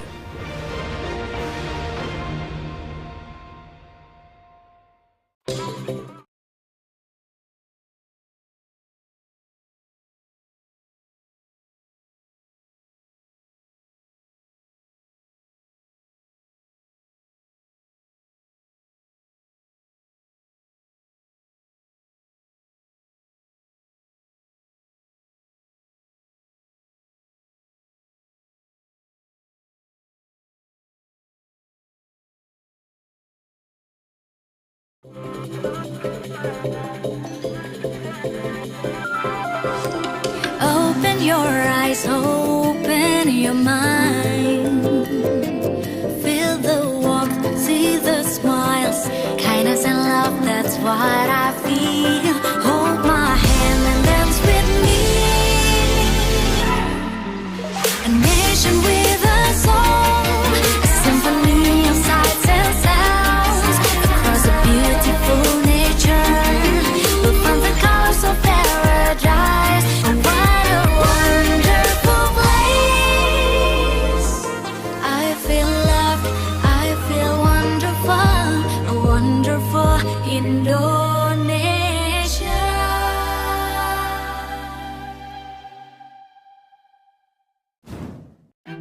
Pemilu 2024 akan berlangsung pada 14 Februari 2024. Pemilu ini merupakan yang ke-6 kali sejak Asian Financial Crisis tahun 1997 hingga 1998.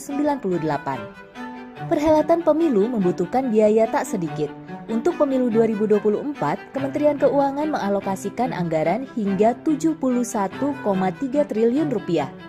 Anggaran bahkan sudah diberikan sejak jauh-jauh hari, sekitar 20 bulan sebelum pemilu terselenggara. Alokasi anggaran pemilu naik sekitar 57,3% dibanding anggaran pemilu 2019 yang sebesar 45,3 triliun rupiah.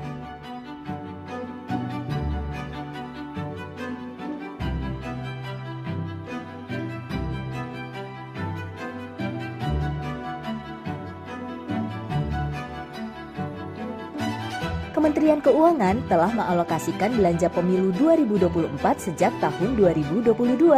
Alokasi dana dari APBN tersebut diperkirakan berdampak positif terhadap peningkatan konsumsi pemerintah, konsumsi LNPRT, dan konsumsi rumah tangga.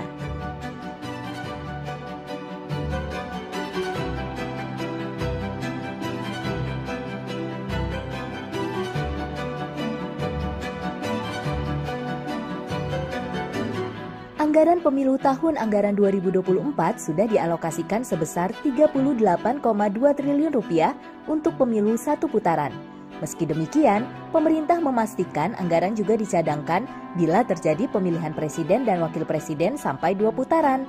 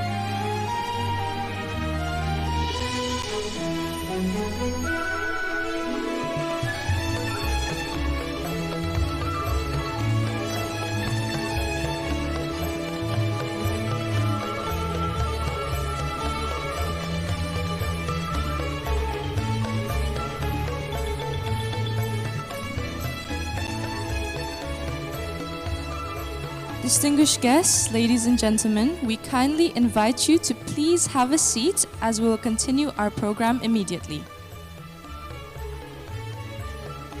Distinguished guests, ladies and gentlemen, welcome back.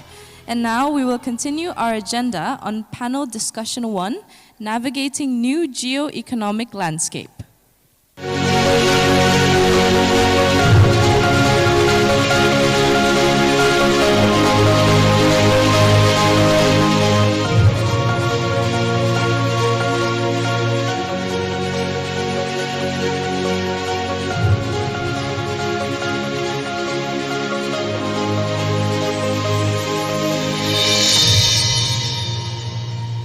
This session will be moderated by the Principal Economist, Economic Research and Development Impact Department of Asian Development Bank, Bapak Arif Ramayandi.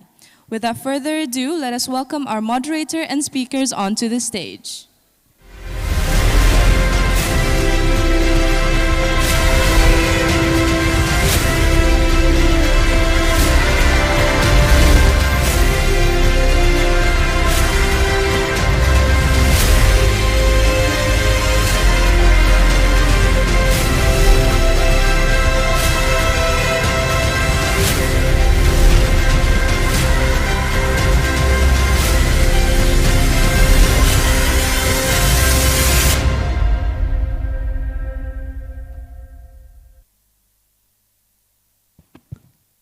Good afternoon, distinguished ladies and gentlemen. Hope you all have a good lunch and ready to have about 90 minutes discussion on this very interesting topic about navigating new geo-economic landscape going forward. To put a bit of a background of our coming session, the global post-pandemic economic recovery has been hampered by a lot of uncertainties, one of which is the potential scattering effects from the pandemic itself that might hinder a good growth during the recovery era. And then on top of that, we also see a lot of new geopolitical tensions evolving around the globe. These new geopolitical tensions and increasing fragmentation have in part been pushing prices up, mainly through increases in commodity prices, food in particular, as well as pushing trade down because of its effect in curbing the good progress in global economic growth post-pandemic era. To deal with the pressure on increasing prices, we have seen global financial tightening that has implication on the risk of debt distress and capital outflow from emerging economies in particular. Rising global fragmentation could also trigger disruptions, further disruptions in trade, financial sector, and investment flow, particularly to our emerging market economies. With these challenges, emerging economies has benefited, some of the emerging economies at the very least, has benefited from decoupling between Chinese and US economies, as discussed a lot in the session by Barry Eichengreen before lunchtime, and as manufacturers move from production processes out of China to avoid tariffs and blacklists. The countries that are set to benefit are typically those that offer low-cost operation and labor costs, but also have relatively developed infrastructure and supply chains that are integrated with wider regions and the end market. In short, those economies that can operate more efficiently and more competitively can reap the most of the benefits out of the current situation. On this front, this session will focus on at least three main topics. First topics that we are going to cover is about growing new trends of economic alliance, including friendshoring, shoring, and regionalisms. And then we will also be covering international trade governance and its way forward, given the current situation. Lastly, we will also look at how the Australian government's perspective on geo-economic fragmentation and green transitions has gone so far, and how is it affecting development in its neighboring countries, including us in Indonesia. To that end, we have three distinguished panelists here. Let me just introduce them one by one. From my far right hand is Bapak Dino Patijalal. Pak Dino Patijalal has a bachelor degree from Carleton University in Ottawa, Canada, master's degree in political science from Simon Fraser University in Canada, and PhD from the London School of Economics and Political Science.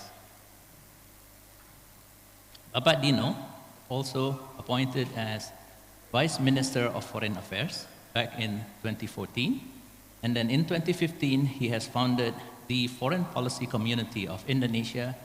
And recently, back in 2021, he was appointed to be the Vice President of the Paris Peace Forum. Second speaker is in the middle, Pak Habib Rab. He is the World Bank lead economist for Indonesia and Timor-Leste. Bapak Habib joined the World Bank Indonesia and Timor-Leste team as lead economist in January 2021. He oversees the World Bank's programs on economics, finance, and institutions.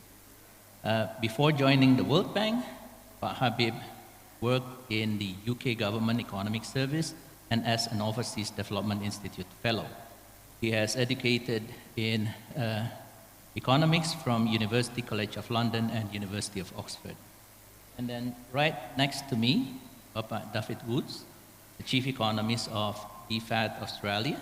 Bapak David served as AIFED Chief Economist and First Assistant Secretary of the International Economics and Green Economy Division.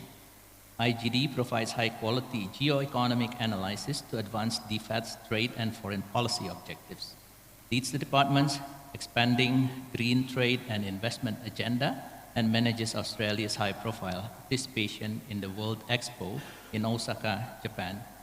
Prior to this, David worked in Treasury, serving mostly as the head of the team responsible for assessing FIRB applications through a period of increasing scrutiny of foreign investment. But David has degrees from the University of Sydney and the London School of Economics. Without any further ado, let me just turn the floor to the distinguished panelists, starting with Pak Dino. Each panelist will have around 15 minutes time to present the issue that will spark our discussions afterward. Please. Thank you, Parif, and it's great to be here. I want to say hello to everybody, and I look forward to our discussions today. I have only a few minutes, so let me just make 3 quick points. Yeah.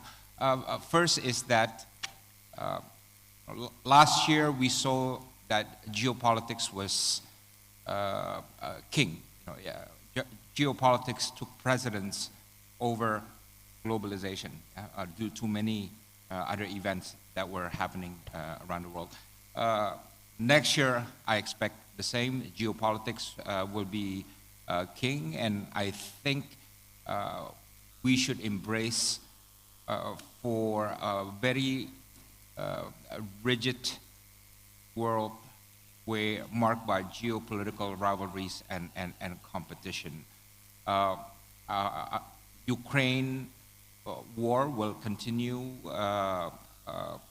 and I think it's going to be a war of attrition. I was in Ukraine about a month or 2 ago, and although the fighting spirit of the Ukrainians remain high, but it is going to be very difficult for them to retake the areas that were overtaken or annexed by the Russians.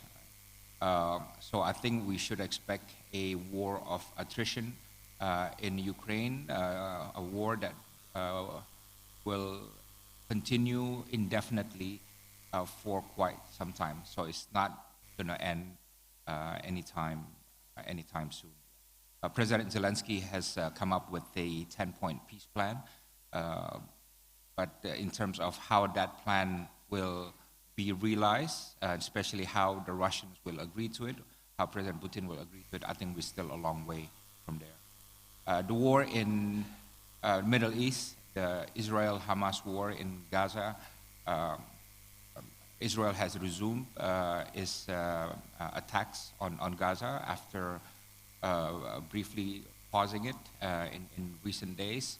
That war may not last as long as the present Russia-Ukraine war, but the conflict will continue much longer, in my view.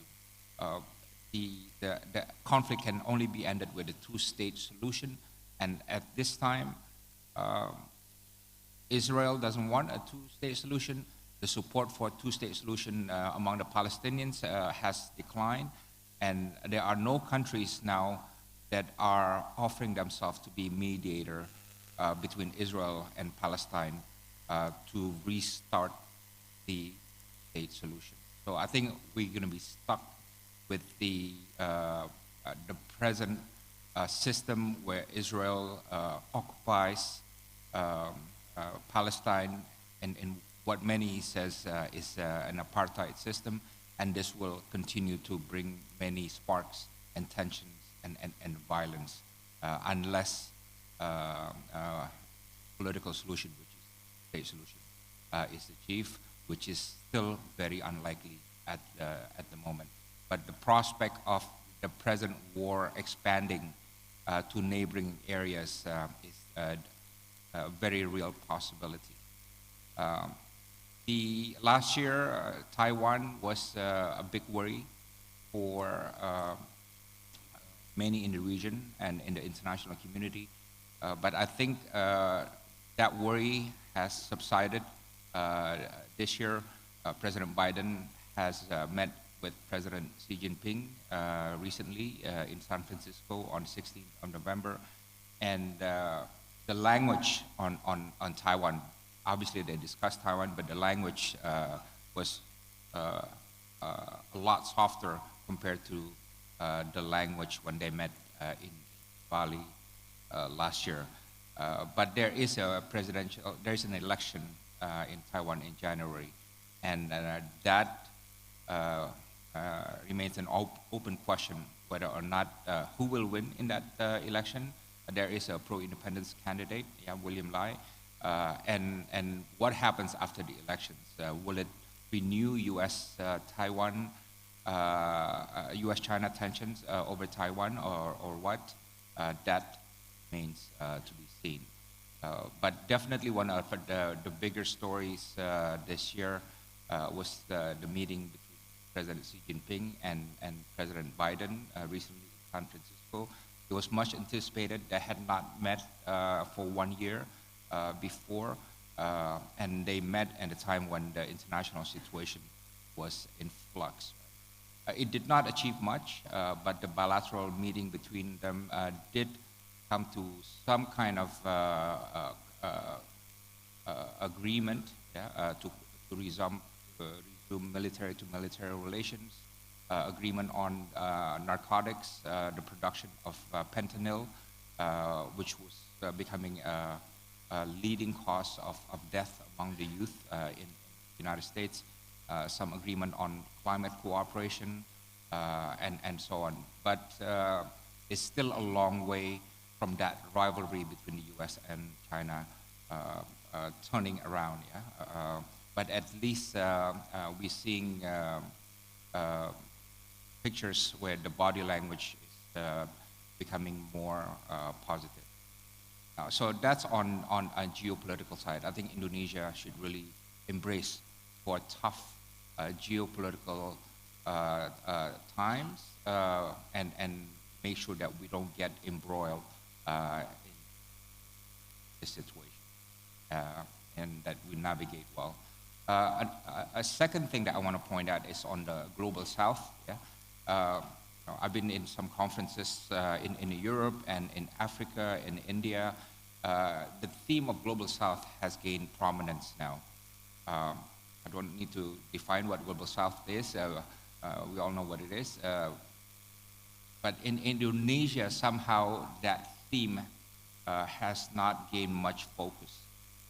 But there definitely a lot of attention from the West towards global south. This came about after the Munich Security Conference, after the Paris Peace Forum, whereby the Western world, after the Ukraine war, was wondering how come the global south is not joining us in this. I think they felt they needed to do more to embrace the global south. But the global south had their own agenda as well. The global south thought that, look, this is the time to revive, to reconfigure and recalibrate ourselves, right? And I think we are likely to see more efforts to mobilize or galvanize the voice of the global south in world affairs. India, who was the chairman of the G20, made it a very strict policy, strong policy, solid policy on their part to push the global south to have a voice in the G20 meetings. And India was successful in including the African Union as part of the G20. And the Indian presidency very explicitly stated that one of their objectives is to make sure that the global south voice and as a group become more amplified in the international system. And India is definitely positioning itself and is very open about this. India is positioning itself as a leader of the global south. I think this is something that Indian foreign policy is mindful about and watch for.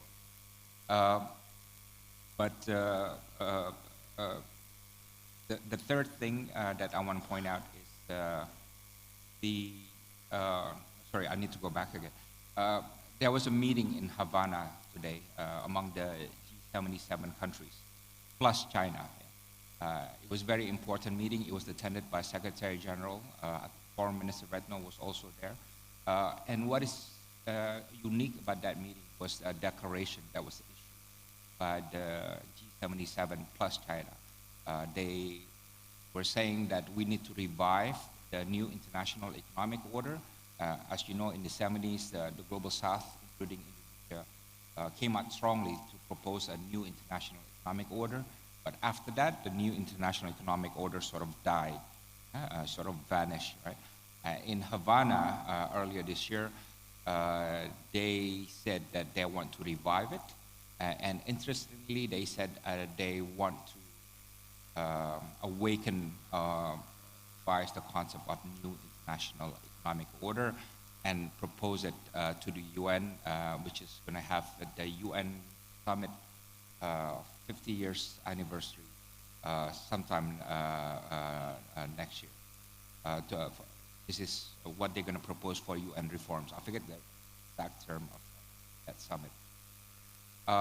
So things are moving, and if Global South have always been talking about the need to reform the international order, now they sort of have a platform for it. The non-aligned movement has lost steam, but the G77 plus China seems to be pushing this process with vigor. So that's on the multilateral side and Global South. And on the regional side, I do think that for Indonesia,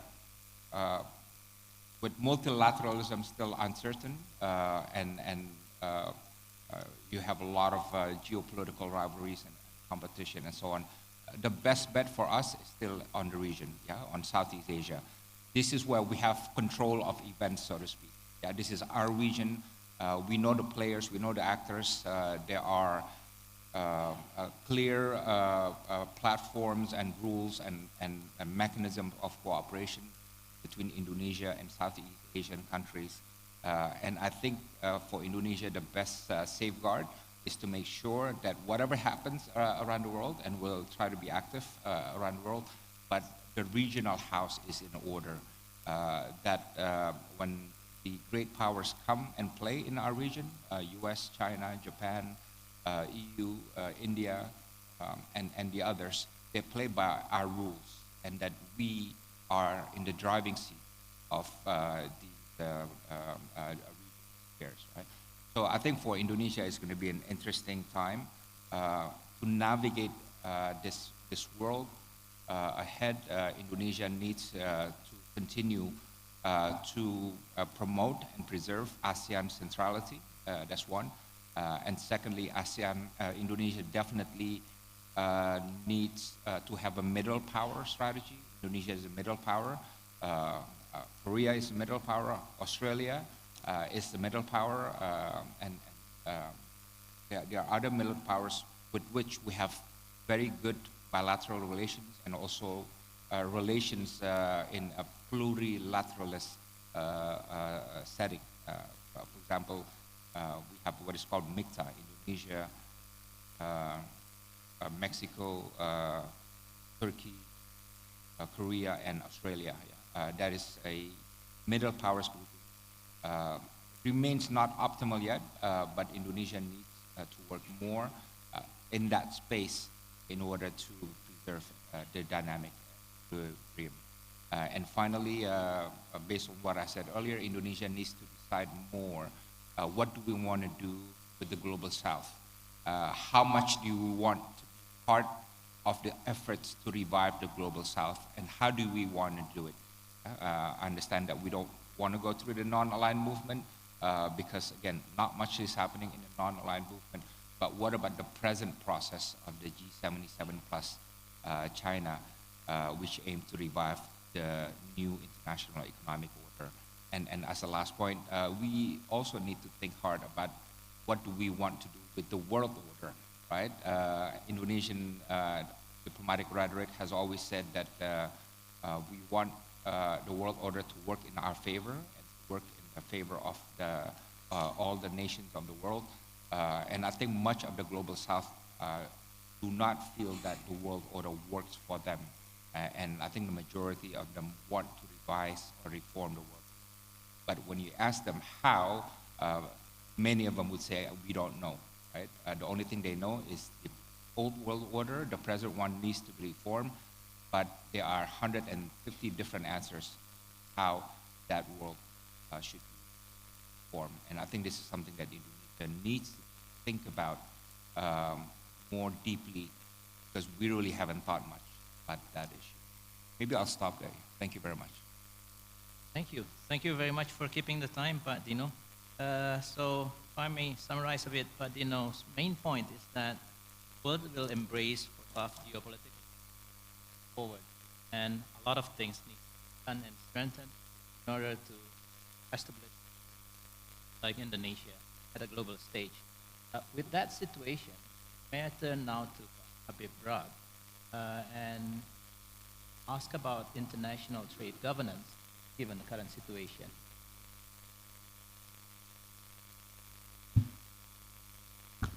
Thank you very much, Pa Arif. Selamat siang, and Pa David, Pa Dino. It's a really great pleasure to be here. It's a great honor to be at the AIFED again. I'd like to thank our dear friend Pa Rahman and the whole team at BKF.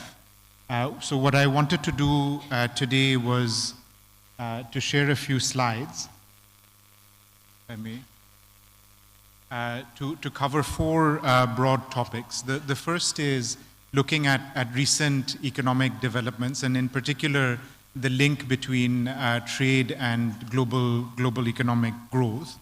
And then second, to present a big picture overview of trade policy restrictions, particularly between China and the US. So I'll be covering a little bit some of the issues that Professor Barry Eichengreen spoke about this morning. And then I will zoom in a little bit on how trade and investment restrictions may be impacting on innovation and technology transfer, and finally conclude on the implications for Indonesia. And this work that I will be presenting is drawn from two of our recent East Asia and Pacific Economic Update led by our Chief Economist's Office. So firstly on global growth and trade. So there has been a concurrent slowdown in global growth and trade in 2023. So this geoeconomic fragmentation and the rising incidence of trade restrictions that we've been speaking about this morning is actually taking place within a broader global context environment, which poses challenges for growth. And let me highlight three in particular. The first is, of course, high interest rates, which have been prompted by high inflation in 2022 and 2023. There are some signs that cycle of rising interest rates might be coming to an end. But even if it doesn't mean higher for longer, it does mean high for longer. So positive real interest rates acting as a drag on investment.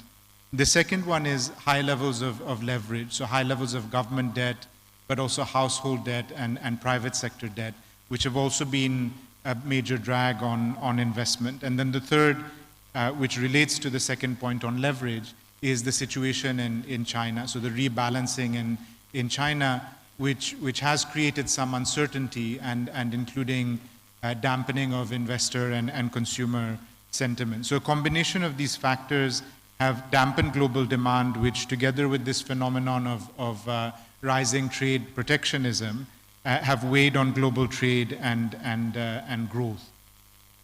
Now, within this context, goods exports have fallen very sharply. So they've fallen by around 20% from their peak in the second quarter of 2022 in Indonesia and Malaysia, and by more than 10% in China and Vietnam. So in the short term, this has partially been offset by a pickup in tourism revenues, but that also is starting to plateau somewhat as tourism levels, particularly in the Philippines and Thailand, are coming back to pre-pandemic levels. Now, of course, these are short-term cyclical snapshots in time, but the longer-term trend, which Professor Eichengreen was talking about this morning, is one where manufacturing trade has plateaued in the 10 years up to the COVID period at around 14-15% of GDP. And that has only very partially been offset by a pickup in services trade over the same period.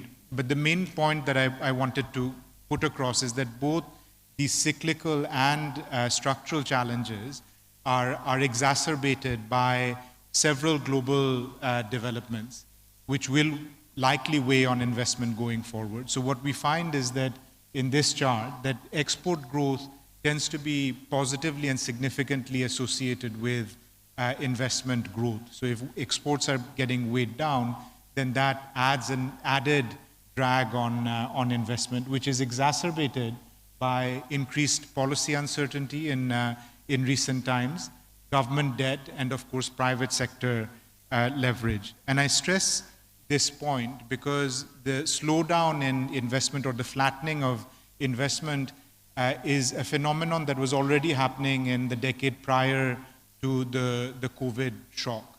The COVID shock led to essentially a very significant and sharp slowdown or contraction in investment, which has not recovered. And because of these prevailing global conditions, including the geoeconomic fragmentation and the rise in trade protectionism, might further be exacerbated going forward, which poses a challenge for the recovery over the next years. Now, these cyclical trade slowdowns are happening in the context of very real structural shifts in the global pattern and policy framework in trade. So I wanted to look at how trade restrictions have evolved over time. And what this chart shows is that even in 2022, 3,000 new trade restrictions were imposed, which is a doubling from 2019. And these measures include tariff measures, non-tariff measures, quantitative restrictions on imports, and other forms of policies that are weighing on trade flows. Now, these were, of course, driven by a range of different factors, some of which Dino spoke about and that you will be familiar with. I mean, the COVID-19 shock, and then the crisis in the war in Ukraine, and of course, more recently, the conflict in the Middle East, have raised concerns about economic security, which have prompted these protectionist measures. And then, of course, there are the trade tensions between the US and China, which Professor Eichengreen spoke about this morning, but I will focus a little bit more on as well, because they are affecting countries' trade in the region. So countries that are able to substitute suppliers away from current suppliers or existing suppliers from China to the US are able to benefit from trade diversion. But countries that are part of the same production or supply value chain as China and the US are on the other hand suffering because of the negative spillover effects of the trade restrictions between the two countries. So if we look at the data more closely, this is effectively what is playing out in practice. So we saw also from Professor Eichengreen's presentation this morning that, that imports from China have contracted to the US, have contracted very severely. So they've gone down by around 4 percentage points between 2018 and 2022, with the largest decline being in the electronics industry. Now that trade seems to have been diverted to Vietnam, Thailand, and to some extent Indonesia as well, suggesting that there is some trade diversion from the US from China towards these ASEAN economies. In contrast, when you look at Japan, which shares, production chains together with both China and the US, the imports from Japan and Korea into both the US and China have actually declined. So the negative spillover effects from the trade tension between US and China has spilled over into these other economies that share supply chains with these two countries. At the same time, China substituted its imports from the US, which declined by around 2 percentage points, again dominated by electronics and other manufacturing sectors, and got diverted more towards ASEAN countries. So in other words, competing with US and China, trade can benefit from trade diversion effects and experience increased trade with either the US or China, but those that are complementing US and China trade, those that are part of the same supply chain, are getting affected by negative spillover effects. Now, it's not just tariff barriers that have increased, but non-tariff barriers have also started to rise. And these include stricter technical regulations and export controls on sensitive technology goods that have also provided the US and China alternate means of controlling trade flows. Now, this also affects third countries. So it's not just affecting trade flows between the US and China, but it's also affecting third countries, because these countries, if they're having to abide by new standards and non-tariff measures, are also having to source their inputs from other countries. And that leads to further fragmentation of supply chains. Now, if the situation were not complicated enough, I think an added issue is the Inflation Reduction Act and the CHIPS Acts that were introduced in August 2022, which have also had a trade diversion impact. So this repeats a little bit what Professor Eichengreen was saying this morning, but what we see is that because of the industrial policies adopted in these two acts, which require increased local content requirements, there has been a diversion of trade and nearshoring towards Mexico in particular. So what you can see is a rapid increase in imports from the existing U.S. trading partners that have existing free trade agreements with the U.S., and a decline in exports from countries that have no free trade agreements with the U.S. So I wanted to go from here to talk a little bit about how this fragmentation is impacting on innovation and technology transfer. Now, China has made significant progress in innovation capacity. If you take the applications of patents to major patenting agencies, it has gone from around less than 1% of US patents to close to around 50%. So this was back in 1990s, so close to around 50% more recently. And a big part of this growth in innovation was actually driven by links and collaboration between China and the US. So in the 1990s, Chinese innovations tended to build a lot on US prior knowledge, and also collaboration between the US and Chinese inventors. Now, what these two charts show is that over time, the links between the US and China, both in terms of input of knowledge from US into China, but also collaboration, has been declining over time. So that's the blue line that you see in the charts. And the collaboration within China and inputs of patents from Chinese innovators into Chinese companies has also been growing over time. And this actually is a trend that happened already since the global financial crisis. Now, this might signal positive change, and you might expect this because China itself is developing. It has research and development capacity that is able to, to strengthen innovation capacity within the economy. But it could also be because of industrial policies that require greater local content requirements.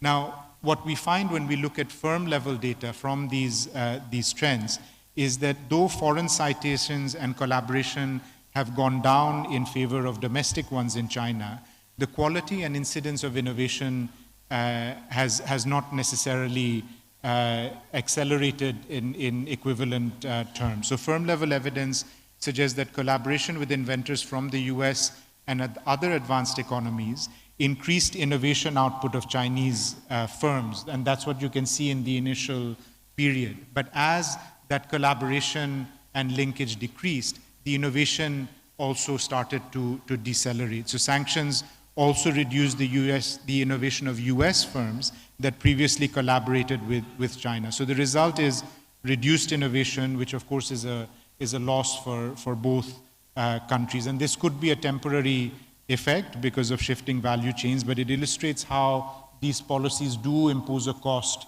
in the short term. Now, why is this important for the region? Is because much of the ASEAN and other Southeast Asian economies remain dependent, highly dependent on inputs from the US and increasingly from China. So the first chart shows the linkage between innovators in the US and Asian countries in the late 90s, and then the second chart is from 2014 to 2019.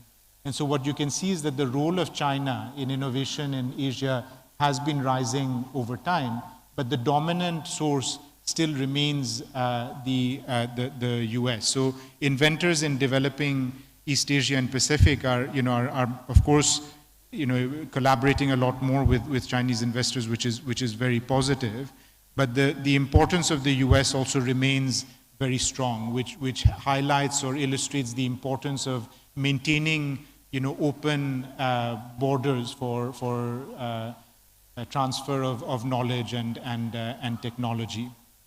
Now, what does all this imply for Indonesia? I see I'm out of time, but maybe I can, which is a shame because this is the most exciting part of the presentation. but I'm out of time, Parif, so maybe I can come back to this during the discussion. Thank you very much. Thank you, Pak Habib. I'll make sure that you come back to the implication for Indonesia and the Q&A session later. One key takeaways I've gotten from Pak Habib's presentation just now is that it is difficult to govern international trade going forward because not only that two giant economies, two giant traders in the global world are conflicting with each other and starting to raise their barriers for trade, but also there are other economies that reaps benefit out of this. Unfortunately, the situation has led to a decrease in innovation, which has negative impact on knowledge transfer to the region. Let us go back to this during the question and answer sessions. But given that, another important thing that we need to look at is about green transition, as climate change is something that we cannot ignore these days. So on that front, I'd like David to say something about Australian government's perspective on geoeconomic fragmentations as well as green transition. Thank you, Pak Arif. And if we could also join the congratulations to BKF for organising this forum. I think it's incredibly timely, as the Minister said this morning, for us to engage with this emerging topic, picking up on Pak Dino's point. I think it's with us here to stay. Geoeconomic fragmentation, and I think we can see also from Pak Habib's presentation and also from the points that were made by Professor Eichengreen this morning, that we can start to see this in the trade data. even if at a high level, at the macro level, we don't see that much of a difference in terms of the overall level of trade as a share of GDP globally, dig underneath that and we can start to see the impact of the change in value chains impacting on bilateral trade within the region. And I think also what we can see really clearly, of course, is the rapid growth in terms of government interventions into the market. Restrictions on trade are growing fast, and going back to one of those slides that Pak Habib just showed us, but restrictions on investment are growing even faster.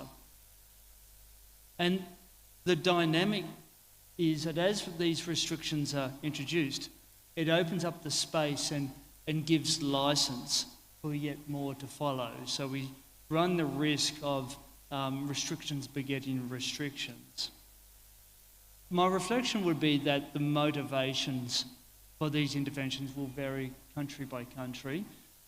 Economic security is a term that is now part of the lexicon, but economic security does differ according to different country circumstances. But the one truth which holds them all together is that we reduce trade and investment at the cost to our own prosperity.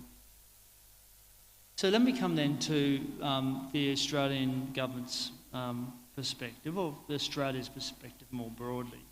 Now, Australia has a very long-standing commitment to open international markets built on a rules-based global trading system, ultimately founded on the foundation stone of the World Trade Organization.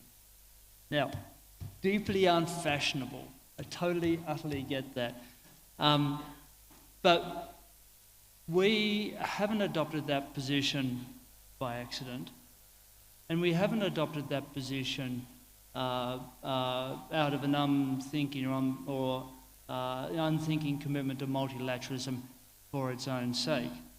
We have done so because it is in our national interest as a medium-sized economy, as Indonesia is, to work with others on a set of rules and norms to support trade and the associated investment as the key to our prosperity.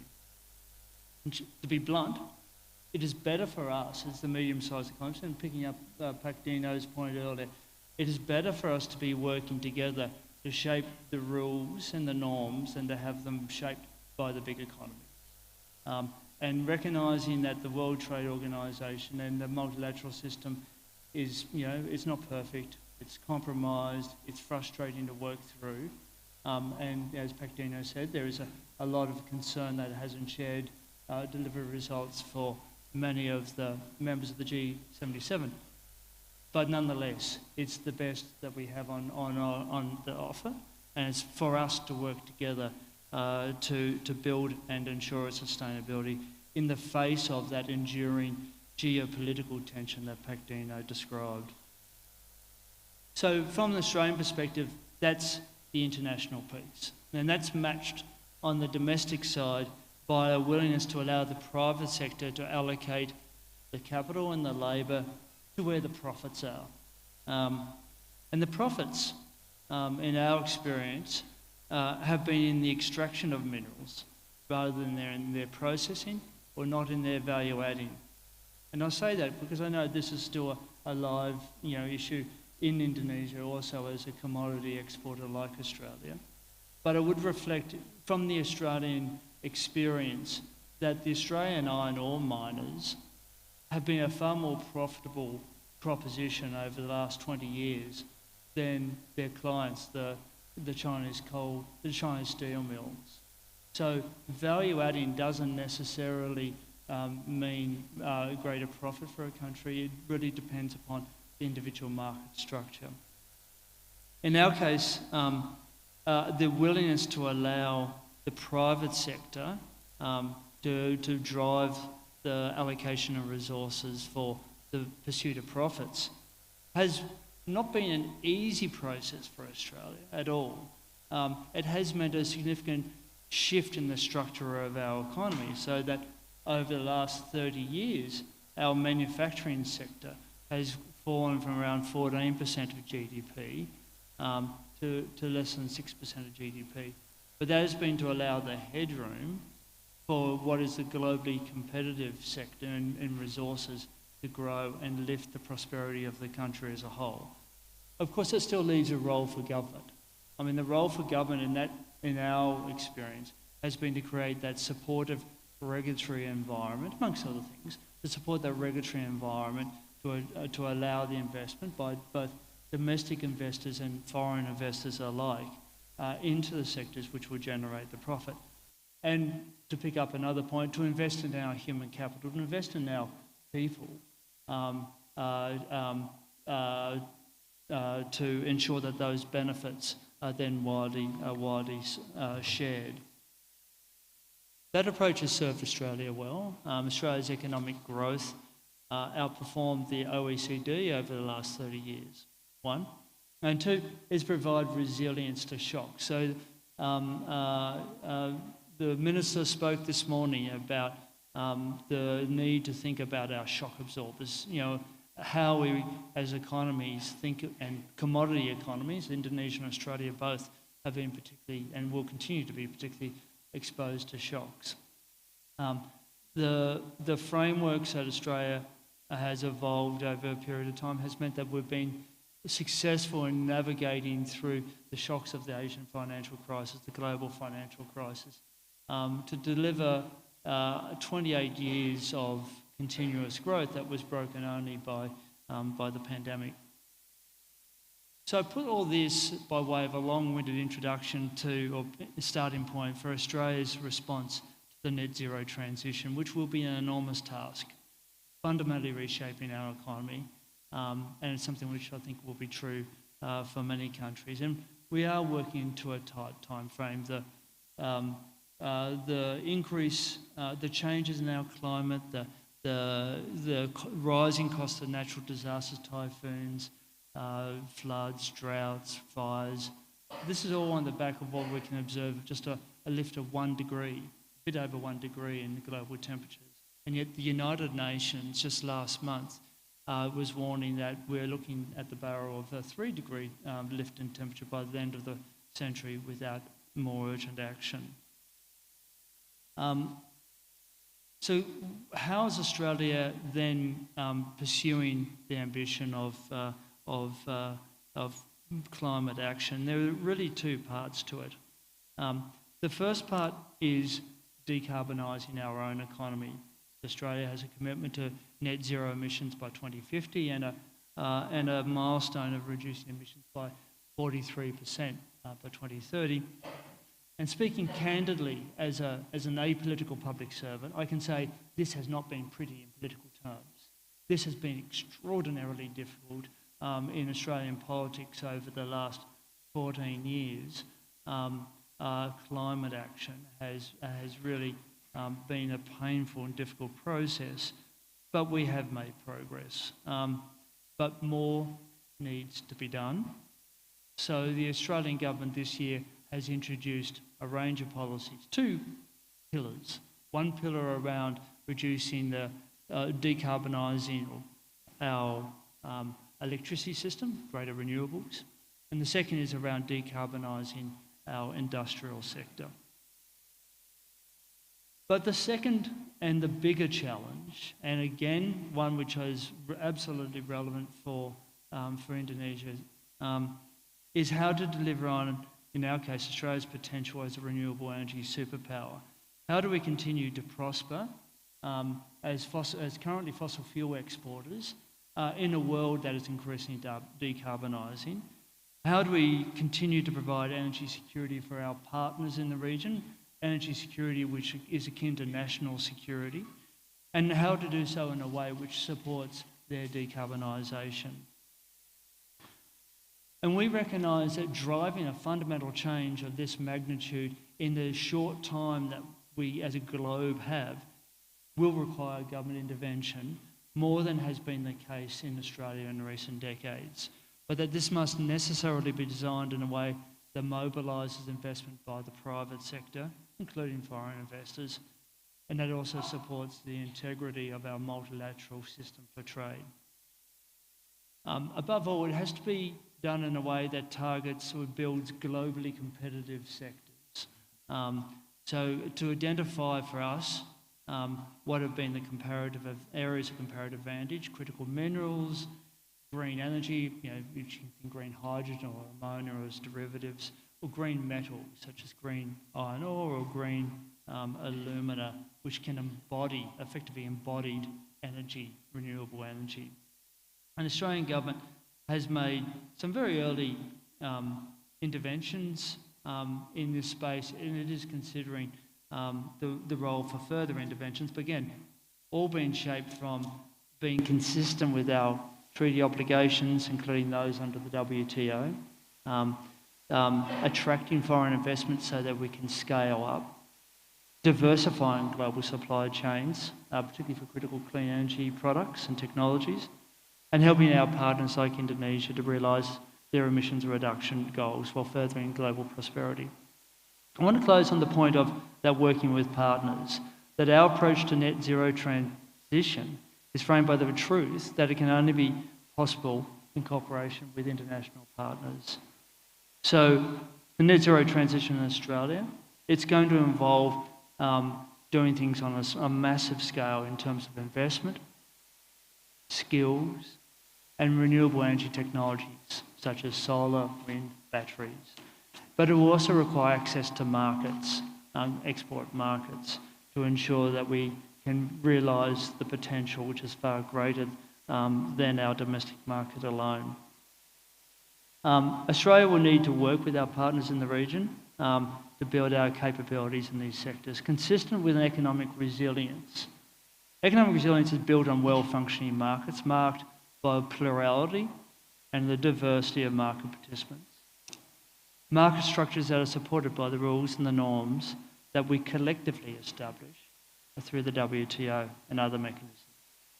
And where we can see that there are national security issues associated with investment, then in Australia's case, we look to address it directly, not by restricting trade, but through our regulatory frameworks, transparent, risk-based, non-discriminatory. And I want to emphasise this point. We can see a pathway. We can see a pathway to rising living standards, economic resilience, decarbonisation, a pathway that leads through markets, global trading rules and well-designed regulatory interventions, and a pathway that involves working together.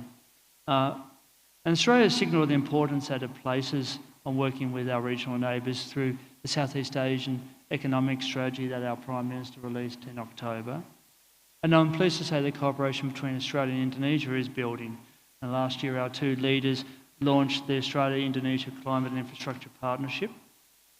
Just last month, Australia's Industry Minister and Acting Coordinating Minister for Maritime Investment Affairs, Eric Thohir, both also signed an MOU for establishing EV cooperation. And then further, both Australia and Indonesia have worked together in the context of the Indo-Pacific Economic Framework, again establishing regional architecture that will support the ambitions of both countries.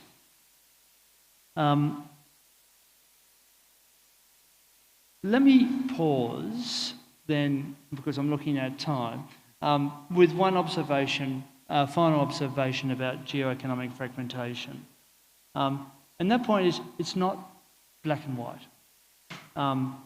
So to go back to Barry Eichengreen's presentation this morning, it's not a situation where we can look at the period of globalisation in the past and a period of geoeconomic fragmentation in the future as two quite black and white different states.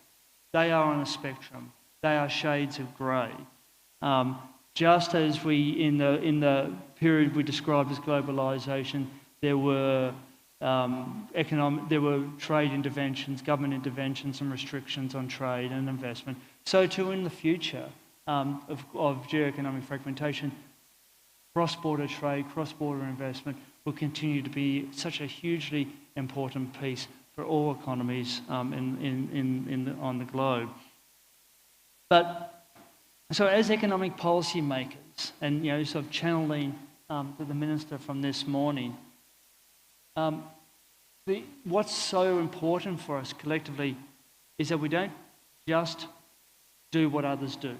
We don't just follow the example, say, of the United States with the Inflation Reduction Act, or how China has intervened in its own markets to support its EV sector.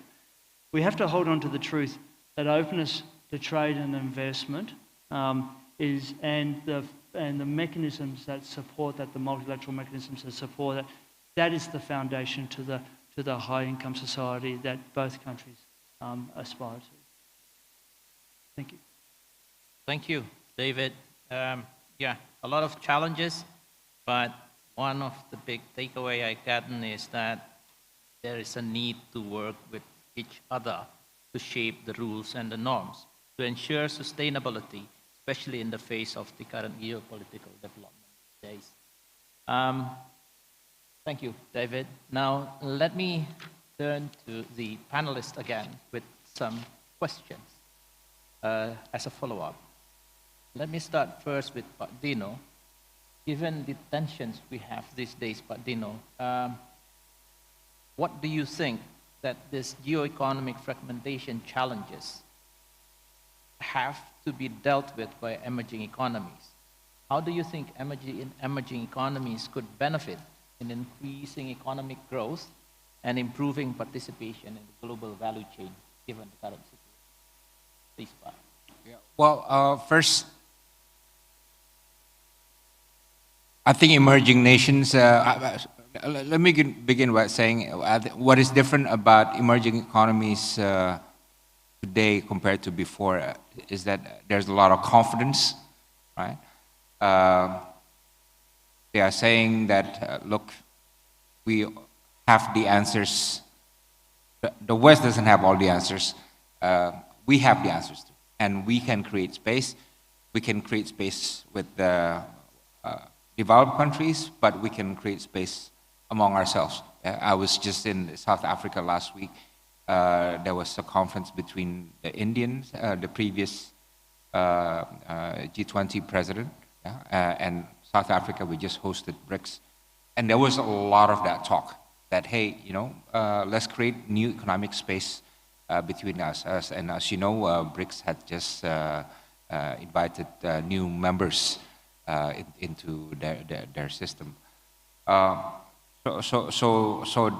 that's one. But for Indonesia, I think we see a lot of opportunities. The key is not to get embroiled in the geopolitical conflicts, right? On US-China, anyone asks us to choose, the answer is no, we choose both, right? With with China, we have a comprehensive and strategic partnership, which is one of the highest level of our diplomatic engagements and economic cooperation.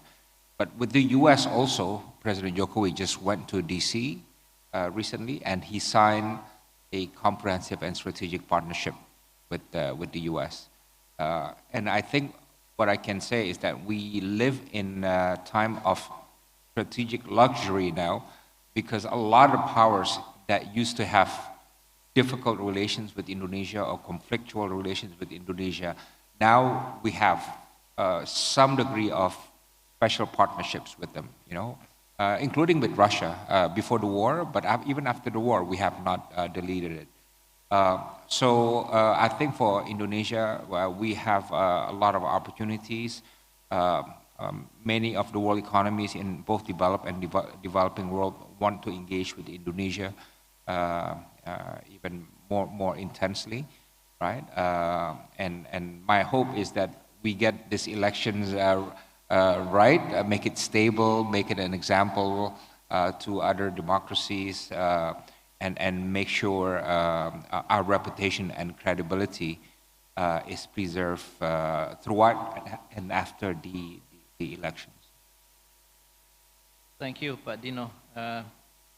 So basically, one of the good strategies to be friends with as much nations as possible, and hopefully we can get more friendshoring to our coasts. With that, let me turn to Pak Habib. Pak Habib, amid this increasing trend of friendshoring and onshoring, how do you think countries should strike a balance between strengthening domestic manufacturing strategies and maintaining trade openness? And on that point, please also elaborate a bit more on the implications of what you just presented on Indonesia. Please, Pa. Thank you very much, Pa. I think on the friendshoring, nearshoring, the tensions and fragmentation are looking for new sources of supply. So, although traditional value chains and supply chains are getting disrupted, we saw from a lot of the data earlier this morning and also from my presentation that there are opportunities. The reshoring, the evidence on that is very limited. There is little to no reshoring. There is evidence of nearshoring or friend shoring as they call it. So it's a question of the extent to which countries like Indonesia can take advantage of that. And there are some that have been able to take advantage of it. One of them is Vietnam. Another is India. Partly because they also have a lot of the behind-the-border policies that enable them to respond very quickly to shifting global demands on the trade front, which brings me to the implications for Indonesia. So in Indonesia, what we've seen over the long term is that manufacturing share in exports have declined, but manufacturing exports of Indonesia in global manufacturing has also declined over time. And the complexity of that manufacturing has also declined slightly, in fact, remained broadly flat. And part of the reason, I think, is that although Indonesia has done very well in reducing tariff barriers, there are other restrictions that the country could be addressing, including non-tariff measures which restrict access to much needed imports, restrictions on services trade. So Indonesia is one of the most restricted services trade regime among comparator countries. And the reason why we would advocate for this is because whenever there is capital and there is capital looking for open markets, they will be looking at the policy framework both in terms of domestic competition but also foreign competition, the ability of foreign direct investment firms to access inputs, many of which may be imported. And when we look at firm level evidence in Indonesia using customs data, we find that a lot of these non-tariff measures are actually hindering exporting companies' ability to survive in export markets. And that's because they get restricted in terms of much needed inputs for production. It affects their productivity. So this openness, I think can really benefit Indonesia at a time when a lot of these major economies are looking for new sources of supply and then also new destinations for foreign direct investment. Thank you, Pa. Thank you, Pa Habib. So openness and improving efficiency and competitiveness at the same time is the key for Indonesia, country like Indonesia, to attract more FDI coming in. And legal certainty, by the way. Come again. Legal certainty. Legal certainty, certainly. Yeah, so efficiency will require legal certainty, as Pa Dino just mentioned. And that's going to be one of the key points. Sorry to interrupt you. Can I just add, there's one thing which I did forget to mention, which is that I'm focusing on the trade policies, but we have to acknowledge that Indonesia also is, one of the very few countries that has not only managed macro-prudently, but has implemented a lot of the structural reforms that are needed to attract foreign investment. So a lot of the investment liberalization reforms that were undertaken in 2020 are exactly the type of competitiveness reforms which we are also advocating on the trade front. So it's good to know that Indonesia is on the right track, and we just have to move forward further on the effort. On that point, then let me check with David. on the climate implication. The climate change has affected international trade relationships. So it's not just the geopolitical fragmentation, but this also another issue coming from the climate change front. What strategies is Australia employing in order to address these changes, and how countries like Indonesia could learn or also benefit from the experience that Australia has gone through so far? Thank you, Pat. So I'd probably think there are two parts to the answer. One would be to think about our trade policy and the extent to which we have pursued a policy of not only the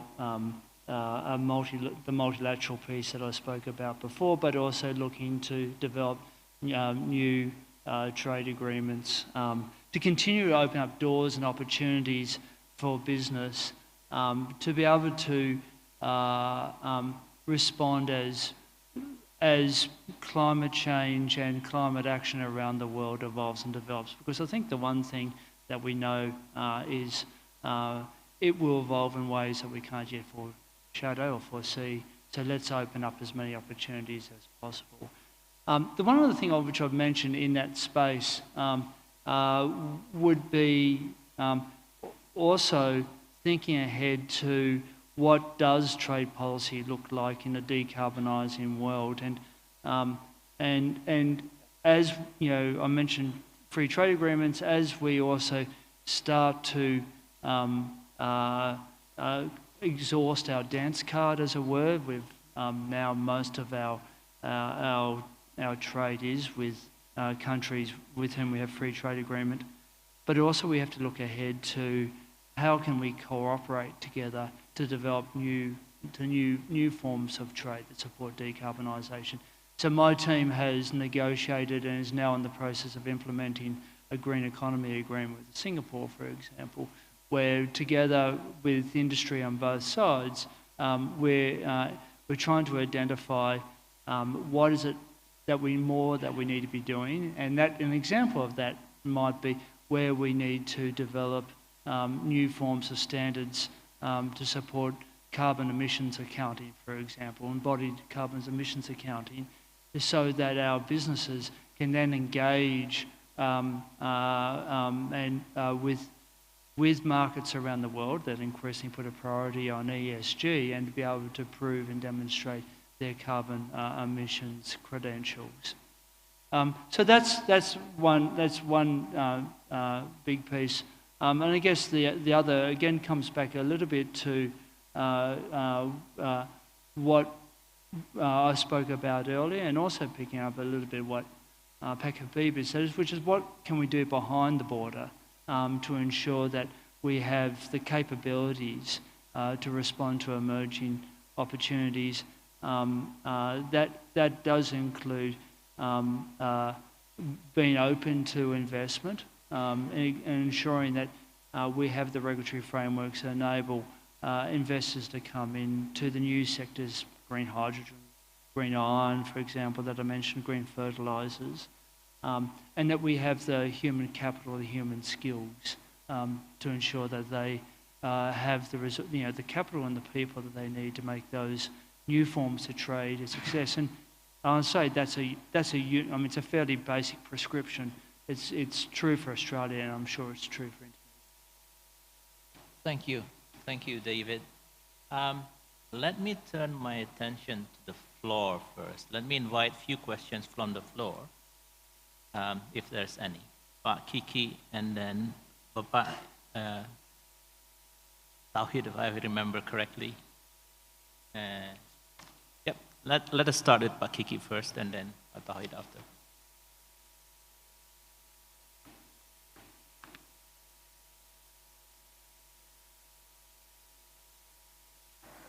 Thank you. Thank you so much. This is a very invaluable moment to hear from these three different distinguished speakers here. I would like to ask Pak Dino. We are witnessing that the the terms that has been used in these international fora, from let's say decoupling to de-risking, and reshoring to friendshoring, and then earlier this morning, Professor Berry mentioned about the nearshoring.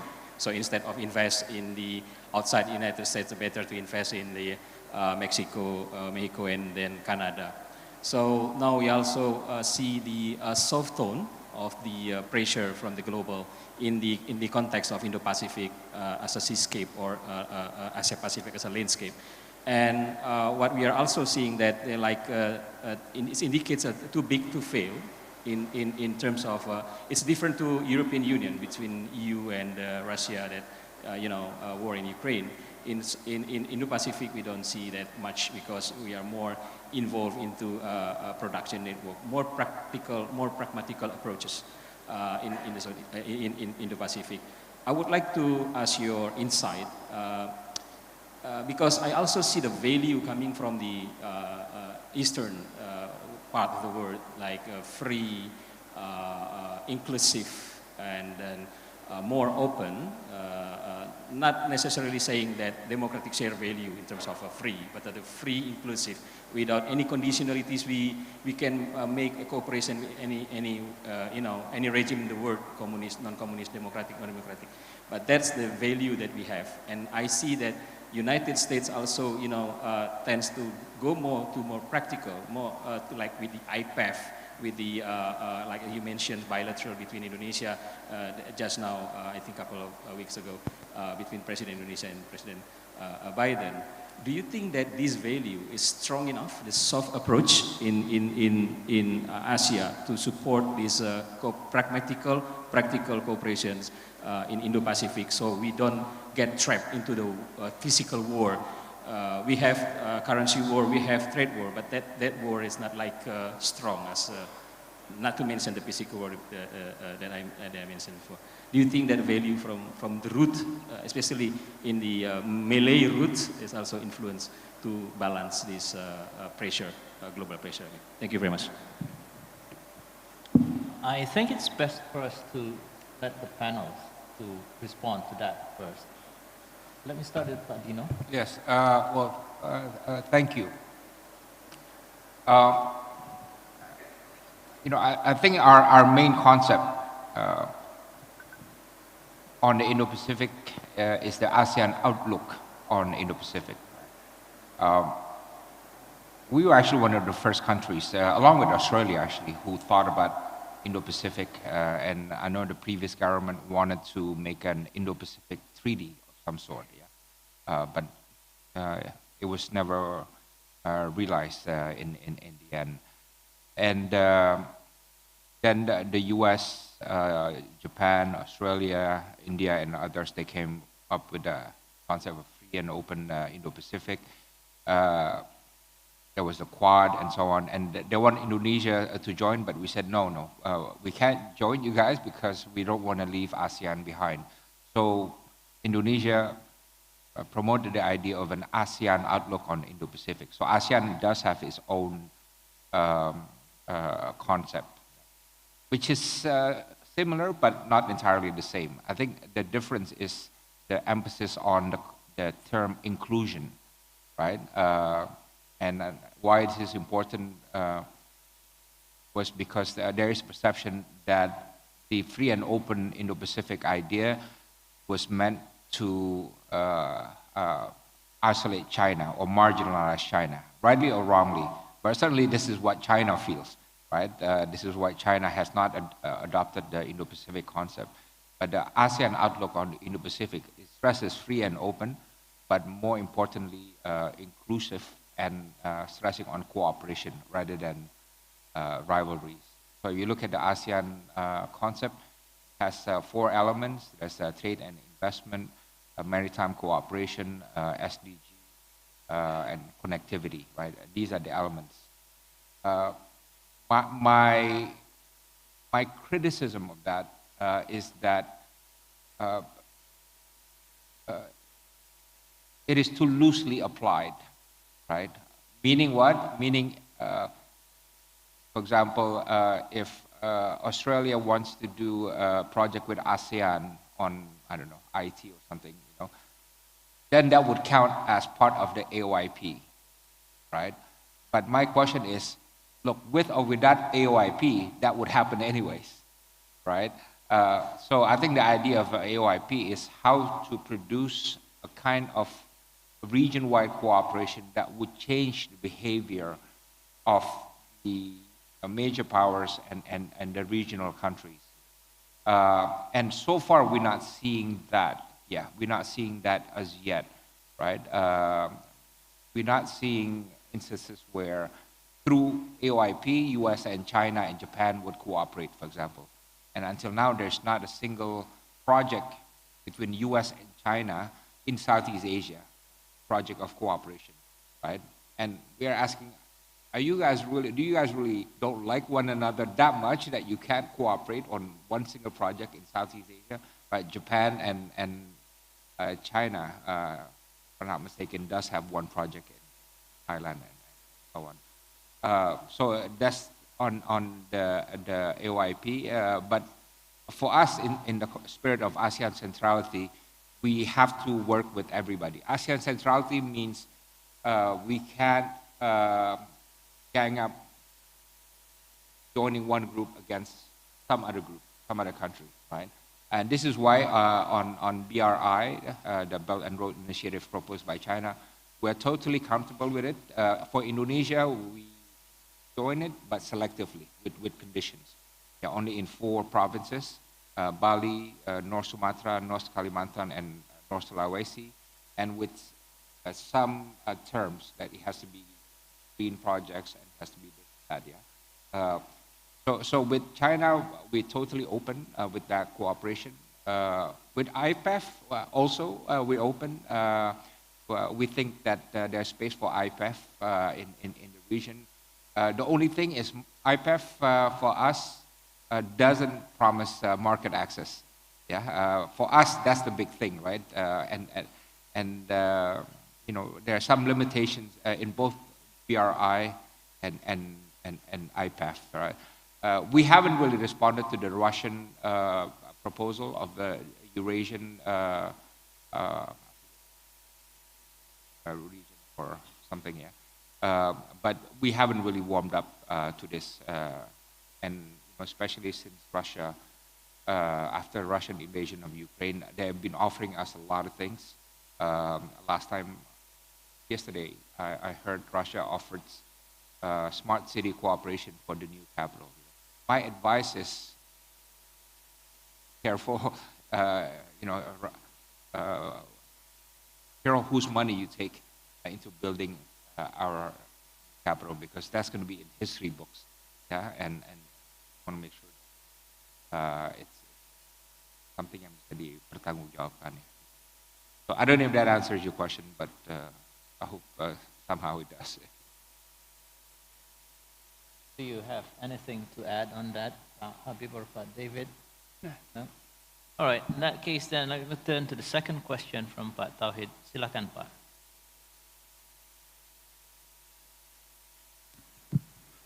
Okay, thank you, Pak Arif. I want to ask to World Bank, Pak Habib. I'm Tauhid from East Java, Indonesian Treasury. You know, East Java is the second biggest or second largest economy in Indonesia. So we have such huge agricultural products. And relating to the decreasing of our international trade, maybe it's because East Java, in spite of exporting our products to overseas, we do export our product regionally, inter-island, inter-regional trade.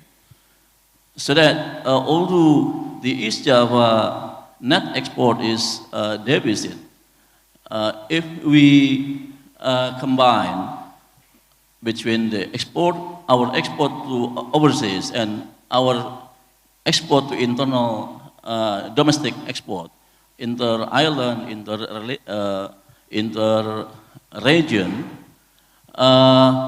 the East Java has a positive net export. Concerning to the fragmented world, recalibrating development strategies, how World Bank see about this phenomenon? Whether in another country also happen this kind of strategy, the strategy to fulfill the demands in domestic demands in spite of fulfilling global demands. I want to have your opinion, World Bank opinion, what World Bank's experience about this in other countries.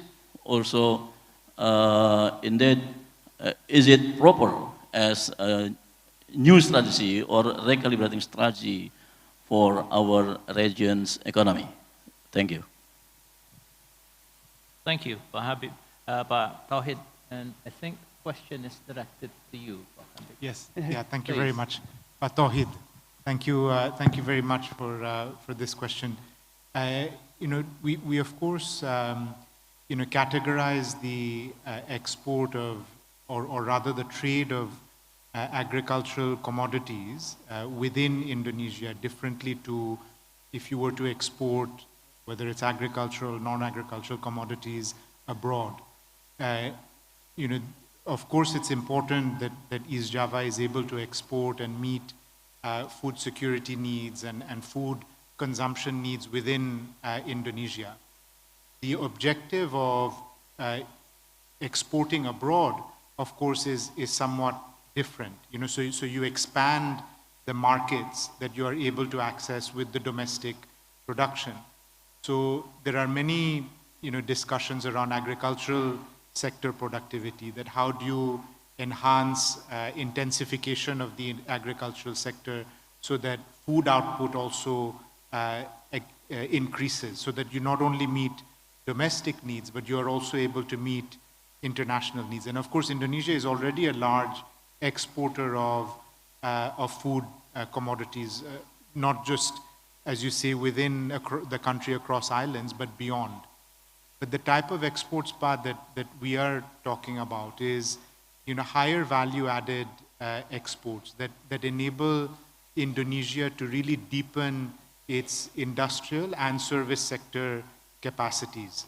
So what we see, the evidence from other countries using firm level analysis, is that when you export, you also are investing in innovation, in greater productivity, because you're having to compete in a much larger market.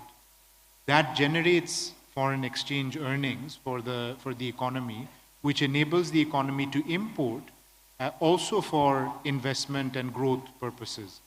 So if you look at the exporting companies, the companies that are sending products abroad, 60% of them, or more than 60% of them, are also importing companies, right? So you are importing in order to be able to export. So the two are different paths. One is that, you know, you are enhancing agricultural production so that you meet not just calorific needs in the economy, but also nutritional needs by improving the quality of agricultural output, as you are doing in East Java. But the type of exports that we are also talking about beyond Indonesia's borders are, you know, to enhance, you know, productivity, sophistication, competitiveness of Indonesia's export and production basket in a global economy, which also enables it to earn foreign exchange to further deepen its capacities. Thank you, Pak Habib.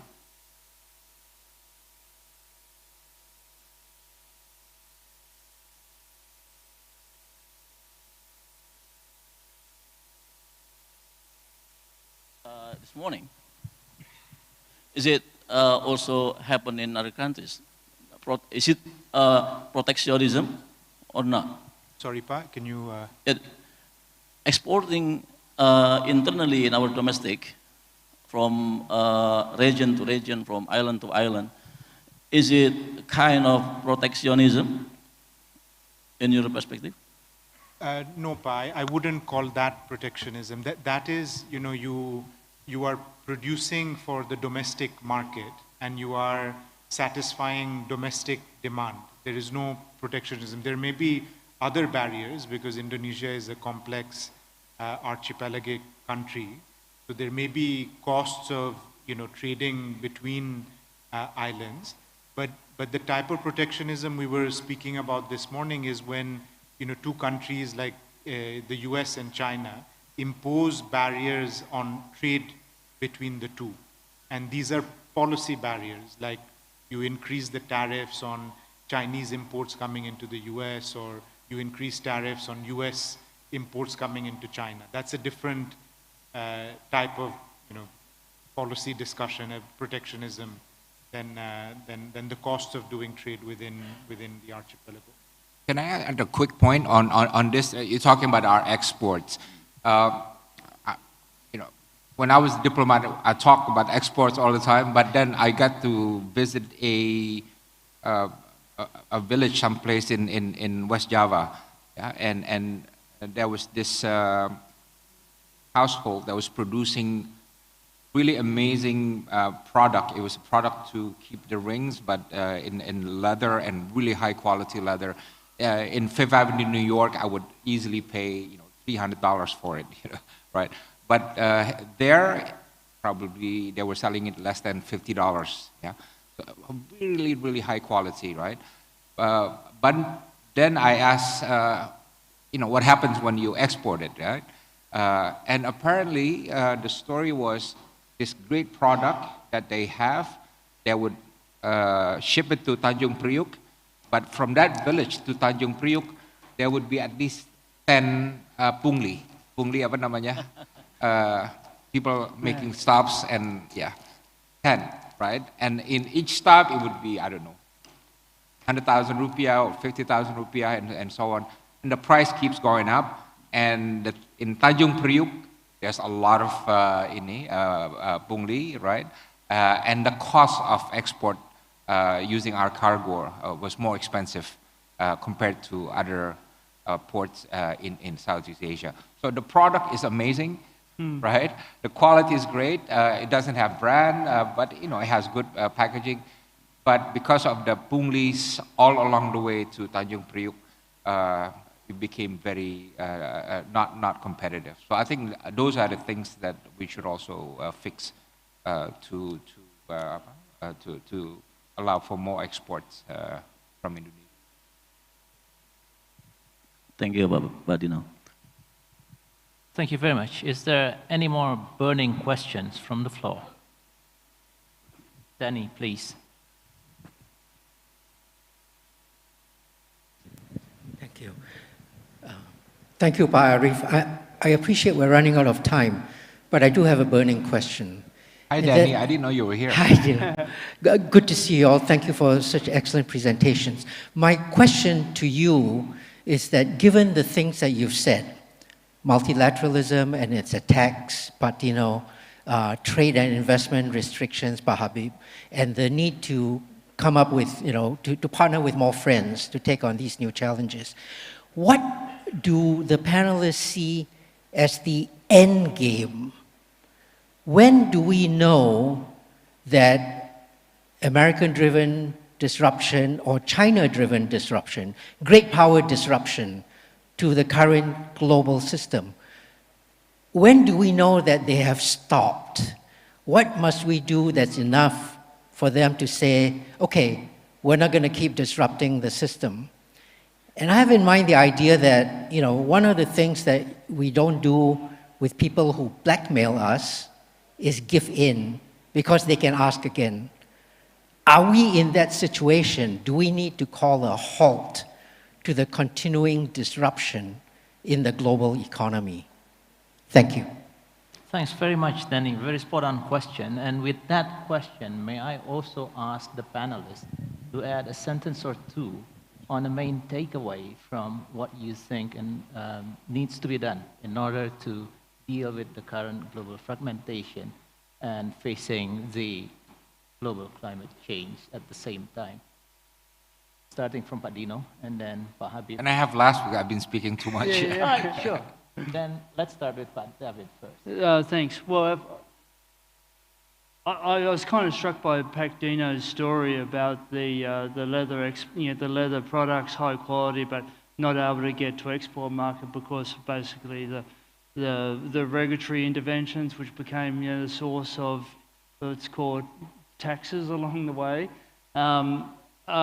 Which in my mind is, so Pak Dino described that as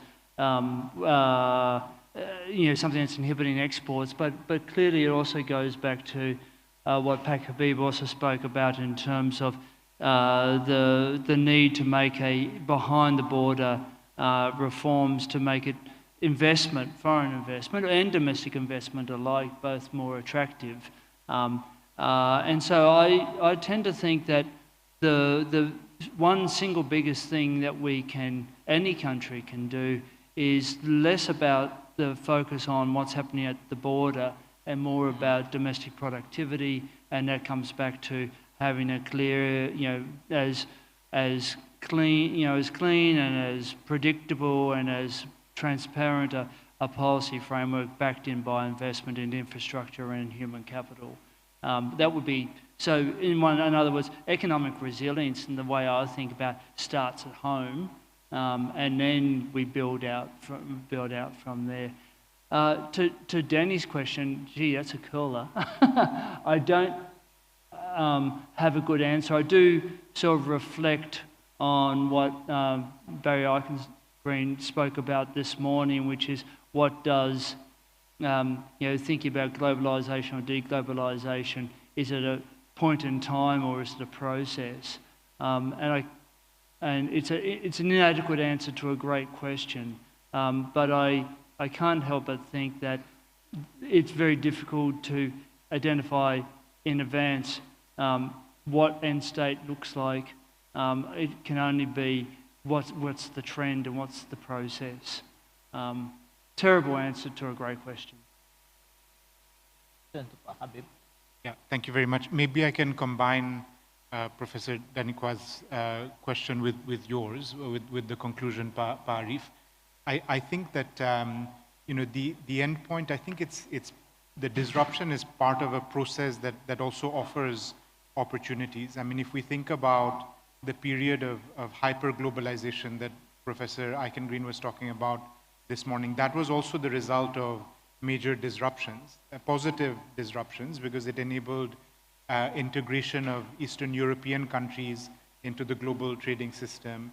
It brought in China into the global trading system, and those also had major disruptive forces that led to, an unprecedented acceleration in global trade to GDP.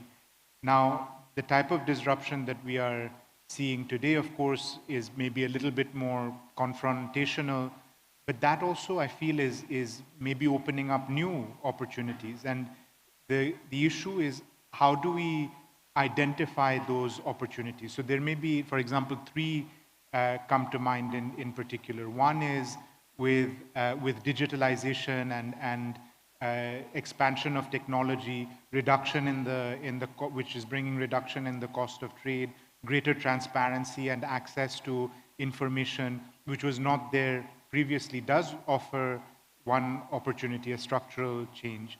Another one, I think, is this big push on global public goods, in particular on climate issues, offers another major structural change, which requires us to keep markets open for the transfer of green technologies to enable the transition. And the third one is maybe around services trade, because that also, not just in Indonesia, but globally still remains somewhat restricted, but might also offer new opportunities in the new normal. Thank you, Professor. Thank you, Bobby. Quick one. Yeah, very quickly. Look, we're living in a strange time politically around the world. In Argentina, an unconventional figure has been elected as president. In the United States, there is a very real possibility of a second term for President Trump. despite all the legal issues that he's facing in Holland, Islamophobe Geert Wilder is getting the most votes. And you remember in France last time, Marie Le Pen got, I think, 35% vote. I forget how many. But for Indonesia, it's very important as we go through the elections. Whoever wins and whatever happens in between, we maintain our reform credentials, right? Indonesia is not just about democracy; it's about reformasi, right? And how the world sees Indonesia, the kind of confidence that they have on Indonesia, really depends on whether or not the next barisan, the next generation of leaders, both in the central level and at the local government, be as progressive and as reform-minded as possible. For me, that's very historic and very strategic importance for Indonesia. Thank you very much, Padino. With that, let me end here with a takeaway that years ahead is not going to be easy, but as we hear from our panelists here, there are things that can be done in order to make it easier. With that, I'll return the time to the organizer. Thank you very much. Big applause to our panelists. Very nice.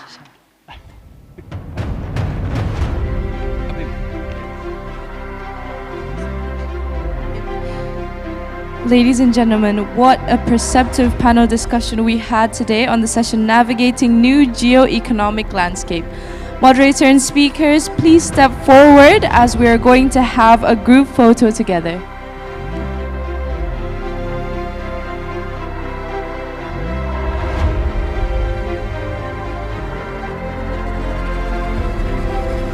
Please look at the main camera in 3, 2, 1. And once again, in 3, 2, 1. Thank you very much, moderator and speakers. You may now return to your seats.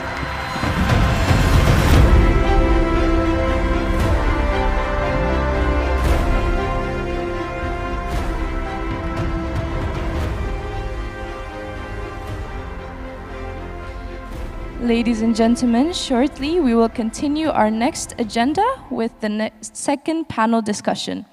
The future of the world's economic development is also confronted with long-term opportunities and challenges arising from climate change and technological advancement. Climate change becomes a source of threat to natural disasters, health, economy, and welfare that disproportionately affects developing countries.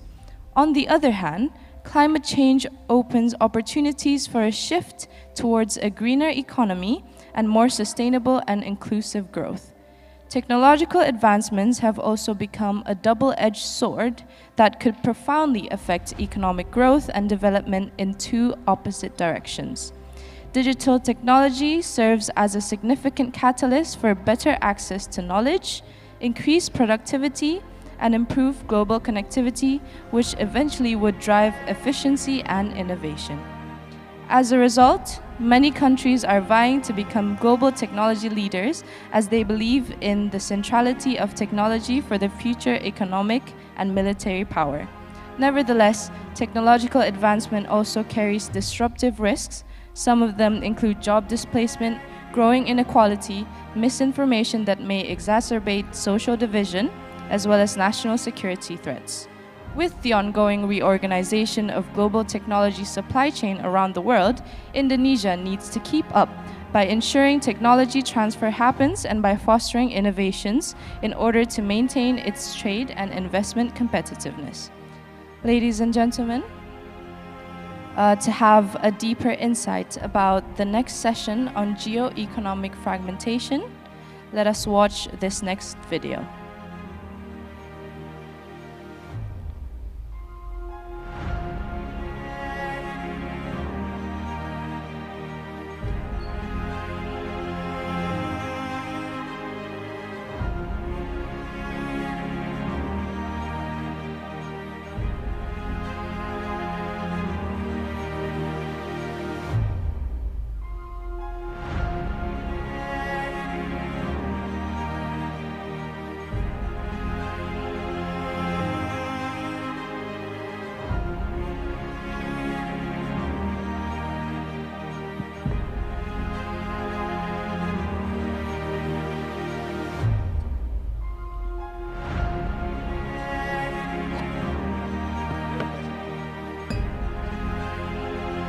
Again, ladies and gentlemen, to have a deeper insight about the next session on climate change and geo-economic fragmentation, let us watch this next video.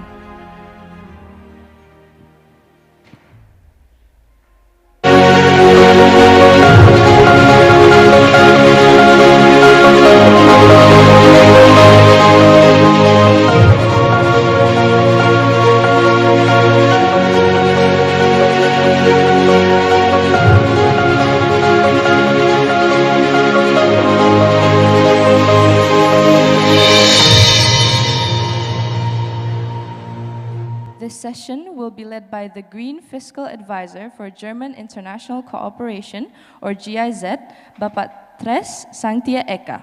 Let us welcome our moderator and speakers onto the stage.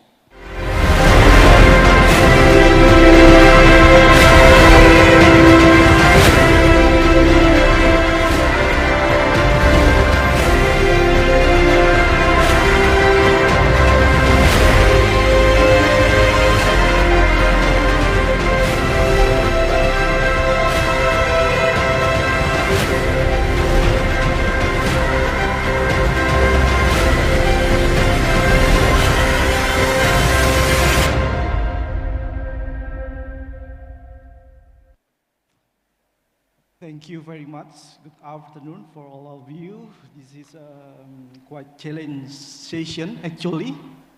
Tough session because after lunch, usually oxygen already distributed between stomach and the brain. So it's challenge for us. But luckily, we have great speakers in here with us, Ms. Claudia, Prof. Thomas, and also Ms. Michelle Leon, if I'm not mistaken. So, the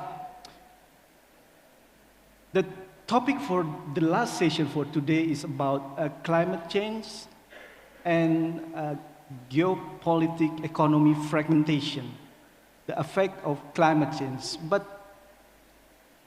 just pop up in my mind, perhaps if we can see the opposite, why? Because this fragmentation, like Ibu Ani in this morning said, the countries already become, they just make my country first. Perhaps because this fragmentation, then climate change impact become worse. I don't know. Let's see the discussion between us during the last session for today. So I will introduce you for our speaker, Ms. Claudia Ines Vasquez Suarez. Yeah, if we want to know about the expert of energy specialist, green energy, so we have the right person right now in this podium. Yeah, and also Professor Thomas Heller. How are you, Prof? I'm well, thank you. Yeah. So we have also Professor Thomas C. Heller, renowned scholar specializing in the rule of law, international climate control, and also global energy use. So it's very interesting for us to elaborate and find his thoughts about this topic later. And also Michelle Leong, yeah, from Australia. So she just arrived from Australia to here, diving from Canberra, and then just came up behind our hotel, perhaps. So I invite you to provide applause first for all of our presentation. Thank you. Thank you. So each of you will have 15 minutes for presenting. Please use the time. And Claudia, your times. Please. Thank you.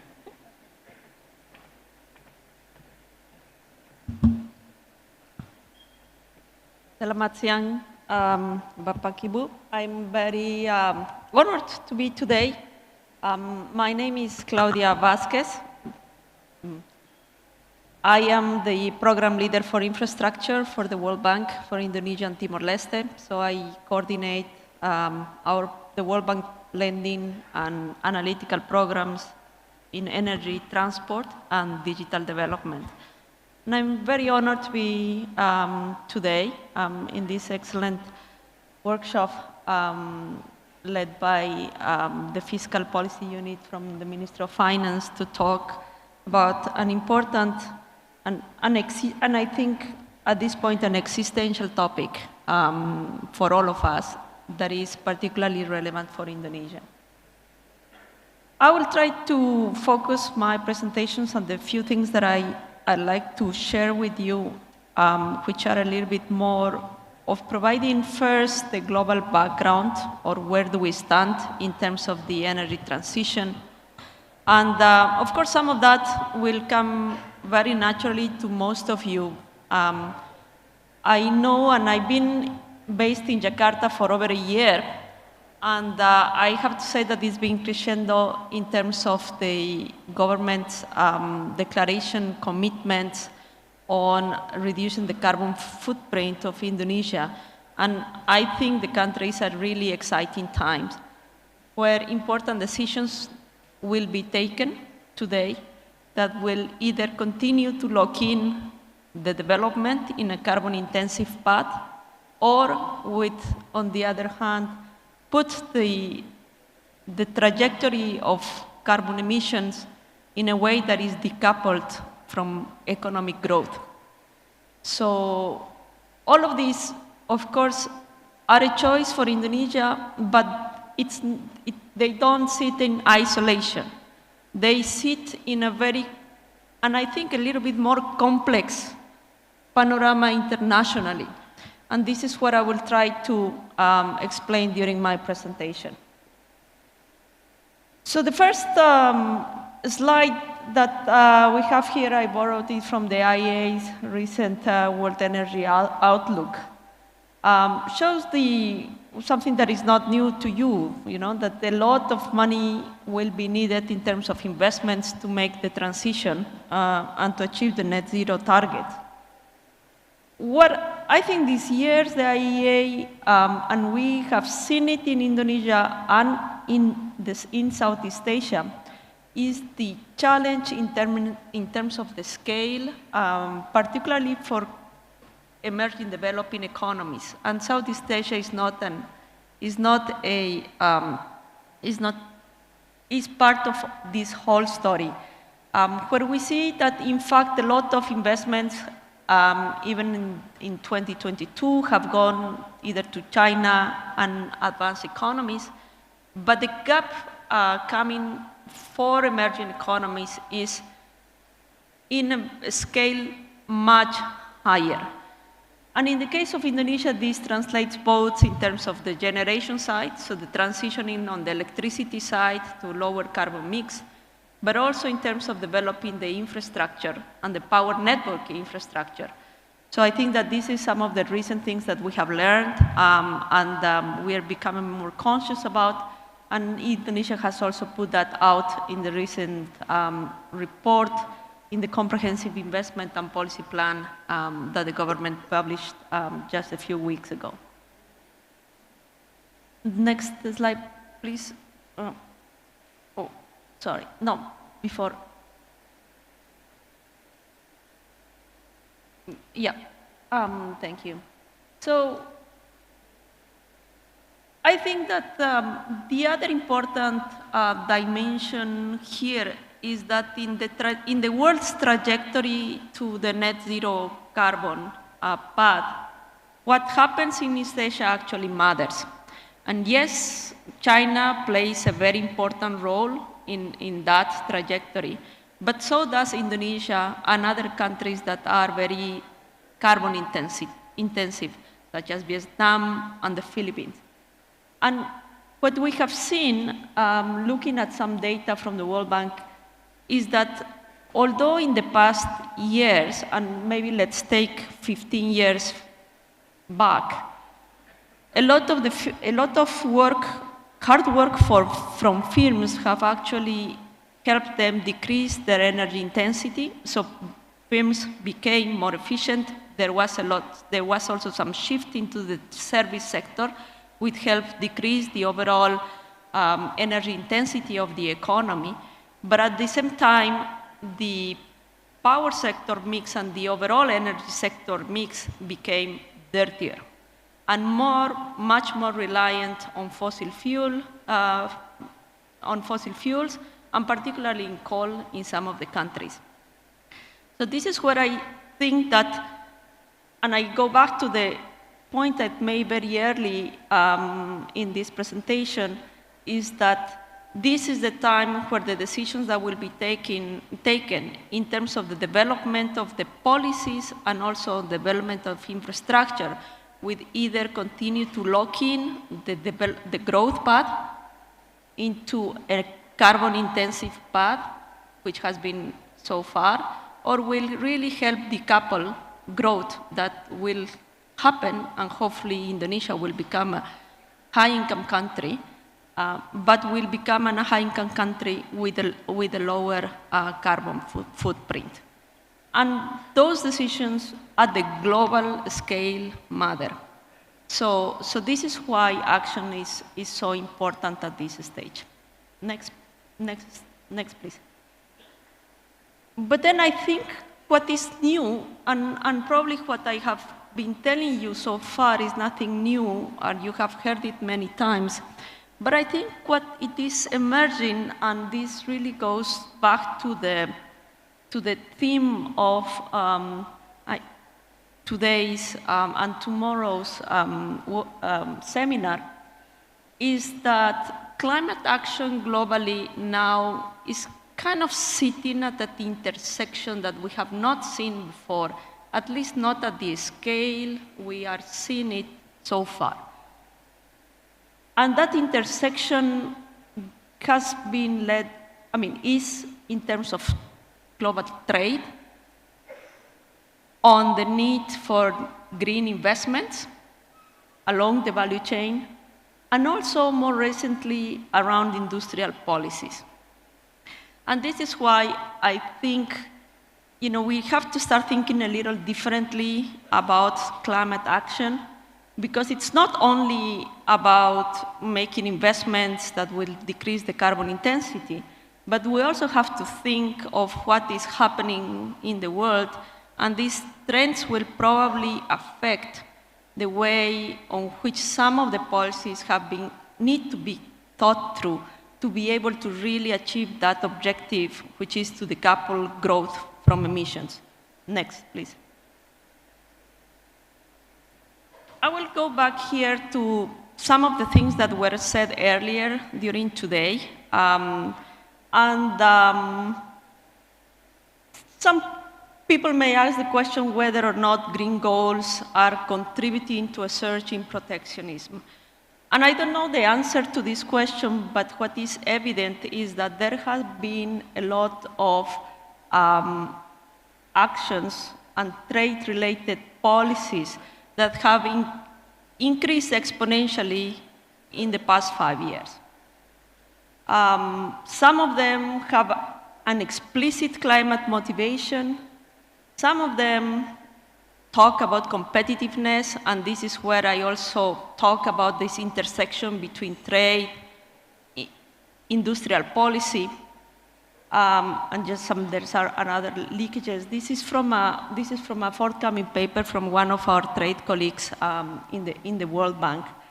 But I think it is important to recognize that within a part of that set of the disruption in the overall trade, the green or the climate policies are playing an important role in those. And sometimes some authors would go into saying that they are driving a justification of why these interventions, these policy interventions are needed. Next, please. The other thing that we can see is that from the trade side, not only from the trade side, but also in terms of the subsidy side and the use of the fiscal tools of countries in terms of how they have been using them to support climate and green goals. And I think it is important to also recognize that there are substantial externalities on climate-related issues that actually justify some of the use of fiscal tools. And you know, most of what countries have been using so far are either carbon pricing tools, to some extent, lesser extent, but we have been seeing a lot of green subsidies coming through, both for export-related measures, but also, you know, just export subsidies. Next, please. And what has happened recently is that, and this is again where the trade, industrial policy, protectionism, and climate action is getting all conflated. You know, we have seen the big blocs of the US and also of the EU coming up with very large subsidy packages or fiscal measures to support the green transformation of their economies. Now, of course, some of those, many of those, are also coming with some restrictions, some protectionism, and requirements for local content on that.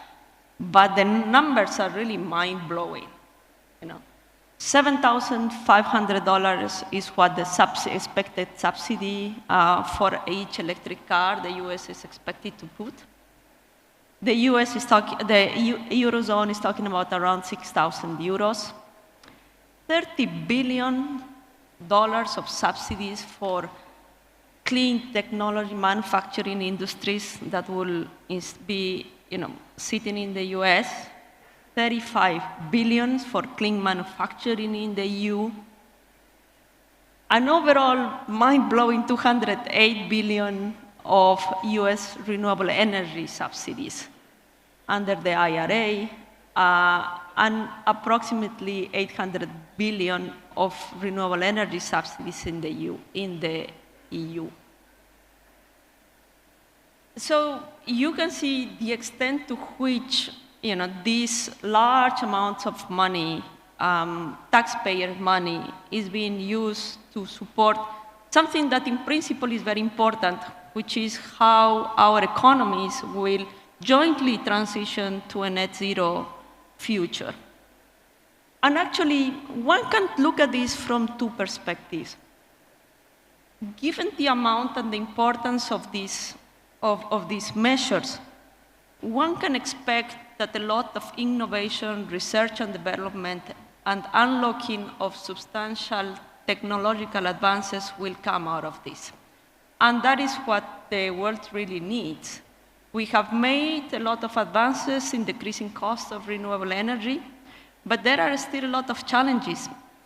Look at carbon capture and storage. It's still not fully financially viable. That we need to be able to develop that at a scale and at a cost that is affordable. Look at particularly the sector, the heavy industry, where alternatives to fossil fuels are not there yet in terms of the economic viability or financial viability. This is where such amounts and large amount of subsidies can certainly spur research and can hopefully spur adoption at the largest scale of what we need. Now, what is the other side of that coin? Next slide, please. The other side of that coin is that because these measures are coming with some ties around it, there is a risk that not all will be able to take advantage of this.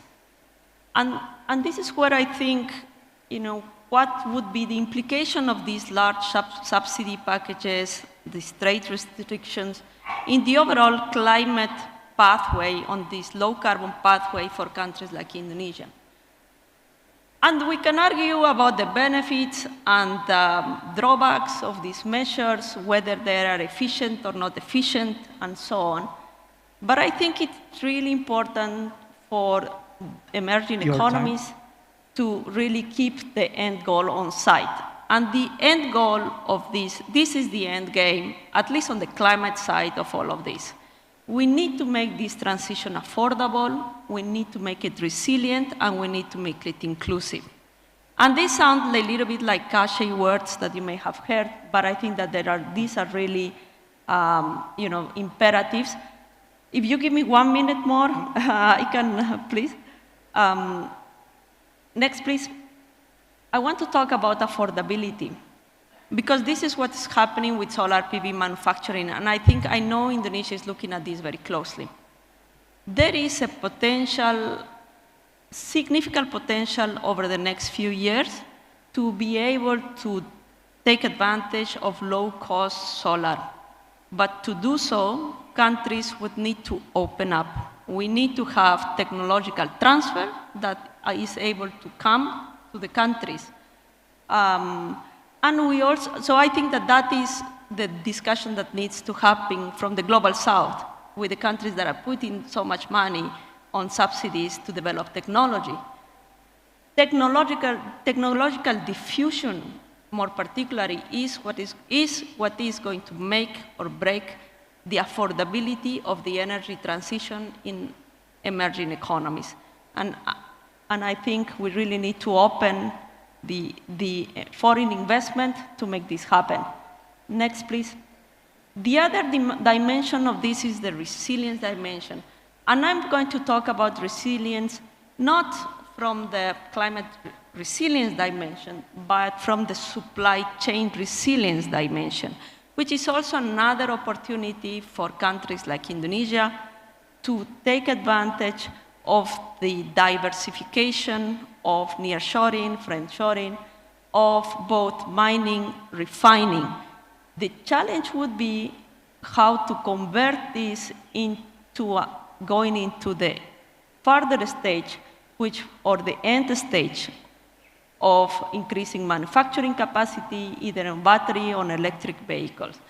And that depends on whether or not the country does not close itself, but rather opens up to foreign direct investment, reduces barriers for imports of technology, for imports of intermediate goods, to actually be able to capitalize on these advantages. But also the supply chains need to be very careful in balancing this economic benefit with environmental impact. Claudia, your time. Yes, one thing, and just the environmental impact is, to what extent can this refining be powered by low carbon technologies and not by fossil fuels that will continue to lock the country into this carbon intensive path. And also the well-being of populations. My last word, 45% of minerals needed for the transition are located in land that is owned by indigenous population. Let's not forget about the impact and how can we make this overall process also inclusive in Indonesia, but also worldwide. Thank you. Thank you, Claudia. Thank you very much for your thoughts here. I believe we still have time, and I believe also you have a lot of knowledge and information that we can share here. Okay, thank you. So, just to short, Prof. Thomas, perhaps we could jump to your part right now, 15 minutes, please. Thank you. And let me first apologize for my inability to be in Indonesia. I have pre-existing commitments in Australia from which I'm speaking to you, but it's always a mistake not to come to Bali, and I regret that, that loss of opportunity to be with you. The things that I'd really like to talk with you about probably are 4 points, and they can be summed up with a question about where are we headed in climate change, in which directions are we going? And the 4 points that I would like to make, each of which probably deserves more discussion than 15 minutes, but that there are definite signs that we are changing direction. I'll talk about that. but the direction in which we are moving is to think about the change, the activities that we think about in managing climate change as more systemic than they were. It's not about each individual plant making a certain investment in a particular technology. It's much more thinking about economic and technological systems.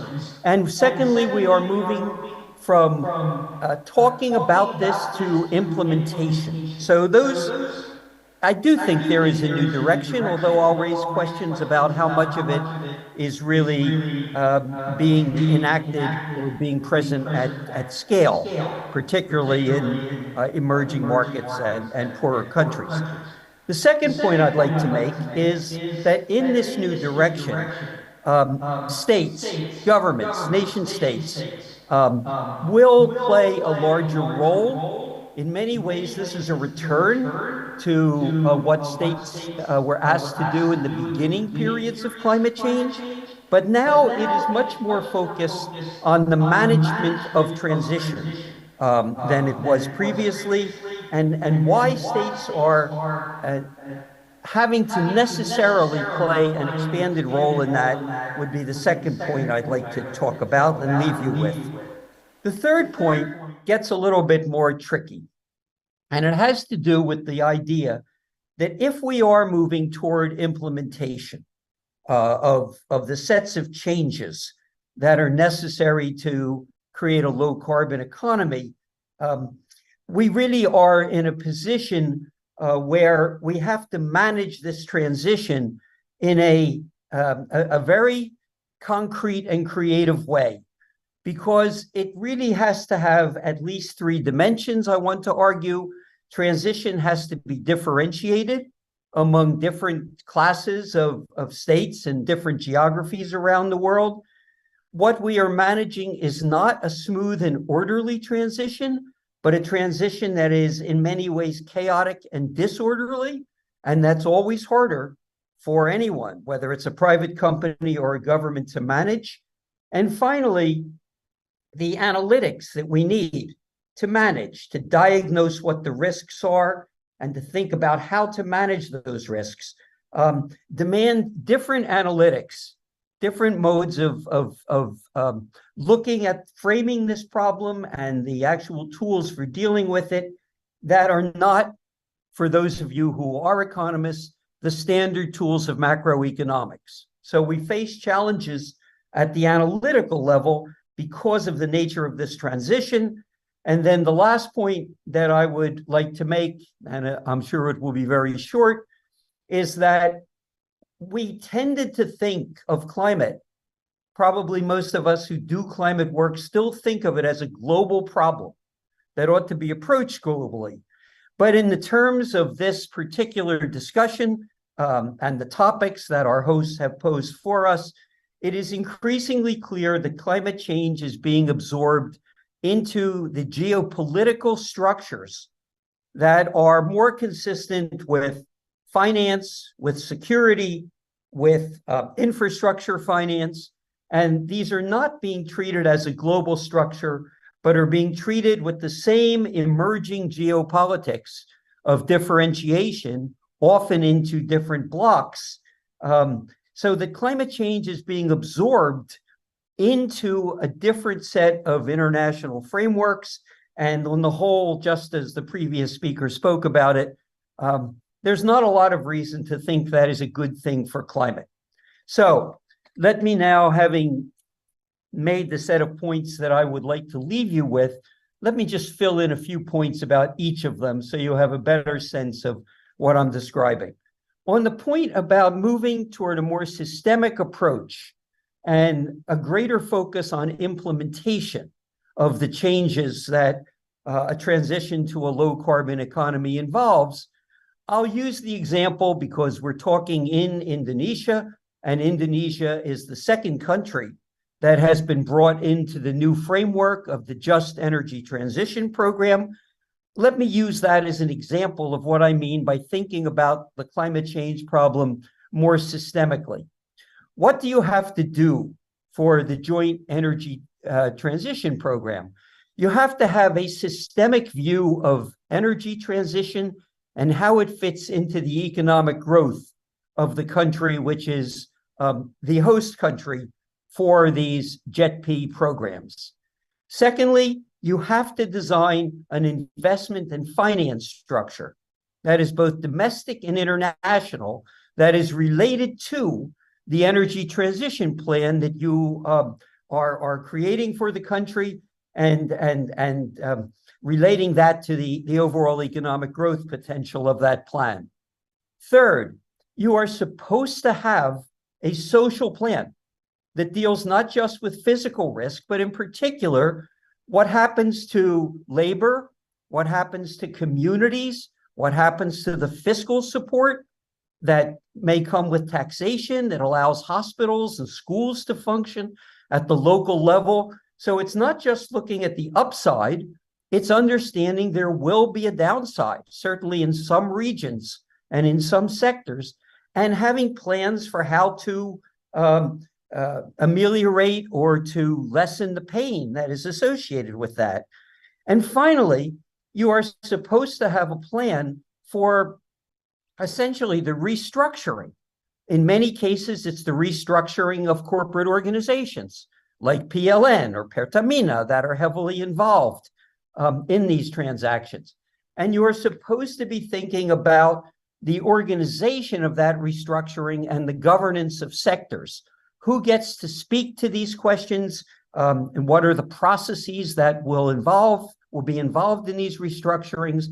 And the point that I want to leave you with is these JETPs, while they are never enough in terms of finance or the entire picture, the entire scope of transition, they are at least indicating the direction of transition. The problem that we're having, I think, is that first in South Africa, the first country where a JETP has been attempted and is still going on, and secondly in Indonesia, it's not clear that this process is working well. And I'm not going to spend a lot of time talking about that. In South Africa, many of the problems that have held up an agreement on the transfer of funds from the donor countries in these JETP programs to the government of South Africa to be used in accord with the plans for energy and investment and social restructuring that I just mentioned. But the fact is, South Africa, like most countries in the world, has become caught up in a very difficult fiscal space. It is deeply debt indebted, and there are questions about whether or not it can afford the investments that are laid out in these plans. South Africa, of course, is also a major coal exporter. The politics of mining and politics of railroads are particularly complicated. These are heavy unionized sectors. So there has always been difficulty about the allocation between social benefits and economic benefits. Indonesia, like Vietnam, which is the third country for JETP, has much more fiscal space. It has domestic capital markets. Those are very favorable features of the Southeast Asian economies. On the other hand, if you look at the 300-page report that was issued on the 1st of November about the Indonesian plans, what you can see is very, very heavy and technical work on transition of the existing grids, particularly the now Java Sumatera grid, but very little on financing, very little on the social transition, and nothing yet on captive power, the power that Claudia just talked about for the new critical materials, which are in Sulawesi or in even in Molucca and Papua. So the plans are pointing in a systemic direction, but that doesn't mean that we have yet really come upon the formula or the agreement to move from the direction to the implementation that the plans are supposed to support. Second point, and let me see, Mr. Moderator, the time that I have left, I'll try and use it as well as I can. How many minutes? Hello?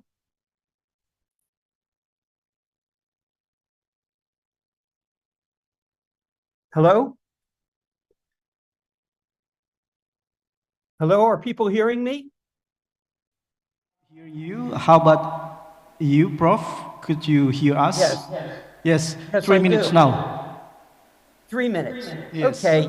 Let me just jump and say the following things. We started off in 1992 with a treaty in which states were the principal actors. When that treaty essentially failed to be implemented at Copenhagen in 2009, we began to think about markets as the principal way to do this. And because both in renewable energies and increasingly in electric vehicles, prices were coming down, markets were indicating that if you made new investments, you would do them in low carbon. As that process went forward on a more decentralized basis, we then focused our attention on private firms and banks. And we began to do what many of you are aware of. We would have ESG disclosures of emissions, and we would have responsibilities of banks for thinking about the emissions that their loans and various security investments were creating. I want to suggest to you that period is ending right now, and it's ending because in order to take a systemic view and to bring nation states back into the system for reasons that I'm going to just list for you to close my remarks, what we are seeing now is that the system of private bank and private firm and bank disclosure has become relatively frozen around a very simple model in which these entities disclose their emissions, perhaps they file a transition plan, and then they talk about how they're going to meet their emissions in the future through technology changes and in the present by buying carbon credits. And that system, which has become relatively frozen, is not taking us forward in the same direction as we need to go to get systemic and efficient transition management of the move from high to low carbon. And just to finish off, Mr. Moderator, what are the reasons why states are necessarily beginning to return? The first is what we need are changes in technological systems. You can't just change the technology to renewables. You have to change the market design and the policy. So you have the proper incentives for flexible power when the renewables are not available.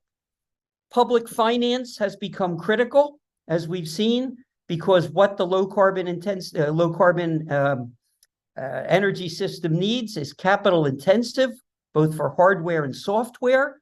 It has zero marginal cost, which means it's always tricky how you can fund the infrastructure when there is no cost to actually run the material, or very minimal cost to run the material. And finally, of course, we see the cost of commercial capital is going through the roof recently.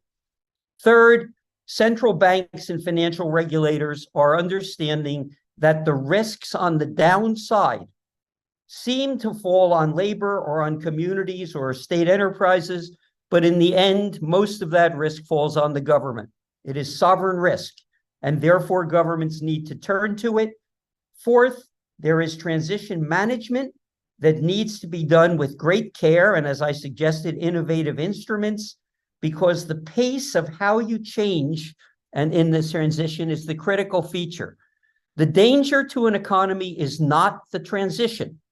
The danger is mismanaging the transition. And I'll just use an example from Indonesia. If you start to wind down the coal-fired power in the Java grid, before you can get the same level of productivity out of the new wind, solar, hydro, geothermal that we intend to replace it, you can destroy an economy. It's the timing that matters, and that is a matter the state has to be described with. Claudia already mentioned there is a great rise in industrial strategy now for growth, access, security, and energy. That is leading to the state returning, for better or worse. Geopolitics and trade. Again, I'll simply refer you to what Claudia said. We could talk about that more.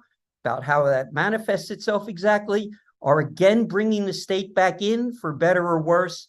And most importantly, the state is going to have to break this pattern that we see more and more in the private world, where firms of great scale who are large emitters in both the developing and the emerging and the developed world basically say, we're going to wait for some great new technology that is not there to appear, reduce itself in price, diffuse around the world, and in the meanwhile, we're going to buy carbon credits. That is not an adequate situation for the next 5 to 10 years, when we will basically be using up our carbon budgets to the point where we have no choice except to live in a world that neither we nor our children want to live in. Thank you very much, Mr. Moderator.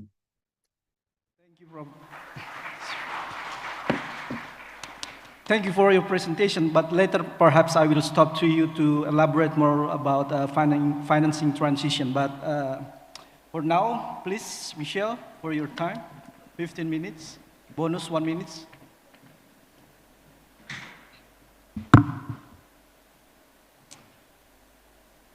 Salamat Sarai, saya Masara, senang berada di sini hari ini. Thank you. Distinguished guests, please excuse my terrible Indonesian. My daughter, who has been learning Indonesian since preschool, helped me write that introduction, and she was in gales of laughter as I was practicing at how terrible my pronunciation was. But I am genuinely delighted to be here today talking to you about the role of green finance in accelerating decarbonisation in a geoeconomically fragmented world. Now, I always like to start my presentations with this chart from the Intergovernmental Panel on Climate Change to make 2 points. Firstly, the climate change policy action must always be underpinned by science. But secondly, that the rapid, immediate cuts which are required to meet the temperature goals of the Paris Agreement do threaten global financial stability because of the risks and uncertainties inherent in decarbonisation pathways and the geoeconomic and geopolitical implications of those pathways. The IPCC AR6 also beautifully illustrates the challenges in scaling up global investment in a slightly different form to the charts showed by Claudia. This chart shows what is required to meet the 2-degree mitigation pathway from an investment perspective. And it shows that currently there is no sector, no country, no region that is currently on track to reach the 2-degree goal at this point. That's not to say that things are hopeless. The recent global stocktake showed that the outlook for climate change is much better than it used to be. But every 1/10 of a degree reduction in warming matters, and we'll also see a reduction in physical climate impacts. Both of the preceding charts illustrated how investment in the net zero transition needs to accelerate in different ways. And this investment is primarily in infrastructure. We need rapid, clean energy innovation and decarbonisation to accelerate electrification and to develop negative emissions technologies to offset emissions in hard to decarbonise sectors.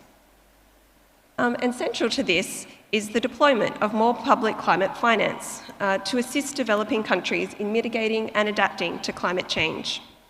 Climate finance sits at the heart of the Paris Agreement, and the US $100 billion per year goal agreed in Copenhagen was not met by 2020, which means that the transition for developing countries will be riskier and more uncertain. Recent work undertaken by the Indo-Pacific Development Centre at the Lowy Institute plots the role of development finance, including energy development finance, throughout Southeast Asia. Lowy's Southeast Asia aid map covers the period from 2015 to 2021 and includes data on more than 100,000 projects carried out by 97 development partners. The research covers all 11 Southeast Asian nations, and it synthesises millions of data points from official reporting mechanisms and databases. It combines this with information from thousands of publicly available documents, including annual reports, financial statements, budget statements, news media reporting, social media sources where official documentation is not available. And the resulting database is the most comprehensive account ever created of official development finance in Southeast Asia. And as illustrated in this chart, overall energy development finance investment commitments between 2016 and 2021 totaled $52.2 billion US dollars.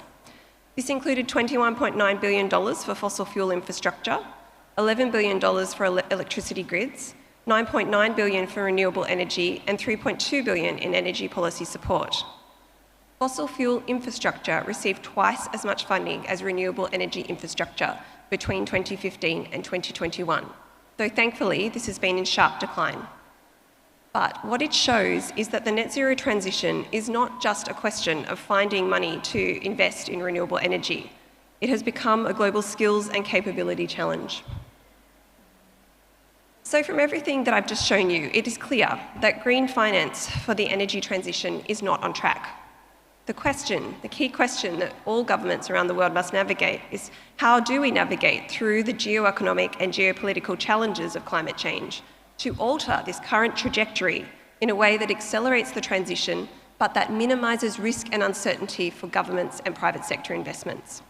And public financial institutions have a critical role to play in mobilising additional private sector finance by de-risking investments and sharing knowledge to shape the rate and the direction of clean energy technology investments. So I now will talk a little bit about the role of government in helping to manage climate risk. And the former governor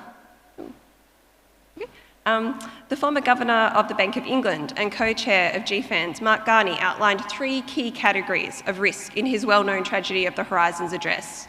Firstly, physical risks like sea level rise. Secondly, liability risks, say due to loss and damage. And finally, transition risks like stranded assets.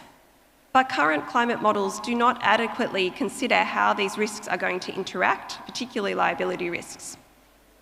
And so the first step in managing climate risks is to understand them by increasing the transparency of corporate climate change risk disclosures. Firms cannot mitigate risks that they do not know exist, and at present, it's hard to establish the full exposure of most firms to climate change risks. The agreement of the International Sustainability Standard Board standards earlier this year was a very significant step forward in creating a global baseline for corporate climate change disclosure. But calculating scope 1, 2, and 3 emissions across company supply chains is highly complex, and companies headquartered in developing countries will need significant assistance in developing this capability. When I talk to investors and businesses in Australia, they also tell me that they would like significant government support in developing their modelling scenarios. So I'll now talk a bit about green finance and investment, focusing on my key area of research, which is the role of public green banks in the net zero transition. So public financial institutions need to support investment throughout the technology innovation cycle. And where there is geoeconomic technology competition, it is really vital that it is constructive and accelerates global progress to net zero in a cost-effective way. The world will suffer far worse climate change impacts if global decarbonisation descends into a subsidies race to the bottom. Grant finance is vital for developing technologies in the early stages of research, development and deployment, where the private sector is reticent to invest. And in the later stages of the technology innovation cycle, equity and debt financing can play a larger role. A new form of public financial institution, which is increasingly being used by national and subnational governments to leverage additional private finance for climate change, are public green banks. Australia has the world's largest and longest running national green bank, the Clean Energy Finance Corporation, or CEFC. It was established in 2012 with $10 billion in funding as part of Australia's carbon pricing package. Public green banks have also been established in New Zealand and subnationally in a number of US states, and they're a very useful institutional tool to help de-risk and accelerate climate change investment. They are government-sponsored infrastructure funds which provide concessional debt and equity financing for investments which cannot gain private sector or commercial finance. And for every dollar, as one example, that Australia's CEFC has invested, it leverages an average of $2.82 in private sector funding and in a decade has invested 12.7 billion Australian dollars for a total transaction value of $48.8 billion. And the CEFC played a very pivotal role in scaling up investment in Australia's large-scale solar sector, along with the Australian Renewable Energy Agency. In 2016, renewable energy investment in Australia was at a standstill due to policy uncertainty following the repeal of our carbon pricing mechanism. However, Australia has some of the best solar resources globally, and we also had a 2020 renewable energy target, which required our electricity retailers to pay a shortfall penalty if the targeted level of generation was not met. So this renewable energy target created demand for large-scale generation, but in 2016 the industry was new and project developers could not get commercial banks to finance projects as they did not understand the risks involved. So the ARENA, the Renewable Energy Agency, and the CEFC teamed up. ARENA ran a funding round, offering $100 million of grant finance to large-scale solar, for large-scale solar projects, and attracted 12 bankable projects. CEFC offered a long-term debt product alongside this grant finance, and this was to provide financial certainty, irrespective of whether projects had a guaranteed revenue stream from a power purchase agreement prior to the ARENA grant allocation. But what the round did was it attracted international engineering, procurement and construction expertise to Australia, which further improved the cost competitiveness of the local engineering, procurement and construction providers. And today, the building, owning and operation of large-scale solar farms in Australia no longer requires grant funding, and the cost has declined enormously. But ARENA and the CEFC, importantly, they also required projects to share key information, project information, including details about construction timeframes, technical performance data, such as the marginal loss factors, curtailment, financial information. And this information was anonymised and published in a series of reports, which made it much easier for other project developers and financiers to assess the risk and the profitability of large-scale solar projects. And this technology transfer was a key part of the success in scaling up the large-scale solar industry in Australia. So finally, in addition to corporate climate change disclosure and public financial institutions, which can accelerate climate change investments like green banks, there is also an important role for governments to play in green finance by setting benchmarks and best practice, for best practice and minimum standards to ensure an orderly transition. We can see through the work of governments around the world to devise green taxonomy, through ESG investment frameworks, and through efforts to regulate minimum energy efficient standards for buildings, appliances and industry. In short, I would say there is no silver bullet for climate change. Pricing mechanisms, standards and institutional tools like green banks are all part of the solution in accelerating investment in the transition to net zero emissions. So, in conclusion, I would say, as the IPCC clearly shows, the financing gap which exists is large enough. It cannot simply be filled by reforming the existing financial architecture, and new forms of institutions like public green banks will be needed to de-risk investment and mobilise additional private sector finance to meet the Paris Agreement targets. Secondly, it's clear that having the right regulatory and policy settings and building institutional capacity to accelerate decarbonisation must be a priority for all governments. Thirdly, private sector investors need a range of tools to help them better understand the risks and uncertainties associated with the transition, including assistance in mapping supply chains, undertaking climate change scenario modelling and analysis, and ensuring that the benefits of technology innovation, where they have been brought about by public investment, that those benefits are shared broadly and between developed and developing countries.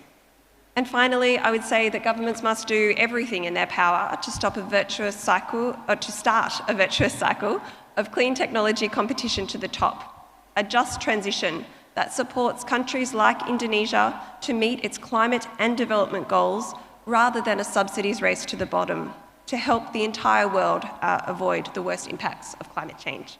Thank you. Thank you. Thank you very much, Michelle. Very sharp. So, now we enter the Q&A session. I prefer to invite all of you to address the question for our panelists, please. From left side, is there any? Yeah, this is a proof for the efficiency implementation for us. More evening, we apply the efficiency mode. So, luckily I have some notes for you, Professor, and also Claudia and Michelle for the question. For Claudia first. Yeah, after you presenting the beautiful presentation, there is a question for you, please. What potential geopolitical tension or collaboration might arise as country competence for access to critical resources for renewable energy production? What do you think? Please. I think that globally there is a race to diversify the supply chain for the clean energy transition. And I think itself, that's not a bad thing, because diversification improves resilience, right? It's never good to just depend on a single source because of not only geopolitical reasons, but there might be like industrial accidents or other things that can really put a strain and disrupt the supply chain. So I think that that is good.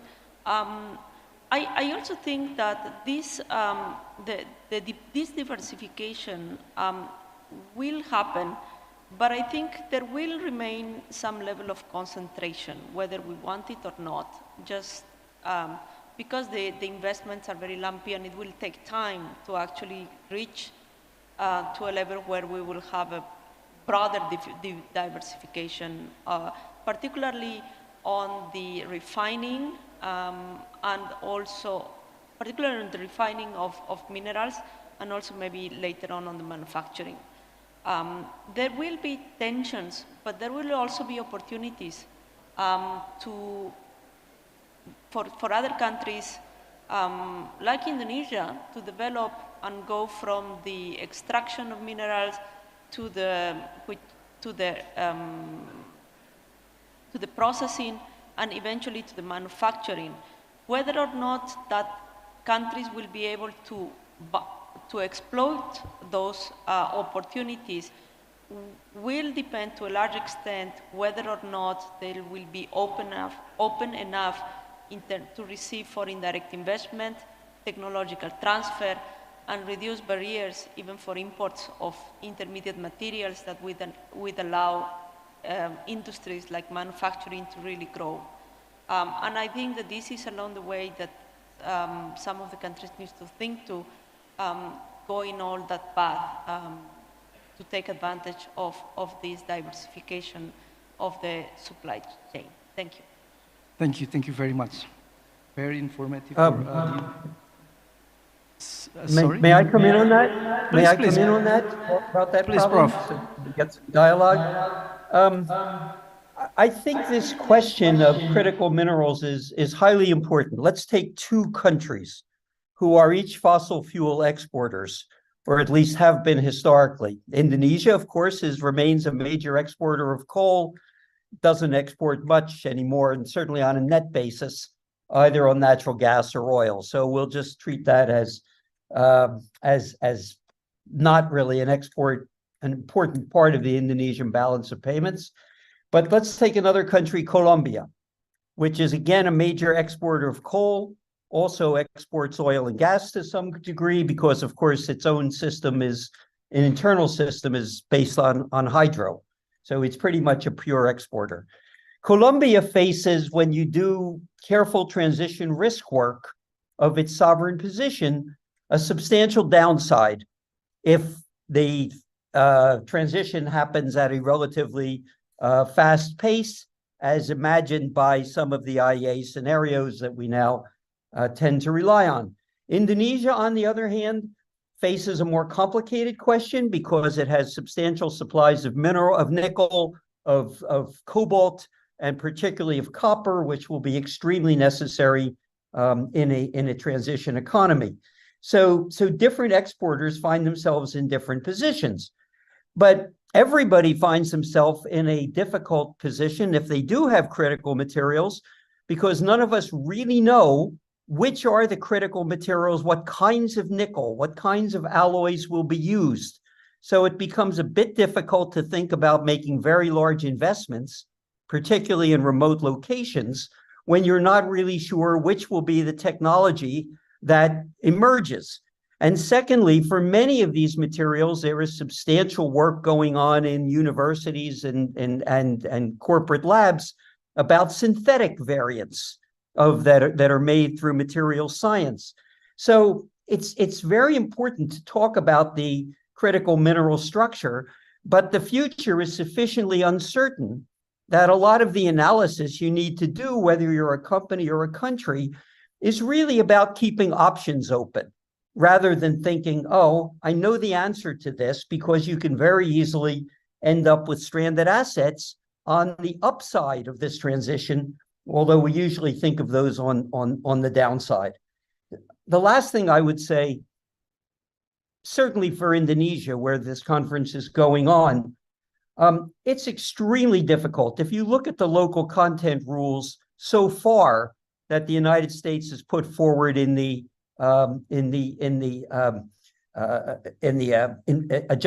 Inflation Act, which is the principal way of distributing subsidies, you can see all kinds of complications about how Indonesia might have to trade into South Korea because South Korea has a free trade association with the US. Or are there such things as critical minerals partnerships? Or now the US is raising questions about Chinese elements in either the capital chain or the value chain, as to whether or not these things can qualify, such that we're in a position of extreme uncertainty at the present time. And while I agree that you should always diversify and second source your arrangements, I think at this point, the kinds of large-scale investments we need are under substantial uncertainty because of both political and technological factors that remain open to question as to what the system is going to look like. Thank you. Please highlight again, Prof, with the situation that you just mentioned, how Indonesian government should apply the strategy to answer the situation, Prof, please. Well, I'll just say, because this is something, of course, that I do spend time with, I would say the Indonesian government through BKF, through the minister, through Marves, is very aware of these problems. And as a result of that, what has to happen is you need to open up options. In other words, you can't treat this as an optimization problem because we don't know enough about these variables.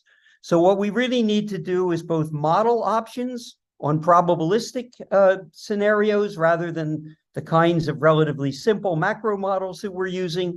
And then Indonesia has to basically work with a combination of financial instruments and physical investments in order to make these problems at a time when there is sufficient certainty that you're not going to be putting your money into activities that are not going to be productive. Right now, the price of nickel is at an all-time low because what's happened, of course, is we've seen petroleum spike because demand for petroleum products did not fall as fast as people thought policy was going to drive it. And indeed, investment in the petroleum sector declined because, again, companies began to cancel longer-term investments. The result of this is a petroleum price hike. And really the worst thing and the biggest thing for Indonesia to manage is the problem of volatility in its economy, having things go up and down relatively quickly because nothing kills investment faster than volatility.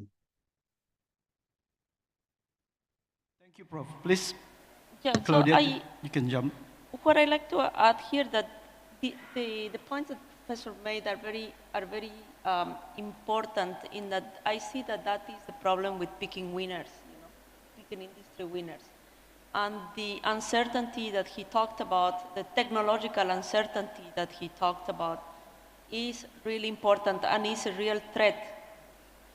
So if you pick winners, from the policy standpoint, too early, then you can end up in a situation where you end up with these stranded assets. So I think that also from the policy perspective, it is, again, going back to leveling, going back to the basics, really, right?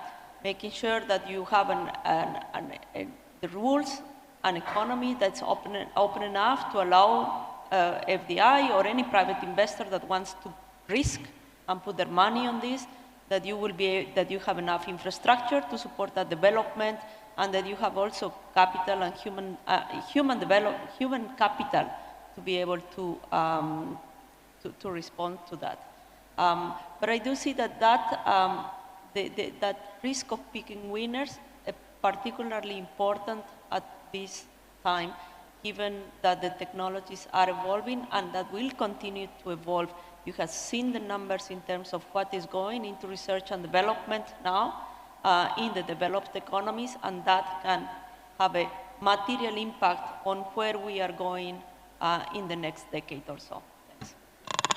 Thank you, Claudia. Yep. Before I stop to you, I will invite first the audience, perhaps after digesting some question and also dialogues, there will be some question or still not? Yeah, thank you. You? Please? Yeah. Just stand up and then someone assists to give microphone.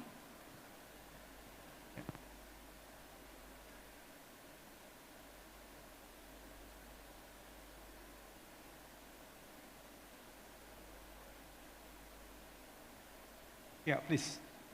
Thank you. No one's asking questions, so I'll take the bullet. Again, sorry, my name is Bara from BCA. I'm interested in Michelle's last point about that. Pardon, could you just, yes. Sorry, okay. Perfect. That the fact that now green transition is taking the form of a subsidy race to the bottom instead of, let's say, an investment race, right? And I believe this has to do with the peculiar geopolitical situation as well. Why is this the case? And what can we do to sort of alter that trajectory? And lastly, why is it so suboptimal? I understand it is definitely suboptimal for countries like Indonesia, who is in no way, other than maybe the downstreaming, is able to develop industrial capacity, green industrial capacity on its own. So, but why is the situation like that, and how do we change the trajectory? Thank you. Thank you, Mas Bara. Perhaps?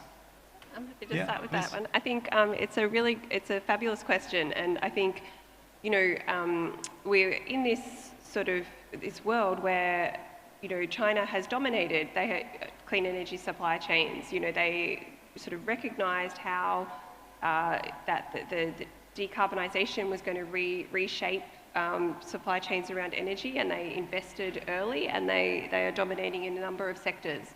But I think it's a range of factors. Obviously tension between the US and China has meant that there's been an increasing focus on that dominance. I think COVID also showed us that having supply chains dominated by one country is not necessarily does not necessarily lead to economic resilience. And so, from my perspective, it's imperative that there is some diversification of the supply chains around climate change.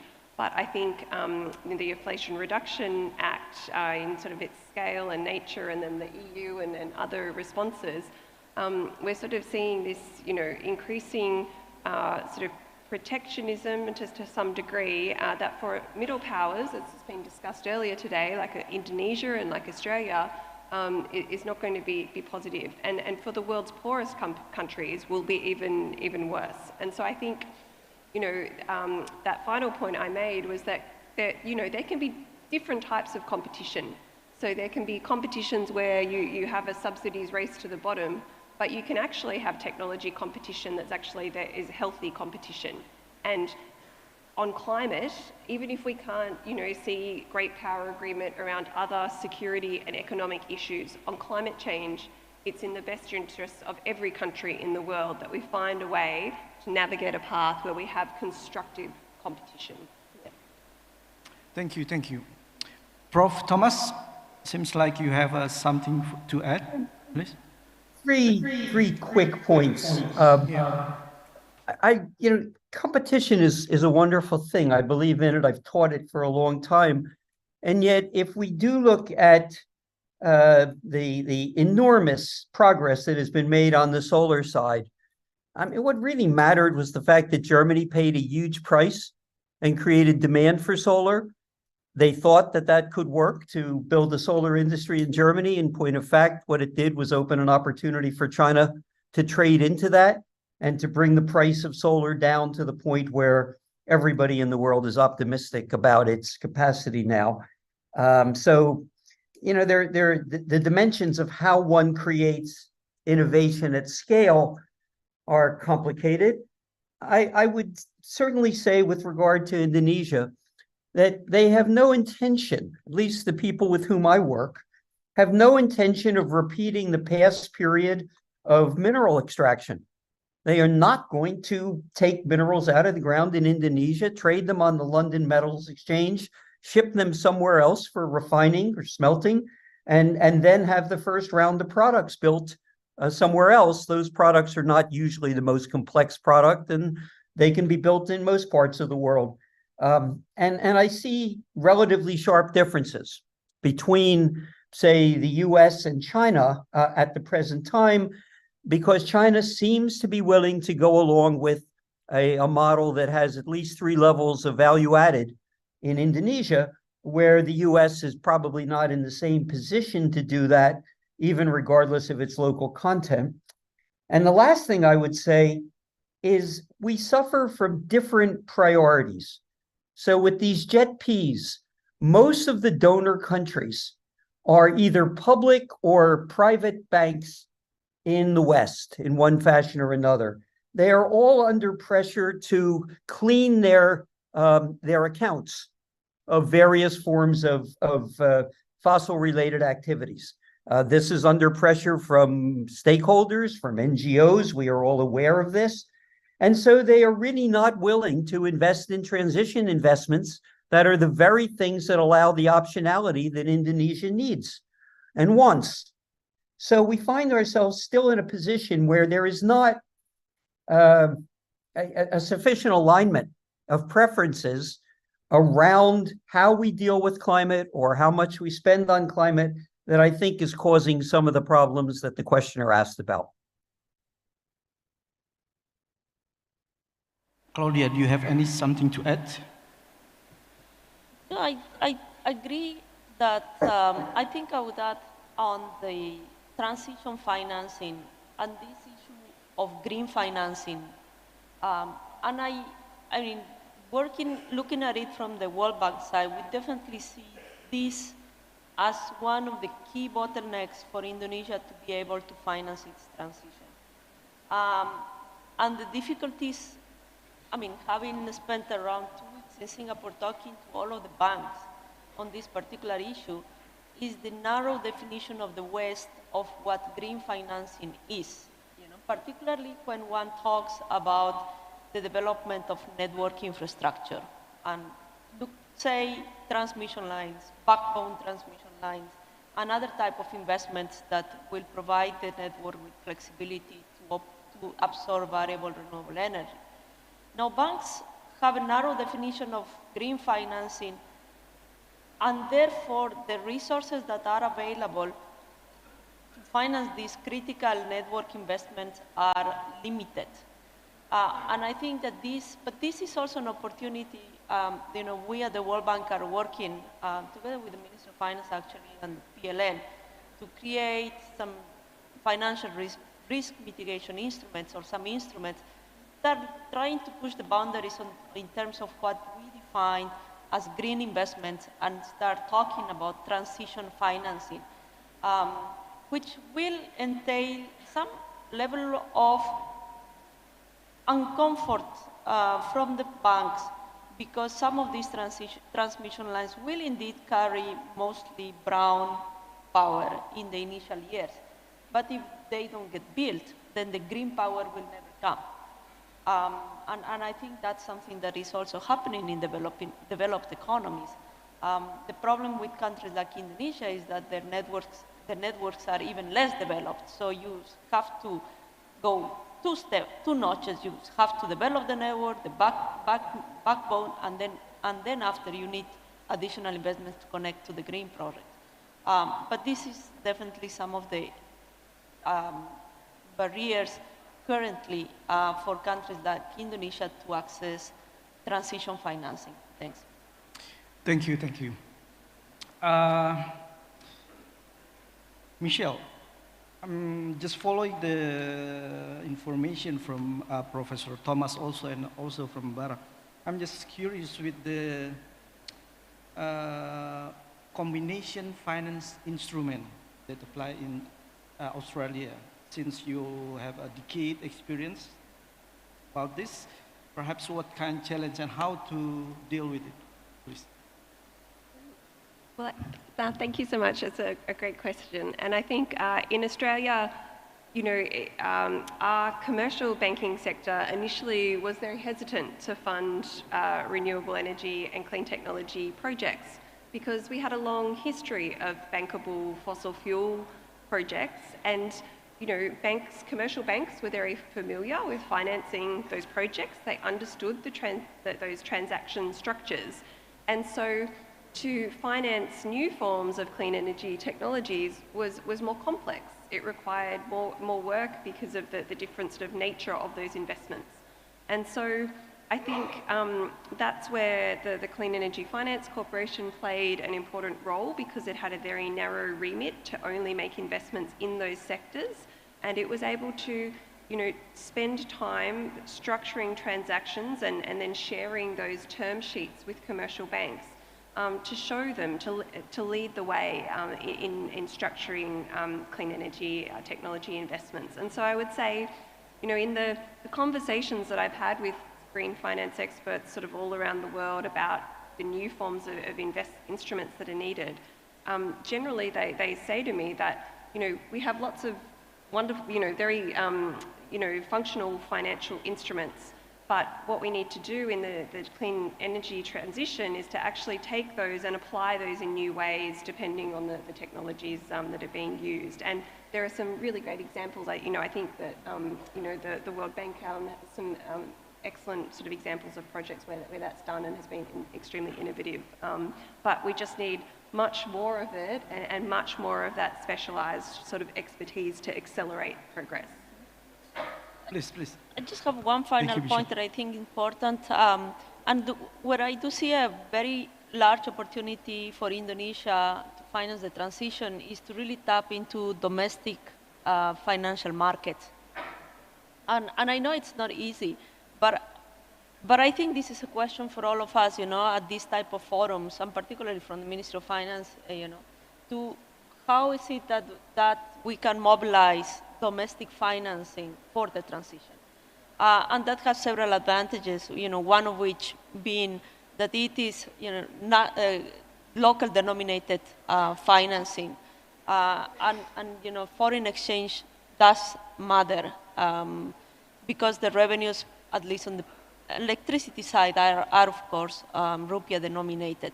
So I think that this is an important opportunity, and to what extent Indonesia will be able to tap into its domestic financiers and also, work with its markets to make investors comfortable on going into low carbon investments will be an important opportunity, and I think part of the solution to finance the transition. Thanks. Thank you. Now, Thank if you I very can much. make my final point, Mr. Please. Moderator, I'd like to reinforce Please, Prof.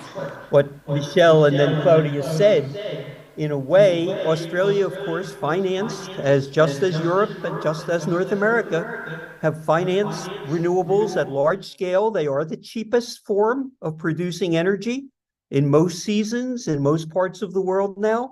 But they have all financed them locally.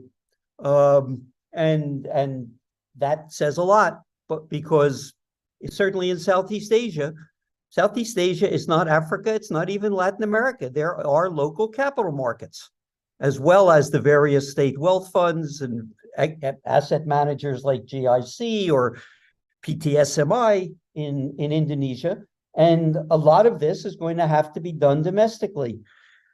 But I also would like to, as my final remark, emphasize what Claudia said earlier about preferences and what banks and other private entities will finance, sometimes even public entities.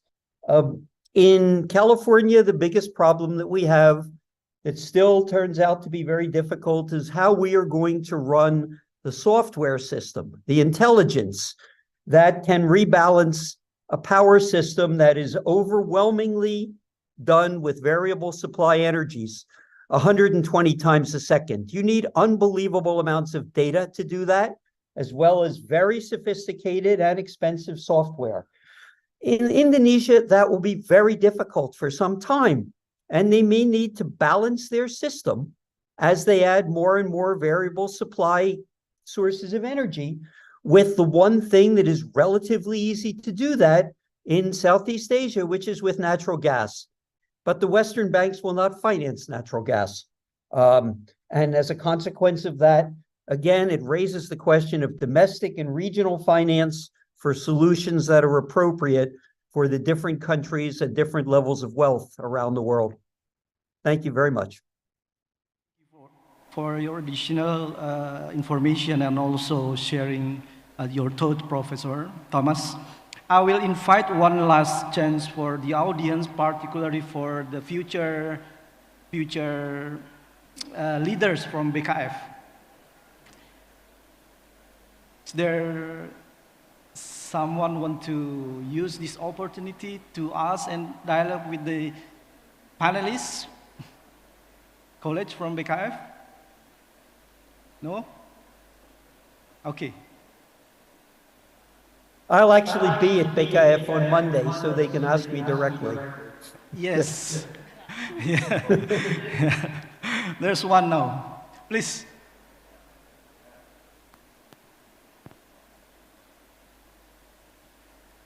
One and the other? Only one. Okay. Yeah, thank you, Mandy. Actually, I'm not from BKF, but hopefully it's fine. Yeah. Pardon? Come again? Actually, I'm not from BKF. Okay. Hopefully it's fine. My name is Salim. I'm from Financial System Stability Committee and Financial Services Authority. So, I'm not sure who is the most suitable to answer this question, but I think one of the things we should deal with regarding the climate change and other related matters is how we deal with the political landscape. I mean, we should get the policies consistent no matter the political regime ruling. But Michelle, please let me take the example of Australia. Of course, 2 years ago, coalition governed, but now Labour is the ruling party. They may have different approaches to climate change, relations with China, and so on. So how to deal with such matter and how to get the policy consistent no matter the different the regimes that are in power. Thank you. Thank you. I think this is last question and also last statement from all of you as panelists. Please, Claudia, if you have something first to order. Yeah. Please, Well, Michelle. I was going to say, I think that's the, probably the hardest and most interesting question of the day to finish off with, which, you know, I mean, I do not have the answers to how you, how we can coalesce political will, but I agree that political will is the single most important factor in accelerating climate change action. And I would just I would say that the Australian experience, as David said earlier today, has been a very messy and hard-fought experience, but that the one thing throughout that process in Australia is that we have a bureaucracy, a public service, that serves the government of the day. So unlike the US, where there's a lot of the senior appointments change over between governments, we have a Westminster sort of system modelled on Britain, where we serve political parties of both persuasions. And so I think that provides a very stable kind of basis for providing advice that is in the long-term national interest. But yeah, I think the broader question of political will is one that I can't answer. Okay, thank you. Now we just finished our session right now, I think. But again, I just want to give an opportunity, particularly for the ladies, for women, yeah? For the women from the audience, the future women's leaders. Perhaps there is some comments or critical thought that you want to share to us in here? Or you just want to keep for tomorrow, perhaps? Okay, thank you very much, our panelists. And please give a huge applause for the professor and Claudia and also Michelle. Thank you very much.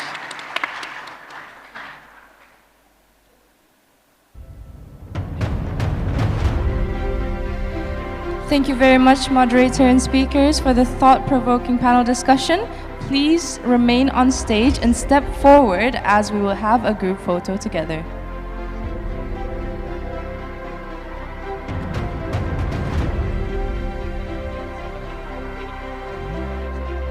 Please look at the main camera. In 3, 2, 1. Once again. 3, 2, 1. Thank you very much, moderator and speakers. Please give a big round of applause.